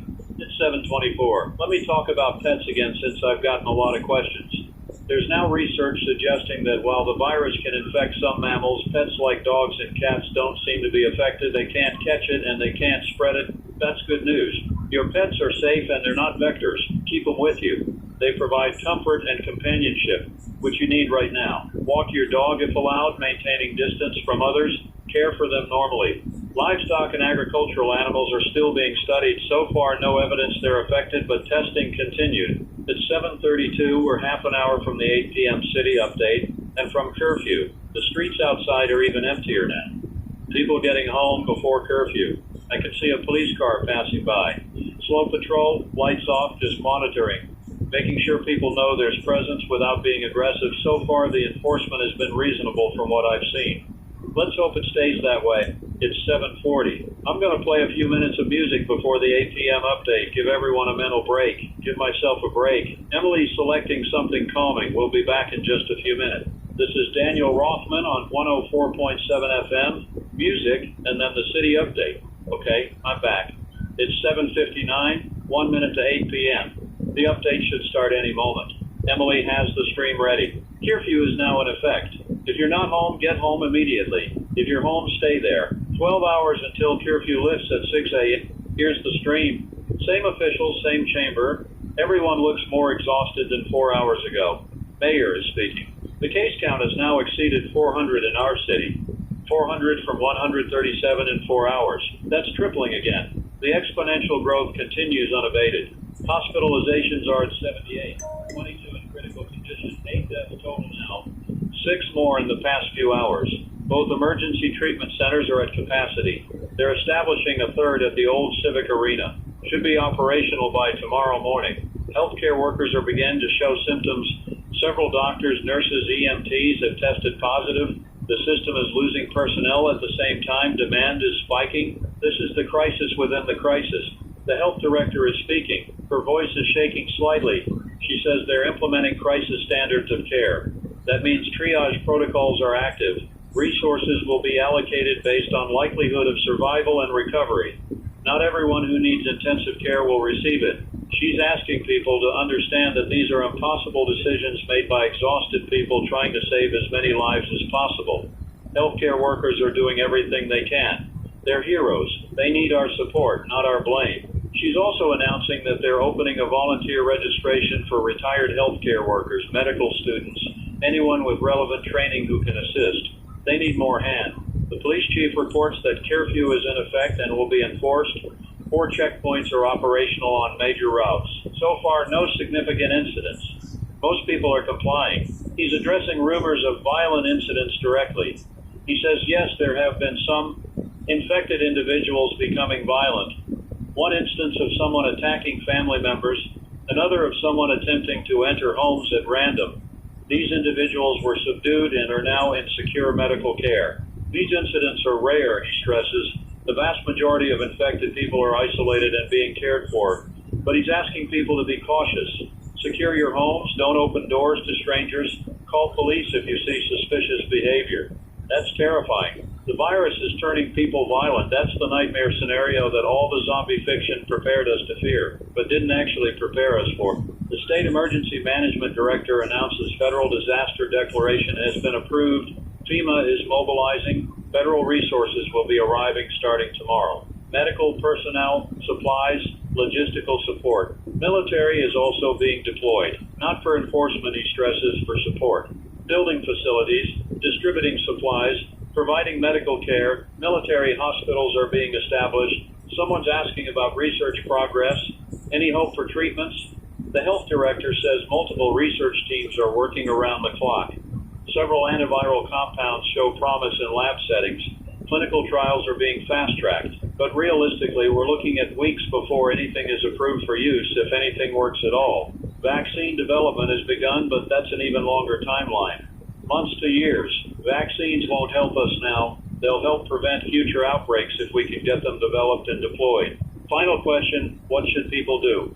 Mayor's answer is the same as before, but more emphatic. Stay home. Follow the lockdown. Follow curfew. Protect yourself and others. That's all anyone can do. Stream ends. Next update midnight. It's 8:17. 400 cases. 8 deaths. Healthcare system overwhelmed. Crisis standards of care. Violent incidents. That's where we are as night falls on day one. Wait, day one? No. This started this morning. This is still day one. It feels like days, weeks even, but this all happened today. We went from unusual reports to full crisis in the span of 14 hours. What will tomorrow bring? What will this time tomorrow look like? I don't want to think about it. It's 8:23. Emily's reminding me I need to eat, need to stay hydrated, need to take care of myself. She's right. I'm going to eat something now while I talk to you. Forgive me for that. The station is dark except for the studio. Everyone else has gone home before curfew. It's just me and Emily now. We're planning to stay here overnight. We both called our families, let them know we're safe, explained that we need to be here. They understand. I'm fortunate to have understanding family. Not everyone does. There are people who are trapped in unsafe situations right now. Domestic violence situations made worse by lockdown. Addicts without access to help. People in mental health crisis without support. The most vulnerable are suffering most, as always. It's 8:31. I want to read you something beautiful. This is from a listener named Claire. She writes, Daniel, I'm scared. My hands are shaking as I type this, but I'm also amazed by humanity right now. My neighbors, who I barely knew, just left groceries on my doorstep because I'm immunocompromised and can't go out. Strangers online are offering help, sharing resources, supporting each other. Healthcare workers are showing up despite the danger. Scientists are working tirelessly. People are staying home even though it's hard. Yes, there's fear. Yes, there's tragedy. But there's also so much compassion and courage. We're going to get through this because of that. Thank you for being our voice, our connection. Stay safe. Claire, thank you for that perspective. You're right. In the darkness, there are lights. We have to look for them, hold on to them. It's 8:39. The city is completely dark and quiet now. Curfew is being observed. From my window, I can't see any movement at all. Just street lights and building lights. No cars, no people, like a ghost town. But behind each lit window is someone experiencing this. Someone scared, someone tired, someone wondering what tomorrow brings. Hundreds of thousands of individual human stories, all unfolding simultaneously in isolation. This broadcast is trying to weave those stories together, to create a collective narrative. We're apart, but we're together. That's what I keep coming back to. It's 8:46.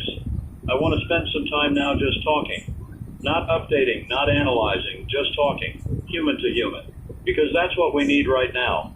Connection, present. I've been a radio broadcaster for 20 years. Started in college radio, small station, terrible equipment. Gradually worked my way up, larger markets, better facilities, eventually landed here, morning show, good ratings, decent salary. It's been a good career. But today, this broadcast, this is what all those years prepared me for. This is when it matters. Anyone can read the news when things are normal. But being a steady voice during crisis, that's different. That's what I'm trying to do. Be steady, be honest, be present. I don't know if I'm succeeding. I hope I am. I hope when you tune in, you feel less alone. That's the goal. It's 8:54. Emily's playing some music, instrumental, calming. We're going to take a break from crisis coverage, just be here with you for a while. I'll talk occasionally, share thoughts. Take calls if people want to talk, but mostly just provide presence through the night. We're going to get through this night, and then tomorrow we'll get through that day, one moment at a time, together. This is Daniel Rothman, 104.7 FM, and I'm not going anywhere. It's 9:08 now. The music just ended. I'm sitting here in the dimly lit studio. Emily across from me coordinating the technical side, and I'm thinking about how many people are listening right now. Are you in bed trying to fall asleep but too anxious? Are you sitting by a window watching the empty streets? Are you holding your children trying to project calm you don't really feel? Wherever you are, whatever you're feeling, it's valid. There's no wrong way to respond to this. It's 9:15. I'm getting messages from people who can't sleep. Insomnia is going to be epidemic during this crisis. Our bodies are wired to respond to threat with alertness, Sleep feels dangerous when we're scared, but we need rest. Our immune systems need rest. If you can't sleep, try this. Don't fight it, get up. Do something quiet and calm.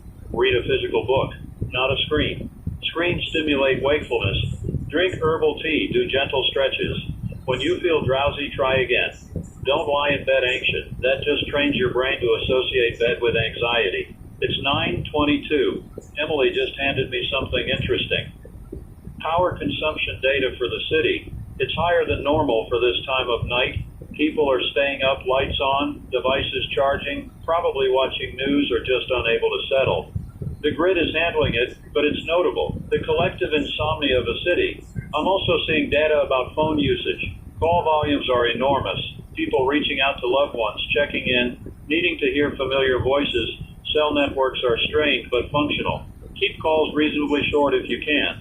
Let others have access too. It's 9:29. Let me take a call. Line 63, you're on the air. This is Amanda. She's crying. Her husband is a paramedic. He came home this evening showing symptoms.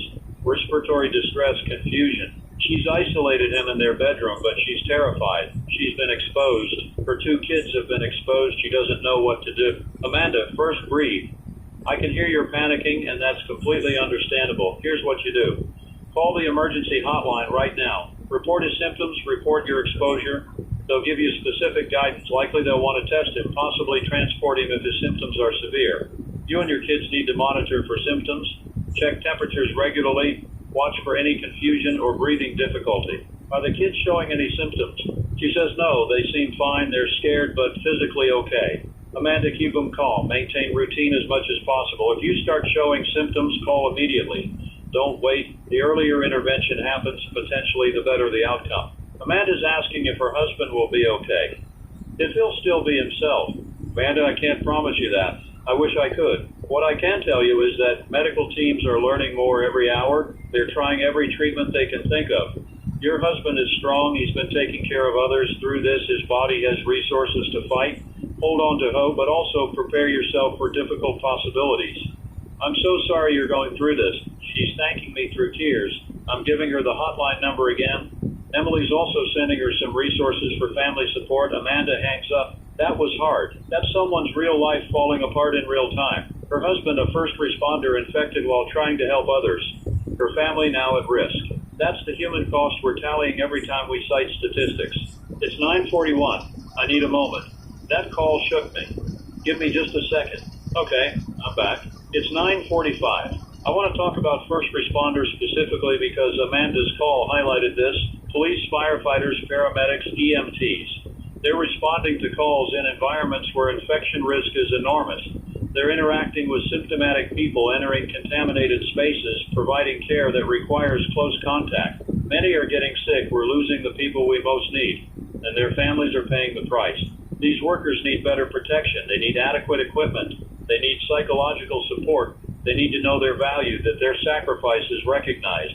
If you know a first responder, reach out, thank them, check on them, support their families.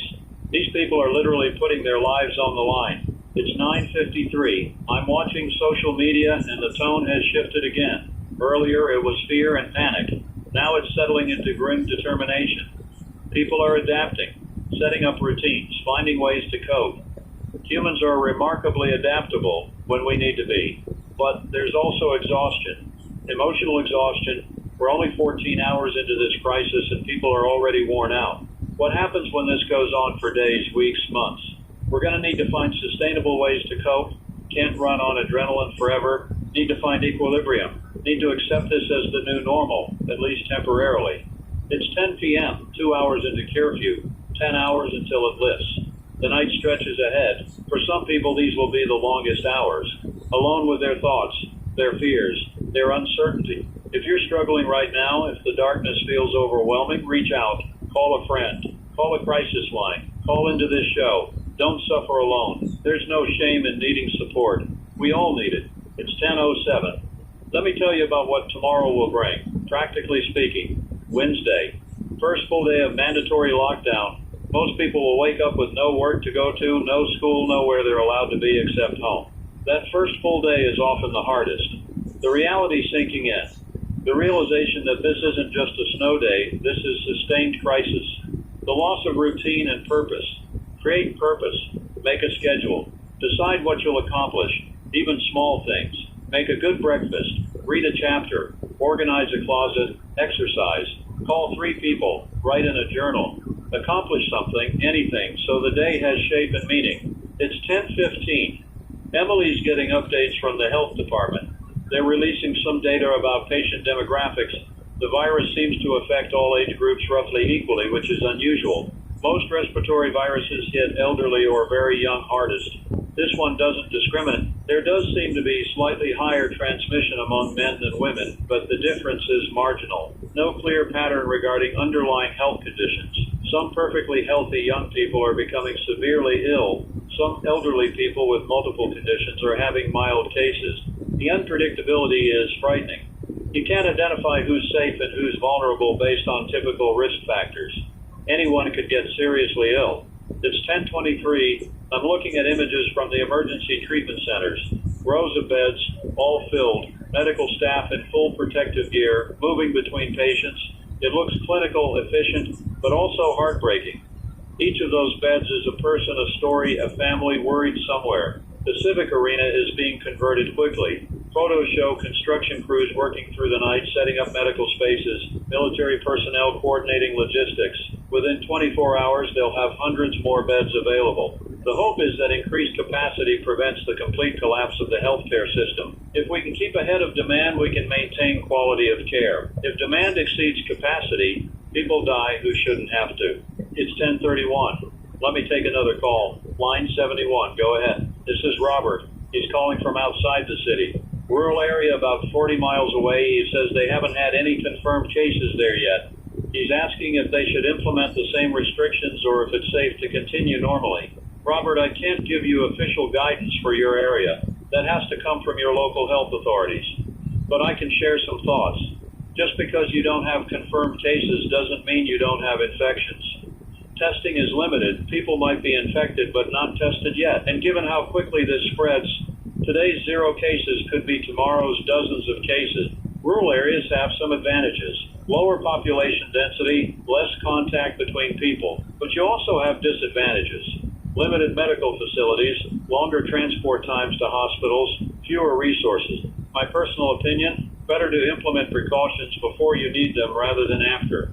Social distancing, limiting gatherings, enhanced hygiene. These don't require official mandates. You can choose to do them proactively. Robert's agreeing, says his community is discussing organizing their own voluntary restrictions. That's smart, Robert. Local action, community-driven, before it becomes an emergency. It's 10:39. Rural communities are going to face unique challenges. They're often overlooked in emergency planning, which focuses on cities. They have fewer medical resources, fewer supplies, less infrastructure. But they also have strong community bonds, often traditions of self-sufficiency. If you're in a rural area, connect with your neighbors now.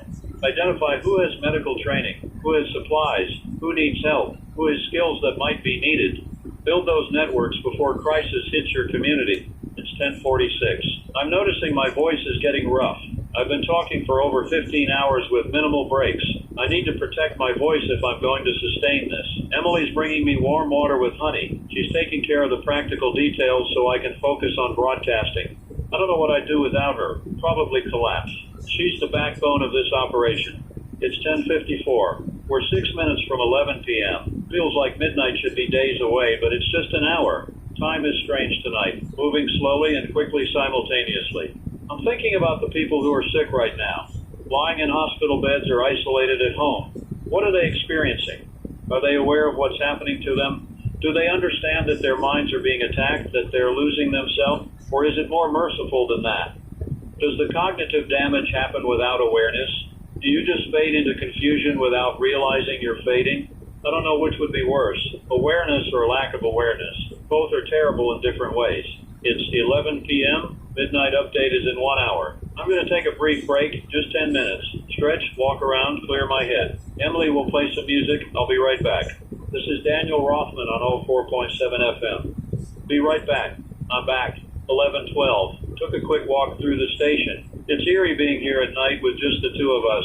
The building creaks and settles. Every sound seems amplified. I looked out the back windows. The city extends in all directions. All those lights, all those people. We're all here together in this strange collective experience, separate but connected. It's 11:19. I want to address something I've been avoiding: religion, faith, spiritual dimensions of this crisis. I know many of you are people of faith. You're praying. You're seeking meaning in this. You're wondering why this is happening, what purpose it serves, where God is in all of this. I'm not religious myself, but I respect those who are. I understand that faith provides comfort and framework for understanding suffering. If that's helpful to you, lean into it. Pray. Seek guidance from your traditions. Connect with your faith community, even if it has to be virtual now.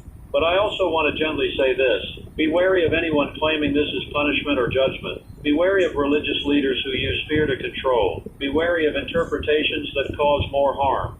Faith should comfort, not terrify. Should unite, not divide. Should inspire compassion, not judgment. It's 11:27. Emily's showing me something from the CDC. They've published detailed guidance for home care of infected family members. How to isolate within a household. What supplies you need. When to seek additional medical help. What symptoms are emergent versus manageable. This is crucial information because not everyone who gets sick will be able to get hospital care. Many will have to be managed at home. Families need to know how to do that safely. The guidance is available on the CDC website. I'll have Emily post the link on our station website. But basics are: isolate the sick person in a separate room if possible. Separate bathroom if possible. Person caring for them should wear masks and gloves. Clean high-touch surfaces frequently. Wash laundry separately in hot water. Monitor symptoms closely, especially breathing and mental status. If the person becomes severely short of breath, if they're unresponsive or very confused, if they're having chest pain, call emergency services immediately. Don't try to manage those symptoms at home. It's 11:35, 25 minutes until the midnight update. I'm curious what new information they'll have. Case numbers, certainly. Possibly new policies. Possibly some good news, though I'm not holding my breath. Good news would be a treatment showing effectiveness or transmission rate slowing, or any indication that the trajectory is bending in a positive direction. But we're probably too early for any of that. We're still in the acceleration phase. It's 11:42. Let me talk about something practical again. Money. Finances. This crisis is economically devastating. People are losing income. Businesses are closing. Expenses continue. How do people manage? First, prioritize absolutely essential expenses. Housing, utilities, food, medicine, everything else is secondary. If you can't pay non-essential bills, don't. Deal with consequences later. Survival comes first. Second, look into emergency assistance. Government programs are being established. Unemployment benefits, emergency payments, food assistance. Application processes are being streamlined. Emily's compiling information about available resources. We'll share that. Third, communicate with creditors. Many are implementing forbearance programs, payment deferrals, fee waivers. Explain your situation. Most will work with you. Better to communicate than to just stop paying without explanation. Fourth, tap into savings if you have them. That's what emergency funds are for. This is the emergency. Fifth, lean on community. Food banks, mutual aid groups, religious organizations. Accept help if you need it. Pride doesn't feed your kids. It's 11:50, 10 minutes to midnight update. Emily's pulling up the city website. We're ready to broadcast it live again.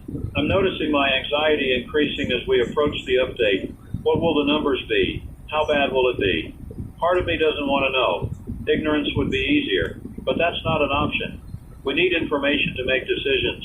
Need to know the reality, however harsh. It's 11:57, 3 minutes. The stream is loading. I can see the chamber is ready. Officials are taking their places. They look worse than before. More exhausted, more stressed. This is taking a toll on everyone, leaders included. It's midnight. The stream is starting. Mayor is speaking first. Case count is now at 783 in our city. From 400 at 8 p.m. We're nearly doubling every 4 hours. That exponential curve is steep and getting steeper. Hospitalizations are at 156. 41 critical, 15 deaths total, 7 more since 8 p.m. The third emergency treatment center at the Civic Arena is now operational, but already at 60% capacity. They're identifying a fourth location. National Guard presence has increased. Federal support is arriving. FEMA teams are on the ground. Military medical units are establishing field hospitals. Health director is speaking. She looks like she's been crying. She's reporting that 10 healthcare workers have now tested positive. Several are hospitalized. One is in critical condition. The system is losing personnel faster than they can be replaced. They're requesting volunteer medical professionals from across the country. They're asking retired healthcare workers to come out of retirement. They're accepting medical students and nursing students to fill support roles. She's also announcing something new. They're establishing isolation facilities for infected individuals who cannot safely quarantine at home. Converted hotels, dormitories, conference centers, these won't be medical facilities, but supervised isolation. For people who live alone and need monitoring or who can't isolate within their households, transport to these facilities is voluntary, not forced, but she's encouraging people to consider it, not just for their safety, but for their family's safety. Police chief reports that curfew enforcement is going well. A few violations, mostly people who didn't understand the rules, warnings issued, no arrests needed yet. However, he's reporting 3 incidents of violence involving infected individuals. One person broke into a neighbor's home. Another attacked someone on the street. Third incident involved family violence. All 3 individuals are now in secure medical care. He's emphasizing that these violent incidents are rare, but serious. People need to secure their homes. Don't open doors to strangers. Call police if you see erratic or threatening behavior. Don't try to intervene yourself. State Emergency Director reports that federal disaster declaration is fully activated. Resources are flowing. Supply chains are being militarized to ensure essential goods continue moving. National stockpiles are being deployed. However, he's warning that everyone needs to be patient. Supplies are limited. Distribution takes time. Not every request can be fulfilled immediately. Priorities are being set based on greatest need. Question from press: how long will lockdown last? Mayor's answer: as long as necessary. Could be weeks, could be longer. They'll reassess every 72 hours. But don't expect restrictions to lift quickly. Question: what about food supply? State Director: grocery stores are stocked and supply chains are functioning. Temporary shortages of specific items, but overall food availability is good. Don't panic buy. Everyone will have enough. Question: any progress on treatment? Health Director: multiple trials are underway. Too early for results.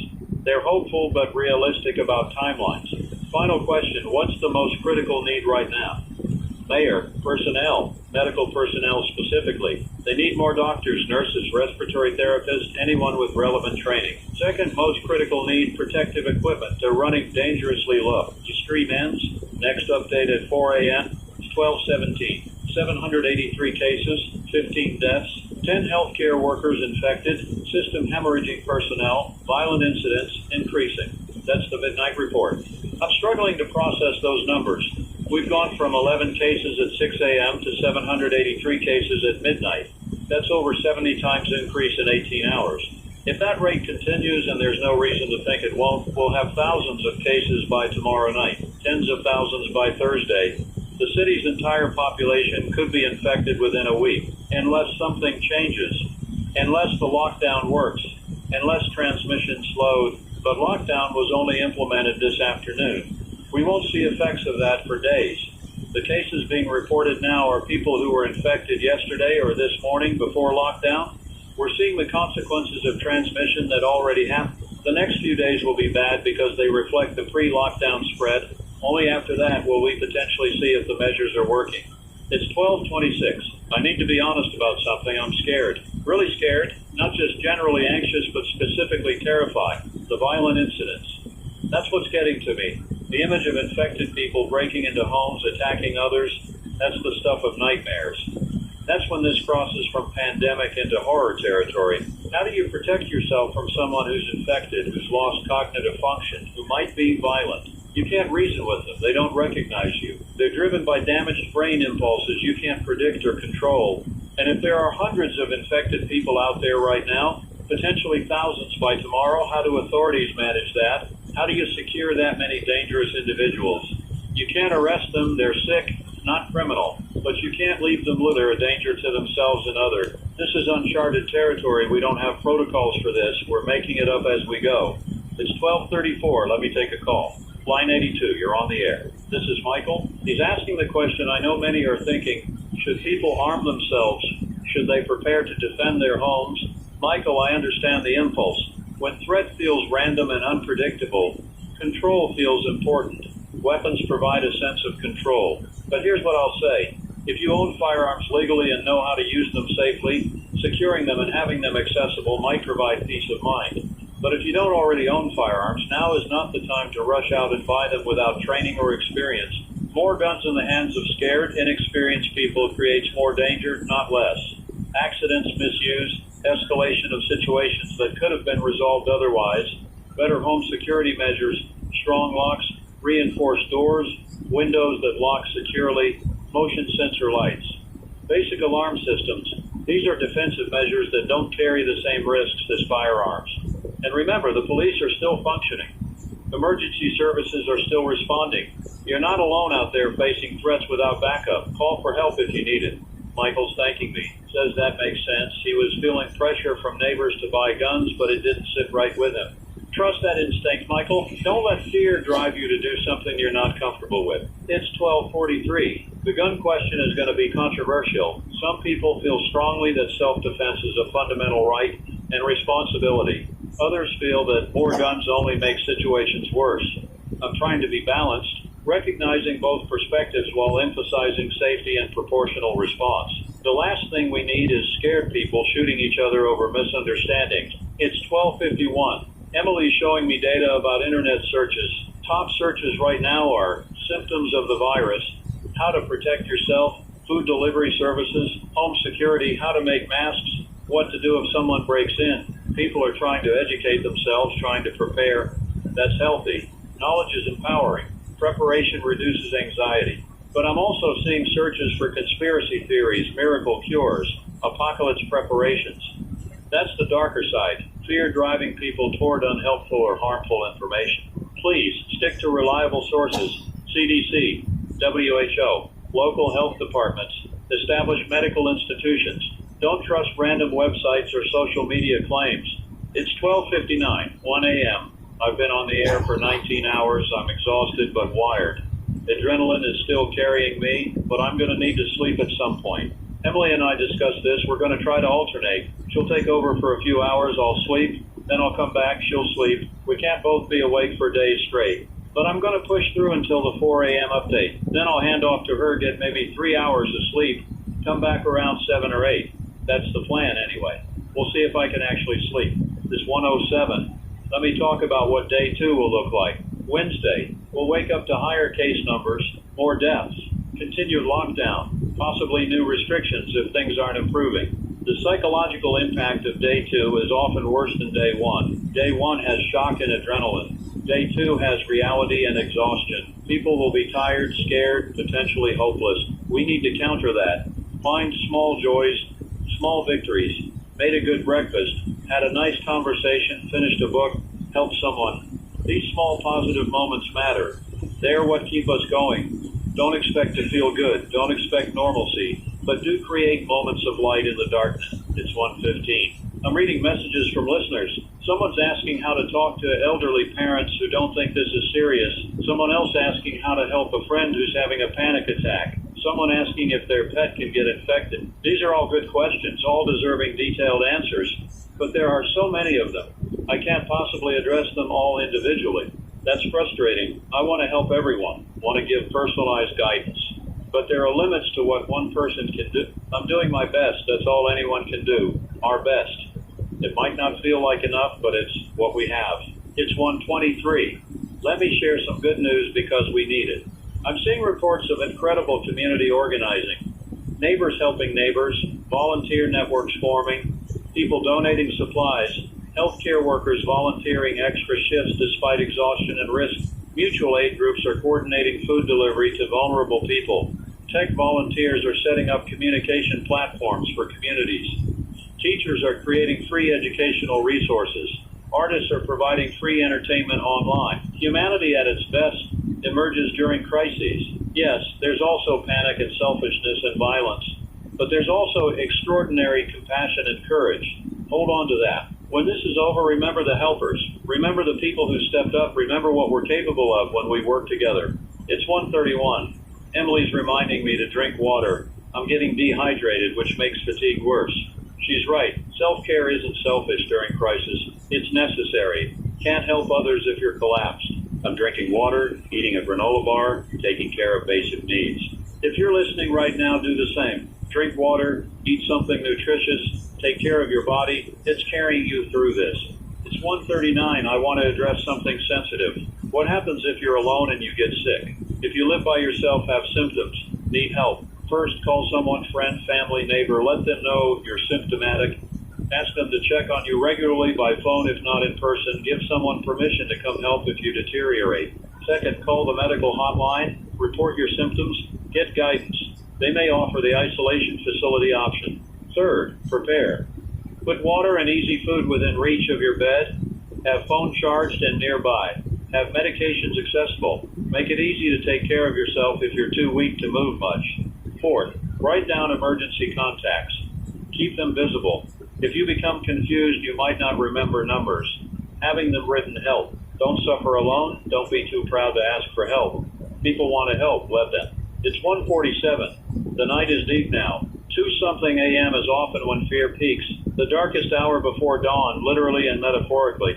If you're awake and scared right now, you're not alone. Thousands of people in this city are awake and scared with you. We're all here, all experiencing this, all trying to cope. Breathe. Feel your body. You're alive. You're safe right this moment. The future is uncertain, but the present is manageable. Stay in the present. It's 1:55. I'm going to take another brief break. 5 minutes.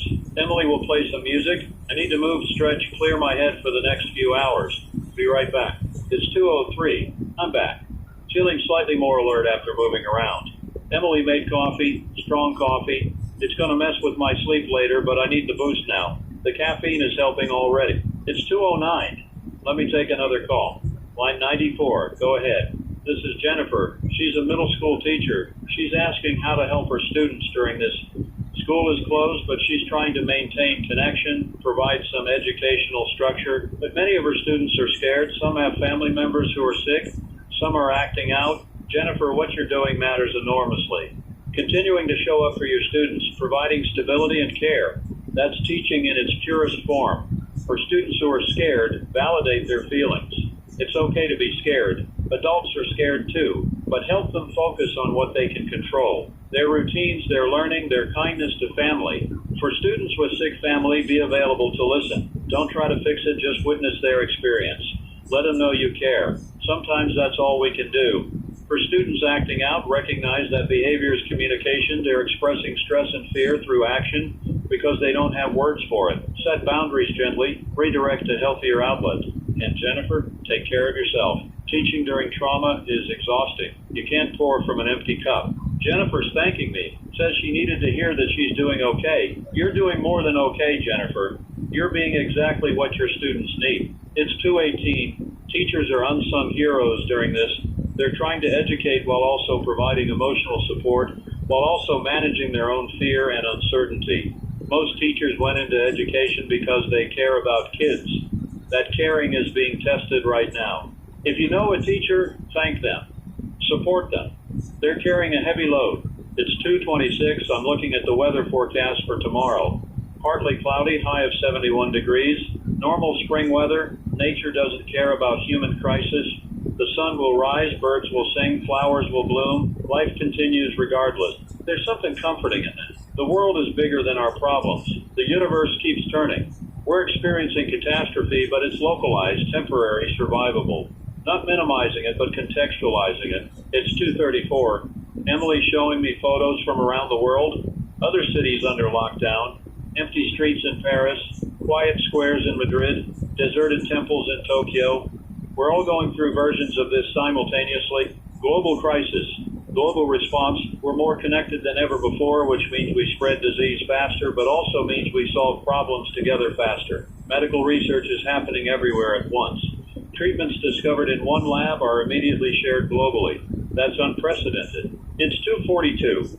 I want to talk about hope again because the darkness of night makes it hard to remember why we should hope. We should hope because humans are problem solvers. We figured out flight, space travel, computing, medicine. We'll figure this out too.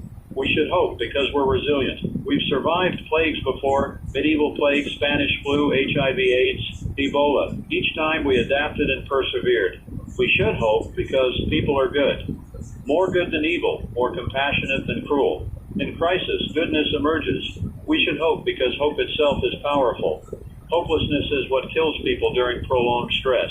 Hope sustains. Even if the hope is small, even if it's just hope to get through today, that's enough. It's 2:50. We're 1 hour and 10 minutes from the 4 a.m. update. Then I'm going to try to sleep for a few hours. Emily will take over.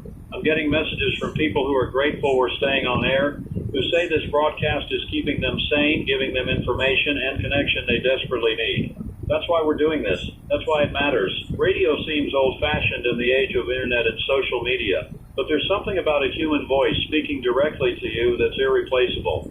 I'm honored to be that voice right now, humbled by the responsibility, determined to keep showing up as long as you need me to. It's 2:58, 3 a.m., the absolute dead of night. The curfew has been in effect for 7 hours. 3 more hours until it lifts. I wonder how many people are actually asleep right now versus lying awake, thinking, worrying, planning. I imagine most bedrooms in this city have at least one person awake. Collective insomnia, shared anxiety. We're apart but experiencing the same thing. It's 3:06. Let me share something personal. I'm married, 22 years, 2 kids, both grown and living in other cities. My wife is at home right now. I talked to her before curfew. She wanted me to come home. She's scared. She wants me safe. But I told her I needed to be here. This is what I do. This is how I contribute. She understood, but she wasn't happy about it. My kids called too, checking on me, worried. I assured them I'm fine. The station is safe. Emily and I are taking precautions, but they're still worried. Of course they are. I'd be worried about them too. We're all worrying about someone. That's the nature of love. Connection means vulnerability. Caring means fear. But it's worth it. The alternative, isolation without connection, is worse than the vulnerability of caring. It's 3:14. I'm thinking about all the families that will be changed by this. People who lose loved ones. People whose family members are permanently altered by brain damage. Relationships stressed by lockdown and fear. Economic hardships straining marriages. This crisis will have ripple effects through families for years. Trauma that gets passed down, stories that get told and retold, before times and after times. We'll speak of life in 2 categories, before the virus, after the virus. This is a dividing line, a before and after moment. It's 3:22. Emily's getting preliminary data ahead of the 4 a.m. update.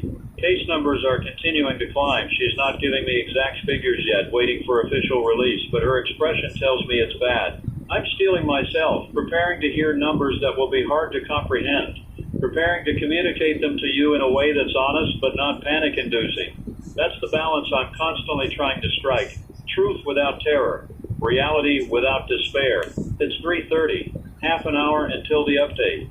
Let me use this time to talk about what comes after. Not after the crisis, that's too far ahead, but after tonight, after day 2. How do we structure days in lockdown? Create zones in your living space if possible. Work zone, relaxation zone, sleep zone, even if it's just different corners of the same room. Physical zones help mental categorization. Create time blocks. Morning routine, work time, lunch, afternoon activities, dinner, evening wind down. Structure creates normalcy. Create goals. Daily goals, weekly goals. Finish this project. Learn this skill. Have these conversations. Goals give purpose. Create treats. Small rewards. Good coffee. Favorite show. Special meal. Break up the monotony with moments to look forward to. These are survival strategies for extended crisis. Use them. It's 3:38. I'm also thinking about people who are living in difficult situations.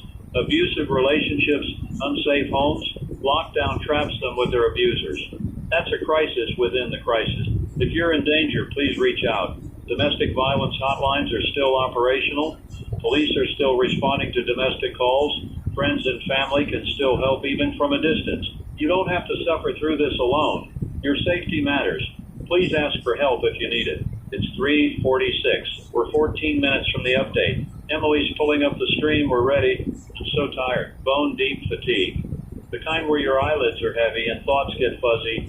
But I'm pushing through. Just need to get through this update. Then I can rest. Coffee is helping. Sheer determination is helping. The knowledge that you're listening, that you need this, that's helping most. It's 3:54. 6 minutes. Emily's showing me some of the preliminary data. Case count has exceeded 1,500 in our city, 1,500 from 783 just 4 hours ago. The doubling time is getting shorter, 28 deaths, 13 more since midnight, almost 1 death per hour, 246 hospitalized, 71 critical. The numbers are becoming abstract. It's hard to comprehend what 1,500 cases means. Each one is a person, a story, but at this scale they become statistics. It's 3:59, 1 minute. Here we go, 4 a.m. Stream is starting. Officials look like they haven't slept. Probably haven't. Mayor speaking. Case count 1,537 confirmed. Actual number estimated at over 3,000 because testing can't keep pace. 246 hospitalized, 71 critical, 28 deaths. All 4 emergency treatment centers at full capacity. They're establishing a 5th at a converted shopping mall, should be operational by mid-morning. Federal resources continue arriving, military field hospitals being constructed, supply convoys en route, but they're playing catch-up. Needs exceed resources available. Health director speaking. Voice is hoarse. He's reporting that they've documented 16 cases of violence by infected individuals. That's up from 3 at midnight. The pattern is consistent. Patients in advanced neurological stages becoming aggressive, attempting to leave isolation, attacking anyone who tries to stop them. Security protocols at medical facilities have been enhanced.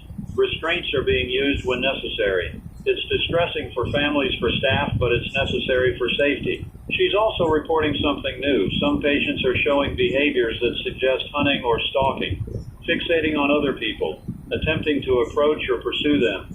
This is beyond simple aggression.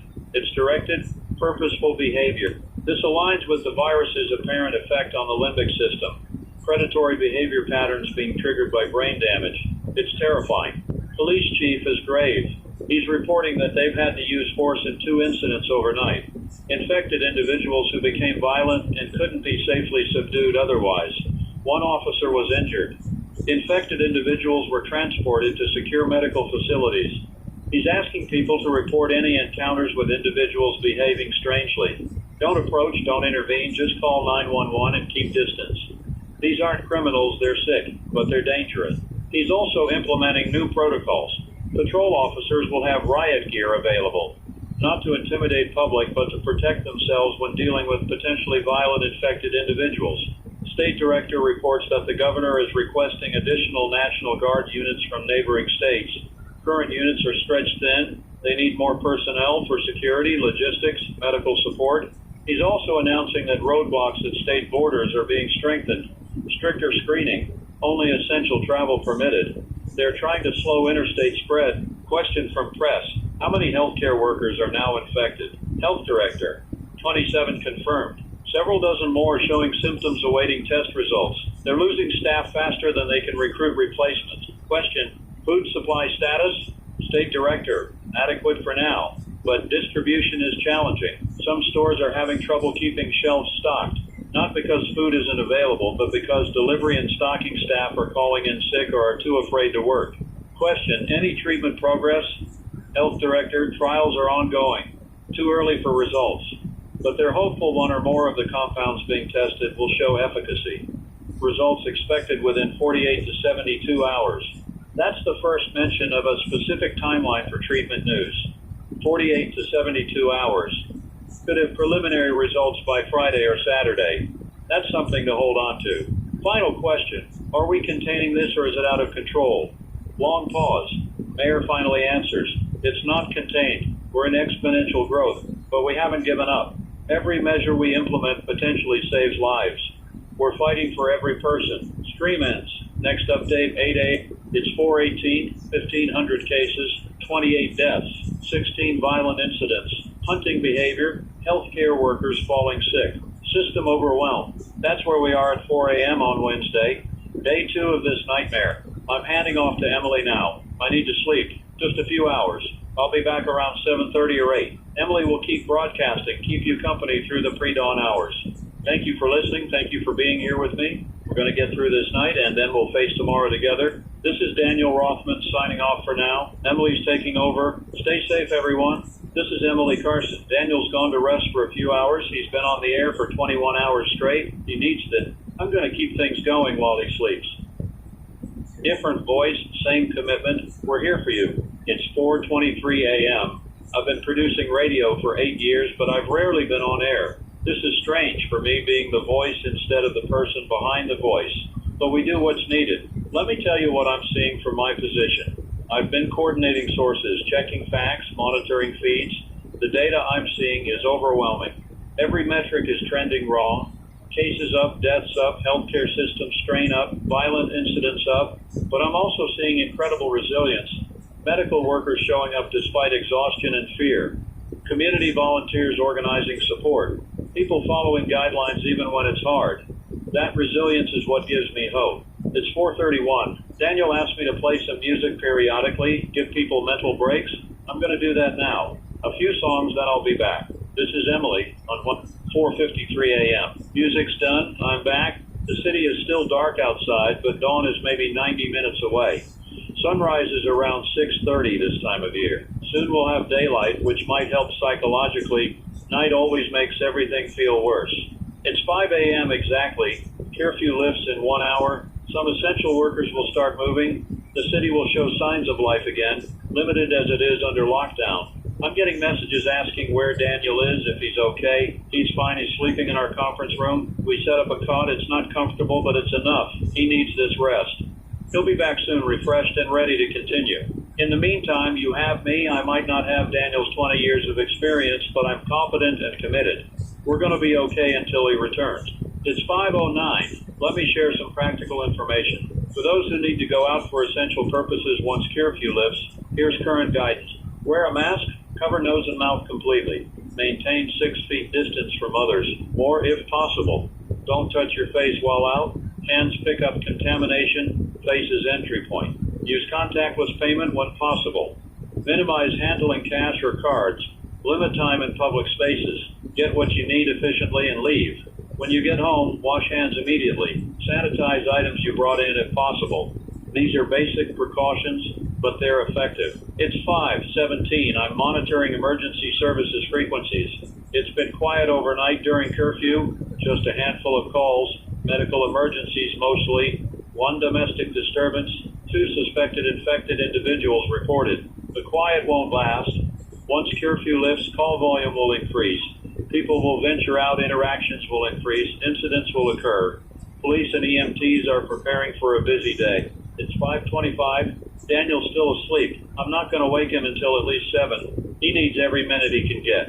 I'm thinking about his family, his wife at home alone, worried about him, his kids calling from other cities, unable to help, the sacrifice he's making, we're all making, to keep this station running. But it matters. I know it matters because of the messages I'm reading, people saying this broadcast is their lifeline, their connection to reality and to each other. That makes all of this worthwhile. It's 5:33, half an hour until curfew lifts. The darkness is starting to soften at the edges. Not sunrise yet, but pre-dawn. The slow transition from night to day. There's metaphor there somewhere. The darkness we're in now will eventually lighten. Not immediately, not quickly, but gradually. We'll get through this dark time into a lighter time. We have to believe that. It's 5:41. I'm going to play some more music. Take us through to 6 a.m. when curfew lifts. Then I'll check in with update. This is Emily on 6:03 a.m. Curfew has lifted. Wednesday morning is here. Day 2 has fully arrived. I can see some movement on the streets now. A few cars. Someone walking a dog. Essential workers heading to jobs. The city waking up, sort of. It's nothing like normal mornings. Usually this time there'd be significant traffic. Rush hour starting, people going to gyms, stopping for coffee, heading to offices. Now there's maybe 5% of normal activity. It's 6:11. I'm getting reports of long lines at grocery stores.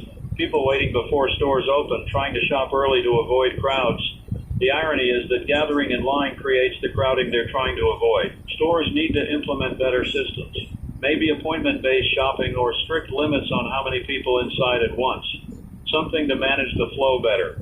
It's 6:19. Daniel's awake. I can see him through the glass, stretching, looking rough, but functional. He'll need a few minutes to wake up fully, then he'll take back over. I'm glad. I've done okay holding down the fort, but this is his thing. He's better at this than I am. People need his voice, not mine. It's 6:27. Daniel's coming into the studio now. He looks tired but determined. I'm going to hand back to him. This is Emily signing off. Daniel's back. Thank you, Emily. You did great, really. It's 6:29 a.m., Wednesday morning. I slept for about 2.5 hours. It's not enough, but it's something. I feel marginally more human than I did at 4 a.m. Let me catch you up on what happened while I slept, though Emily covered most of it. Case count at 4 a.m. was 1,537. 28 deaths. The situation continues to deteriorate. Curfew lifted a half hour ago. There's some movement returning to the city, but it's minimal. We're in lockdown. Most people are staying home as instructed. The 8 a.m. update is in 90 minutes. That'll give us the overnight numbers. See how much worse things got during the pre-dawn hours. It's 6:37. Sunrise is happening. The sky is lightening. There's something psychologically hopeful about sunrise even in terrible circumstances. A new day, new possibilities, a reason. I know rationally that daylight doesn't change the virus or the crisis, but it changes how we feel about it. Night amplifies fear. Day reduces it, at least slightly. It's 6:45. Coffee is helping. Food is helping. The brief sleep is helping. I'm feeling more clear-headed than I was during the overnight hours. Emily's going to try to sleep now. We'll keep alternating like this. One of us always on, one resting. It's the only way to sustain this. It's 6:53. Let me take some calls. Haven't taken calls in a while. Line 102, you're on the air. This is Thomas. He's calling from a suburban area. Says his neighborhood decided to implement their own checkpoints. Neighbors taking turns watching the entrances to their subdivision, screening anyone who tries to enter. Thomas, I understand the impulse towards self-protection, but I need to caution you about vigilante activity. Checkpoints conducted by untrained civilians can escalate situations unnecessarily. Someone could get hurt. Someone could be wrongly accused or prevented from accessing their own home. There are legal issues too. You might not have the right to restrict access to public streets. You could face liability if something goes wrong. Better approach, organize a neighborhood watch. Keep eyes out, report suspicious activity to police. Support each other, check on vulnerable neighbors. But leave law enforcement to actual law enforcement. Thomas is pushing back. Says police are overwhelmed, they can't respond quickly, the neighborhood feels they need to protect themselves. I get that, Thomas. I really do. But there's a difference between being alert and taking enforcement into your own hands. Be vigilant, not vigilante. That distinction matters. It's 7:02. The vigilante question is going to come up more as this continues. When official systems are strained, people take matters into their own hands. Sometimes that's helpful community organizing. Sometimes it's dangerous overreach. The line is blurry and context dependent. I can't give universal guidance, but I can say, be very careful about taking actions that could harm others or violate their rights. Err on the side of caution. It's 7:10. I'm looking at the data that came in overnight. Hospital admissions continued through the night. Emergency rooms saw steady flow of patients with COVID symptoms combined with respiratory distress and confusion.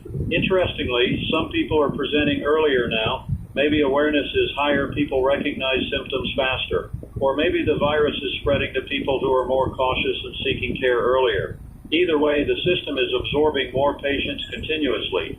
The capacity we add gets immediately filled. We can't get ahead of the curve. It's 7:18. The weather today is going to be nice, sunny, warm. Ironic that we're locked inside on a beautiful spring day. Under other circumstances, parks would be full, people would be outdoors enjoying the weather. Instead, we're trapped inside watching the world through windows, missing the spring, missing life. It's 7:26. I want to talk about day 2 psychology again. Yesterday was shock and reaction. Today is the first full day of new normal. How people handle today will set patterns for how they handle extended crisis. Some will adapt, create routines, find purpose, maintain equilibrium. These people will do relatively okay. Others will struggle, depression will set in, anxiety will intensify. Without intervention, they'll spiral. If you're in that second category, if you're struggling, reach out. Don't suffer alone. Mental health crisis lines exist. Friends and family want to help. Let them. This isn't weakness. This is normal human response to abnormal circumstances. Be gentle with yourself. It's 7:34. We're half an hour from the 8 a.m. update. I'm curious and dreading it simultaneously. Curious what new information will be shared. Dreading the case numbers. If the doubling time remains around 4 hours, we're looking at over 3,000 cases this morning. 3,000 from 1,500 at 4 a.m. The math is simple and terrifying. And deaths. If the case fatality rate holds around 2%, we're looking at 60 deaths by now. 60 people in our city dead from this virus in less than 24 hours. Each one of those people had a name, a family, a life. They're not just numbers, but at this scale, we can't know them all individually. We can only honor them collectively. It's 7:42. Let me talk about something practical. Home sanitation. With lockdown, we're spending all our time in our living spaces. Keeping those spaces clean becomes important. High-touch surfaces need daily cleaning. Doorknobs, light switches, faucets, countertops, tables, phones, keyboards. These are where viruses accumulate. Use household disinfectants. Bleach solution works. Alcohol-based cleaners work. Soap and water works for most surfaces. You don't need special products, just regular cleaning but more frequent. Ventilation helps too. Open windows when weather allows. Circulate air. Stagnant air concentrates virus if anyone in the household is infected. Laundry should be washed in hot water if possible. Separate potentially contaminated items from regular wash. These are basics, but they matter for preventing household spread. It's 7:50, 10 minutes to the update. Emily's setting up the stream. She looks exhausted. The couple hours of sleep I got, she didn't get. After the update, I'll insist she rest for a few hours. We're both running on fumes, but we're committed. This is what we do. This is how we serve. It's 7:58. 2 minutes. The stream is loading. Officials are assembling. The mayor looks like he's aged a decade overnight. The health director looks like she's been crying again. This is taking a human toll on everyone, leadership included. It's 8 a.m., Wednesday morning. Stream is starting. Mayor speaking. Case count 3,117 confirmed cases in our city. From 1,537 at 4 a.m. We've more than doubled again. Hospitalized 468. Critical 132. Deaths 43. 15 more deaths overnight. 5th Emergency Treatment Center is operational. 6th is being established. Military field hospitals are becoming operational throughout the day. Federal disaster declaration is bringing massive resources. Military medical personnel, supply chain support, logistical coordination. But it's still not enough. Needs continue to exceed resources. Health director speaking. Voice is barely above a whisper. She reports that 47 healthcare workers are now confirmed infected. Dozens more symptomatic. The system is hemorrhaging its workforce. They're recruiting from everywhere. Retired doctors returning. Medical students graduated early. Nurses from neighboring states volunteering. But recruitment can't keep pace with illness. She also reports increased violence. 32 documented incidents of infected individuals becoming aggressive or violent. The secure medical facility is at capacity. They're establishing a second secure facility. The behavioral pattern is consistent. As neurological damage progresses, patients lose impulse control and become fixated on other people in ways that appear predatory. It's not malicious, it's brain damage, but the effect is the same. They become dangerous. Police chief reports multiple incidents overnight. 5 violent encounters with infected individuals. 2 officers injured, not seriously. The infected individuals are all now in secure medical care. He's implementing new protocols. Officers will respond to suspected infected individuals with full protective gear and backup. They're being trained in safe restraint techniques. This isn't law enforcement, it's medical crisis response, but police are having to adapt. State director reports that National Guard reinforcements are arriving from 3 neighboring states, doubling current troop presence. They're establishing wider perimeter control, enhancing checkpoint operations, supporting logistics. He also announces expanded testing, new rapid testing sites opening throughout the city. While testing won't stop spread, it will identify cases faster and allow quicker isolation. Question from press, 3,000 cases, that's 2% of the city's population. At current growth rates, when does everyone get infected? Pause. Mayor, if current rates continue, majority of population infected within 7 to 10 days. That's the first time anyone said it that bluntly. Majority infected within a week to 10 days. That's the trajectory we're on. Great question. What can stop that? Health director, lockdown. If everyone actually stays home, transmission slows. But we need near perfect compliance and we're not getting it. Too many people are still going out for non-essential reasons. She's making a direct plea. If you don't need to be out, stay home. Not for yourself necessarily, for others. Every outing risks transmission. Every transmission moves us closer to complete system collapse. Question, treatment trials update. Health Director, results expected by Friday. Some compounds showing promise in early data. She's trying to sound hopeful, but the exhaustion in her voice undercuts it. Final question, is the city still functional? Long pause. Mayor, yes. Systems are strained but operating. Power, water, emergency services, food supply, all functional. We're not in collapse, but we're approaching limit. Stream ends, next update noon. It's 8:22. 3,100 cases, 43 deaths. Majority of population could be infected within a week. That last point is the headline. Within a week, if trends continue, most people in this city will have been infected. And if the neurological damage is as severe and permanent as it appears, that means tens of thousands of people permanently cognitively impaired within a week. That's societal collapse. That's the end of functional civilization in this city. And we're only on day 2. It's 8:30. I need to be careful here. I need to maintain hope without denying reality. That's increasingly difficult as the reality becomes more dire. The truth is we're in serious trouble. The numbers don't lie. Exponential growth is overwhelming every defense we have. Unless something changes dramatically, we're headed toward catastrophe. But things can change. Treatments might work. Lockdown might slow transmission enough to buy time. Viral evolution might reduce virulence.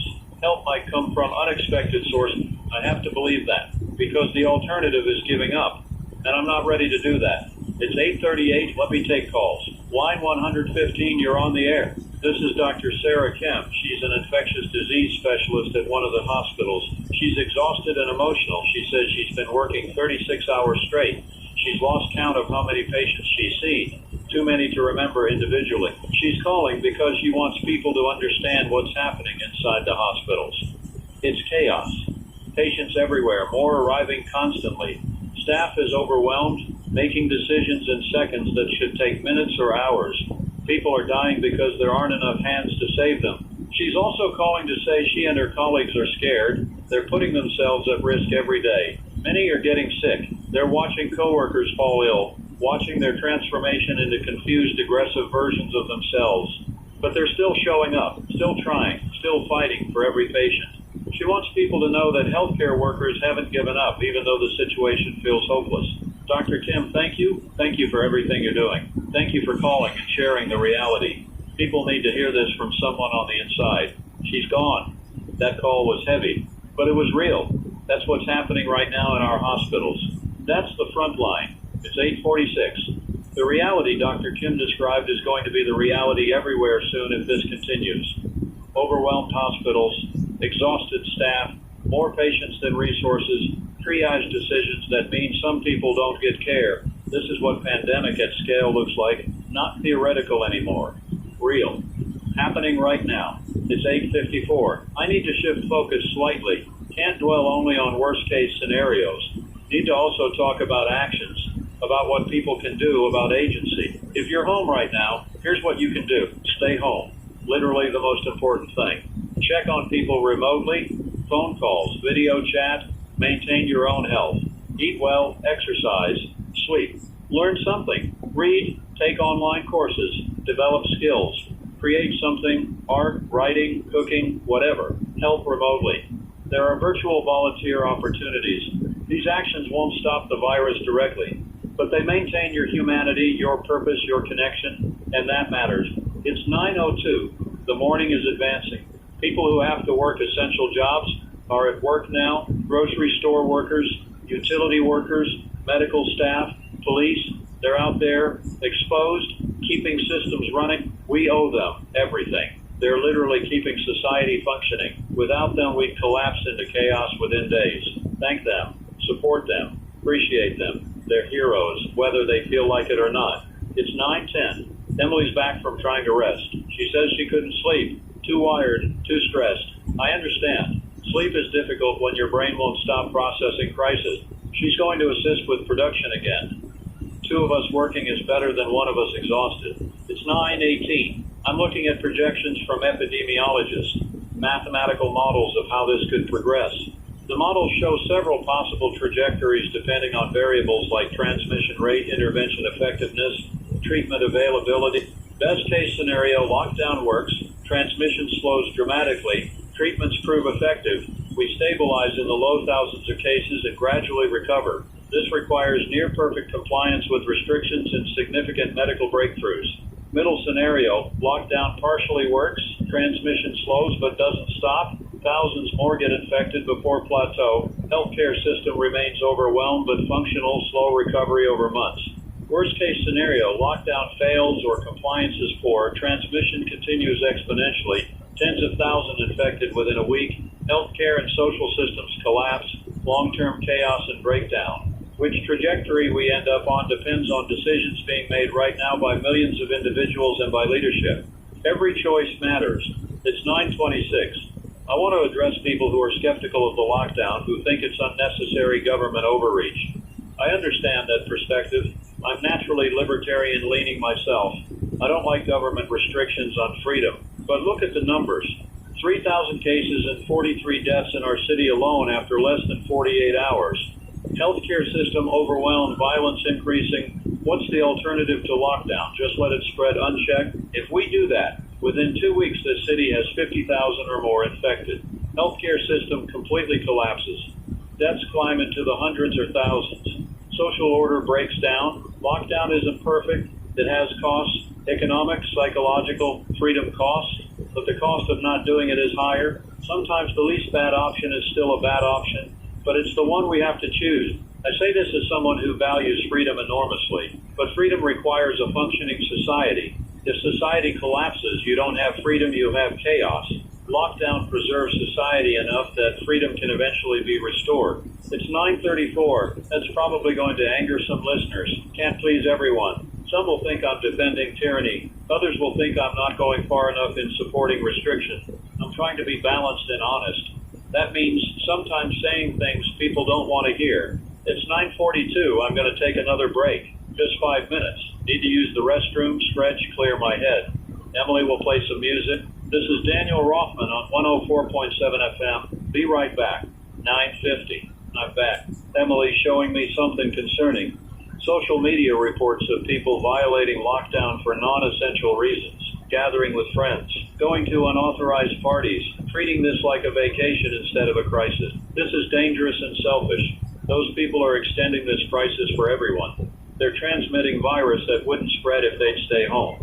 I want to be understanding. I know lockdown is hard, especially for young people, used to social lives, but this isn't about what's convenient or fun. This is about survival. If you're violating lockdown for non-essential reasons, you're directly harming your community. Stop. Just stop. It's 9:58. Let me check in on other cities. Reports from across the country show similar patterns. Exponential growth everywhere. Healthcare systems everywhere overwhelmed. Similar violent incidents being reported from multiple cities. The East Coast is generally 12 to 24 hours ahead of where we are in terms of outbreak timeline. Their numbers are higher, their situations more dire. We're seeing our future in their present. New York is reporting over 10,000 cases, Boston over 8,000, Washington, D.C. over 6,000. The densest cities are being hit hardest because transmission is easier in density, but smaller cities aren't spared. It's just slower.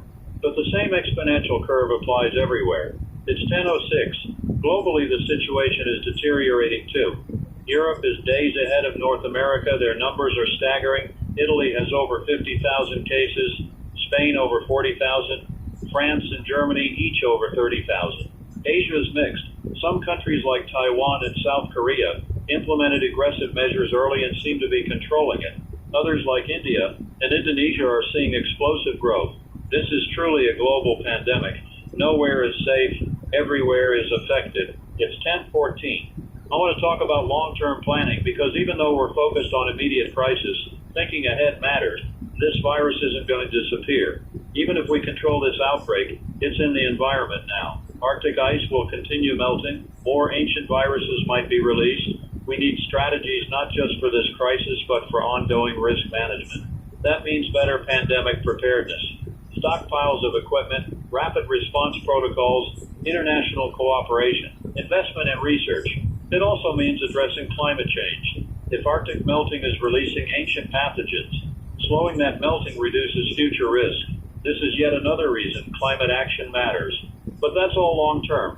Right now we focus on survival. We can worry about systemic changes after we survive the immediate threat. It's 10:22. Emily's reminding me to eat. She's right. I had some food earlier, but that was hours ago. Need to maintain energy. I'm eating another granola bar, drinking more water, basic maintenance of the machine that's allowing me to do this job. If you're home, make sure you're doing the same. Eat regularly, drink water, don't neglect basic self-care just because you're stressed. It's 10:30. We're 90 minutes from the noon update. That will be the first afternoon update of day 2. We'll see if the trajectory is changing at all or if it's still exponential growth. My guess is still exponential. We're too early to see effects of lockdown. Those effects won't appear until tomorrow at earliest, more likely Thursday. So today is going to be a bad day, numbers-wise. Tomorrow might be worse. Thursday might start showing improvement if we're lucky. That's the timeline we're looking at, 2 or 3 more days of worsening before potential stabilization. Can the system hold for 2 or 3 more days? I don't know. We're going to find out. It's 10:38. Let me take another call. Line 128, you're on the air. This is Marcus. He's calling from one of the secure medical facilities. He's a nurse. He says the facility is essentially a prison for the brain damaged. Patients are restrained, heavily sedated, monitored constantly. It's heartbreaking, he says. These were normal people days ago. Now they're barely recognizable as human. They don't speak coherently, don't recognize anyone, show no awareness of where they are or what's happened to them. The few moments when sedation wears off enough for them to be partially aware are worst. They seem confused, frightened, desperate. Then they become aggressive and have to be sedated again. Marcus is asking, is this really life? Are we helping these people by keeping them alive in this state? Would it be more merciful to let them go? Marcus, those are profound ethical questions. I can't answer them. I don't think anyone can definitively. What I can say is that we don't know yet if recovery is possible. We don't know if treatments being developed might reverse the damage until we know keeping them alive preserves the possibility of recovery. But I hear what you're saying. The suffering is real. The question of whether prolonged existence in diminished state is better than death is ancient and unresolved. All I can offer is do your best. Provide care with compassion. Honor the humanity that remains even if it's hard to see. That's all any of us can do. Marcus thanks me and hangs up. That was a difficult call. The existential questions this crisis raises are enormous. It's 10:48. Those questions about quality of life versus quantity of life are going to become more pressing as this continues. If thousands of people end up permanently brain damaged, unable to care for themselves, requiring constant supervision, society will have to grapple with how to care for them and whether that life is worth living. I don't have answers. I don't think anyone does. These are questions humans have debated for millennia without resolution. This crisis is just making them immediate and urgent. It's 10:56. The noon update is in just over an hour. I'm going to use this time to talk about the afternoon and evening. What day 2 will feel like as it progresses. Mornings have structure, the routine of waking, eating breakfast, starting the day. Afternoons are often harder. The day stretches ahead with no clear structure. That's when boredom and anxiety can spiral. Create afternoon structure, lunch at a set time, an afternoon activity, maybe a walk if allowed, or an at-home project. A specific task to accomplish, then dinner prep, which provides purpose. Evenings need structure too. Dinner, then one-down activities. Reading, gentle entertainment, connection with family or friends remotely, then a consistent bedtime routine. Structure fights the formlessness that anxiety thrives in. Even artificial structure is better than none. It's 11:04. I'm also thinking about the people who live alone. They're experiencing this in profound isolation. No physical human contact. Maybe days without seeing another person face to face. That isolation is psychologically dangerous. Humans need connection. We're social animals. Extended isolation causes psychological damage. If you live alone, please prioritize connection. Video calls with friends or family, phone conversations, online communities, anything that provides human interaction, even if virtual. And if you know someone who lives alone, reach out to them. Check in regularly. They need that connection more than you might realize. It's 11:12. We're approaching the noon update. The morning has passed. Day 2 is half over. We're heading into the afternoon and evening. One more night to get through. Then day 3 begins. Then day 4, one day at a time. That's the only way to approach extended crisis. Don't think about weeks or months ahead. Think about getting through today. Tomorrow we'll worry about tomorrow. Today is enough. It's 11:20. Emily's preparing for the noon update stream. We're ready. Whatever numbers come, we'll process them and share them with you honestly. I'm bracing myself. expecting case count to be over 5,000 or 6,000, expecting deaths over 70 or 80, expecting more healthcare workers infected, more violent incidents, more system strain. I hope I'm wrong. Hope the numbers are better than expected, but I'm preparing for worse. It's 11:28. Let me take one more call before the update. Line 135, you're on the air. This is Janet. She's elderly, lives in a nursing home. She says the nursing home has cases. Several residents are symptomatic. Several staff members have called in sick. They're overwhelmed. She's scared. She's isolated in her room. Meals delivered to her door. No social interaction. She can hear other residents confused and agitated. She's wondering if she's going to die alone in this room. Janet, I'm so sorry. Nursing homes are particularly vulnerable in outbreaks. Dense living, vulnerable populations, limited staff. It's one of the worst possible situations. I don't have easy answers for you. What I can say is that staff is doing everything they can to protect you and care for residents. They're under enormous stress, but they're trying. Stay in your room. Follow all precautions. If you develop symptoms, report them immediately. Beyond that, try to find ways to stay connected. Phone calls with family. Window visits if possible. You're not forgotten. Janet's voice is shaking. She's scared. I wish I could reassure her that everything will be okay, but I can't make that promise. All I can do is acknowledge her fear, validate it, and remind her she's not alone even though she feels alone. Others are experiencing this too. We're all scared. Fear is human and appropriate. She thanks me and hangs up. My heart is breaking for her and everyone like her. It's 11:38. Nursing homes and assisted living facilities are going to be devastated by this. Closed environments, vulnerable residents, limited staff. Recipe for disaster. Families with loved ones in those facilities are probably frantic, unable to visit due to lockdown, unable to ensure their loved ones are okay, having to trust that overwhelmed staff is doing their best. If that's you, if you have a loved one in a facility right now, I'm so sorry. This is impossibly hard. Stay in touch with facility administration. Demand information. Be persistent, but understanding that staff is doing their best under impossible circumstances. It's 11:46. 14 minutes until noon update. The anticipation is actually worse than the information itself. Once I know the numbers, I can process and move forward. The not knowing creates anxiety. But soon we'll know. Soon we'll have the update and we'll deal with whatever information comes. It's 11:54. 6 minutes.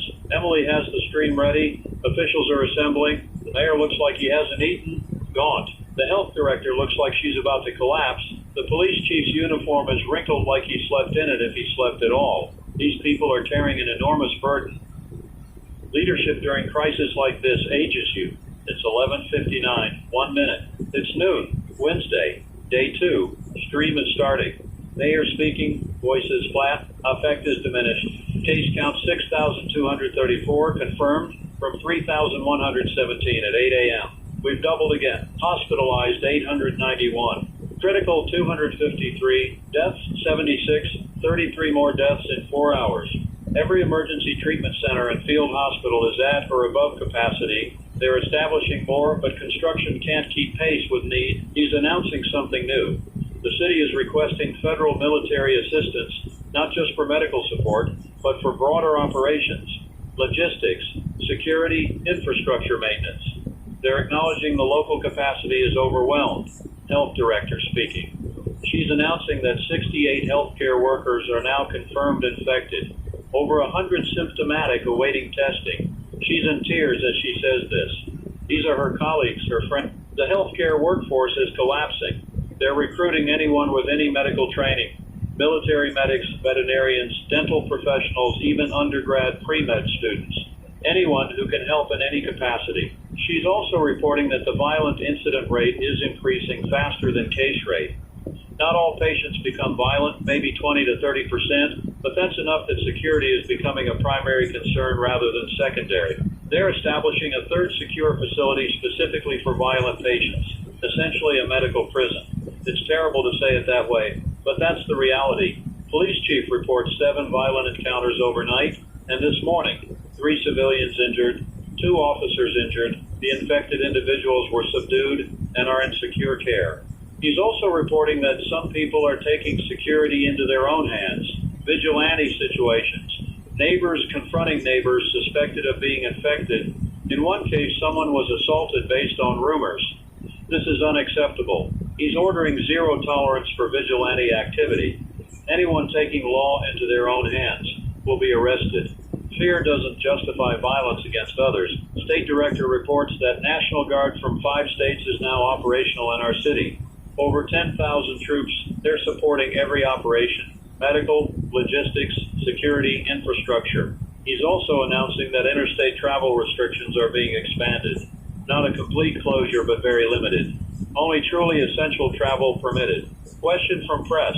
6,000 cases at current doubling rate. That's 12,000 by evening, 24,000 by tomorrow morning. That's almost 20% of the city's population. Is evacuation being considered? Long pause. Mayor, we've discussed it, but where would people go? How would we transport 100,000 people safely? Where would they shelter? Evacuation might spread the virus more widely rather than containing it. For now, shelter in place remains the strategy. Question, food and essential supplies, are they holding? State Director, yes, but distribution is challenging. Some stores have had to close due to staff shortages. Others have reduced hours. We're exploring alternate distribution methods, possibly military-run distribution point. Question, any good news? Anything positive? Health Director pauses, thinks. She says yes. Some patients in early stages are responding to one of the experimental treatments. Very preliminary, small sample size, but there's a signal of efficacy. We're escalating those trials immediately. That's the first genuinely good news we've heard. A treatment showing promise. Final question, what happens if this continues to spread despite all measures? Mayor, then we face a situation we've never faced before. We're not there yet. We're still fighting. But yes, if current trajectory continues, we're looking at potential breakdown of civil society within days. That's the first time officials have explicitly acknowledged the possibility of societal collapse. Stream ends. Next update, 4 p.m. It's 12:23. 6,000 cases, 76 deaths. Healthcare workforce collapsing. Violent incidents increasing. Potential treatment showing early promise.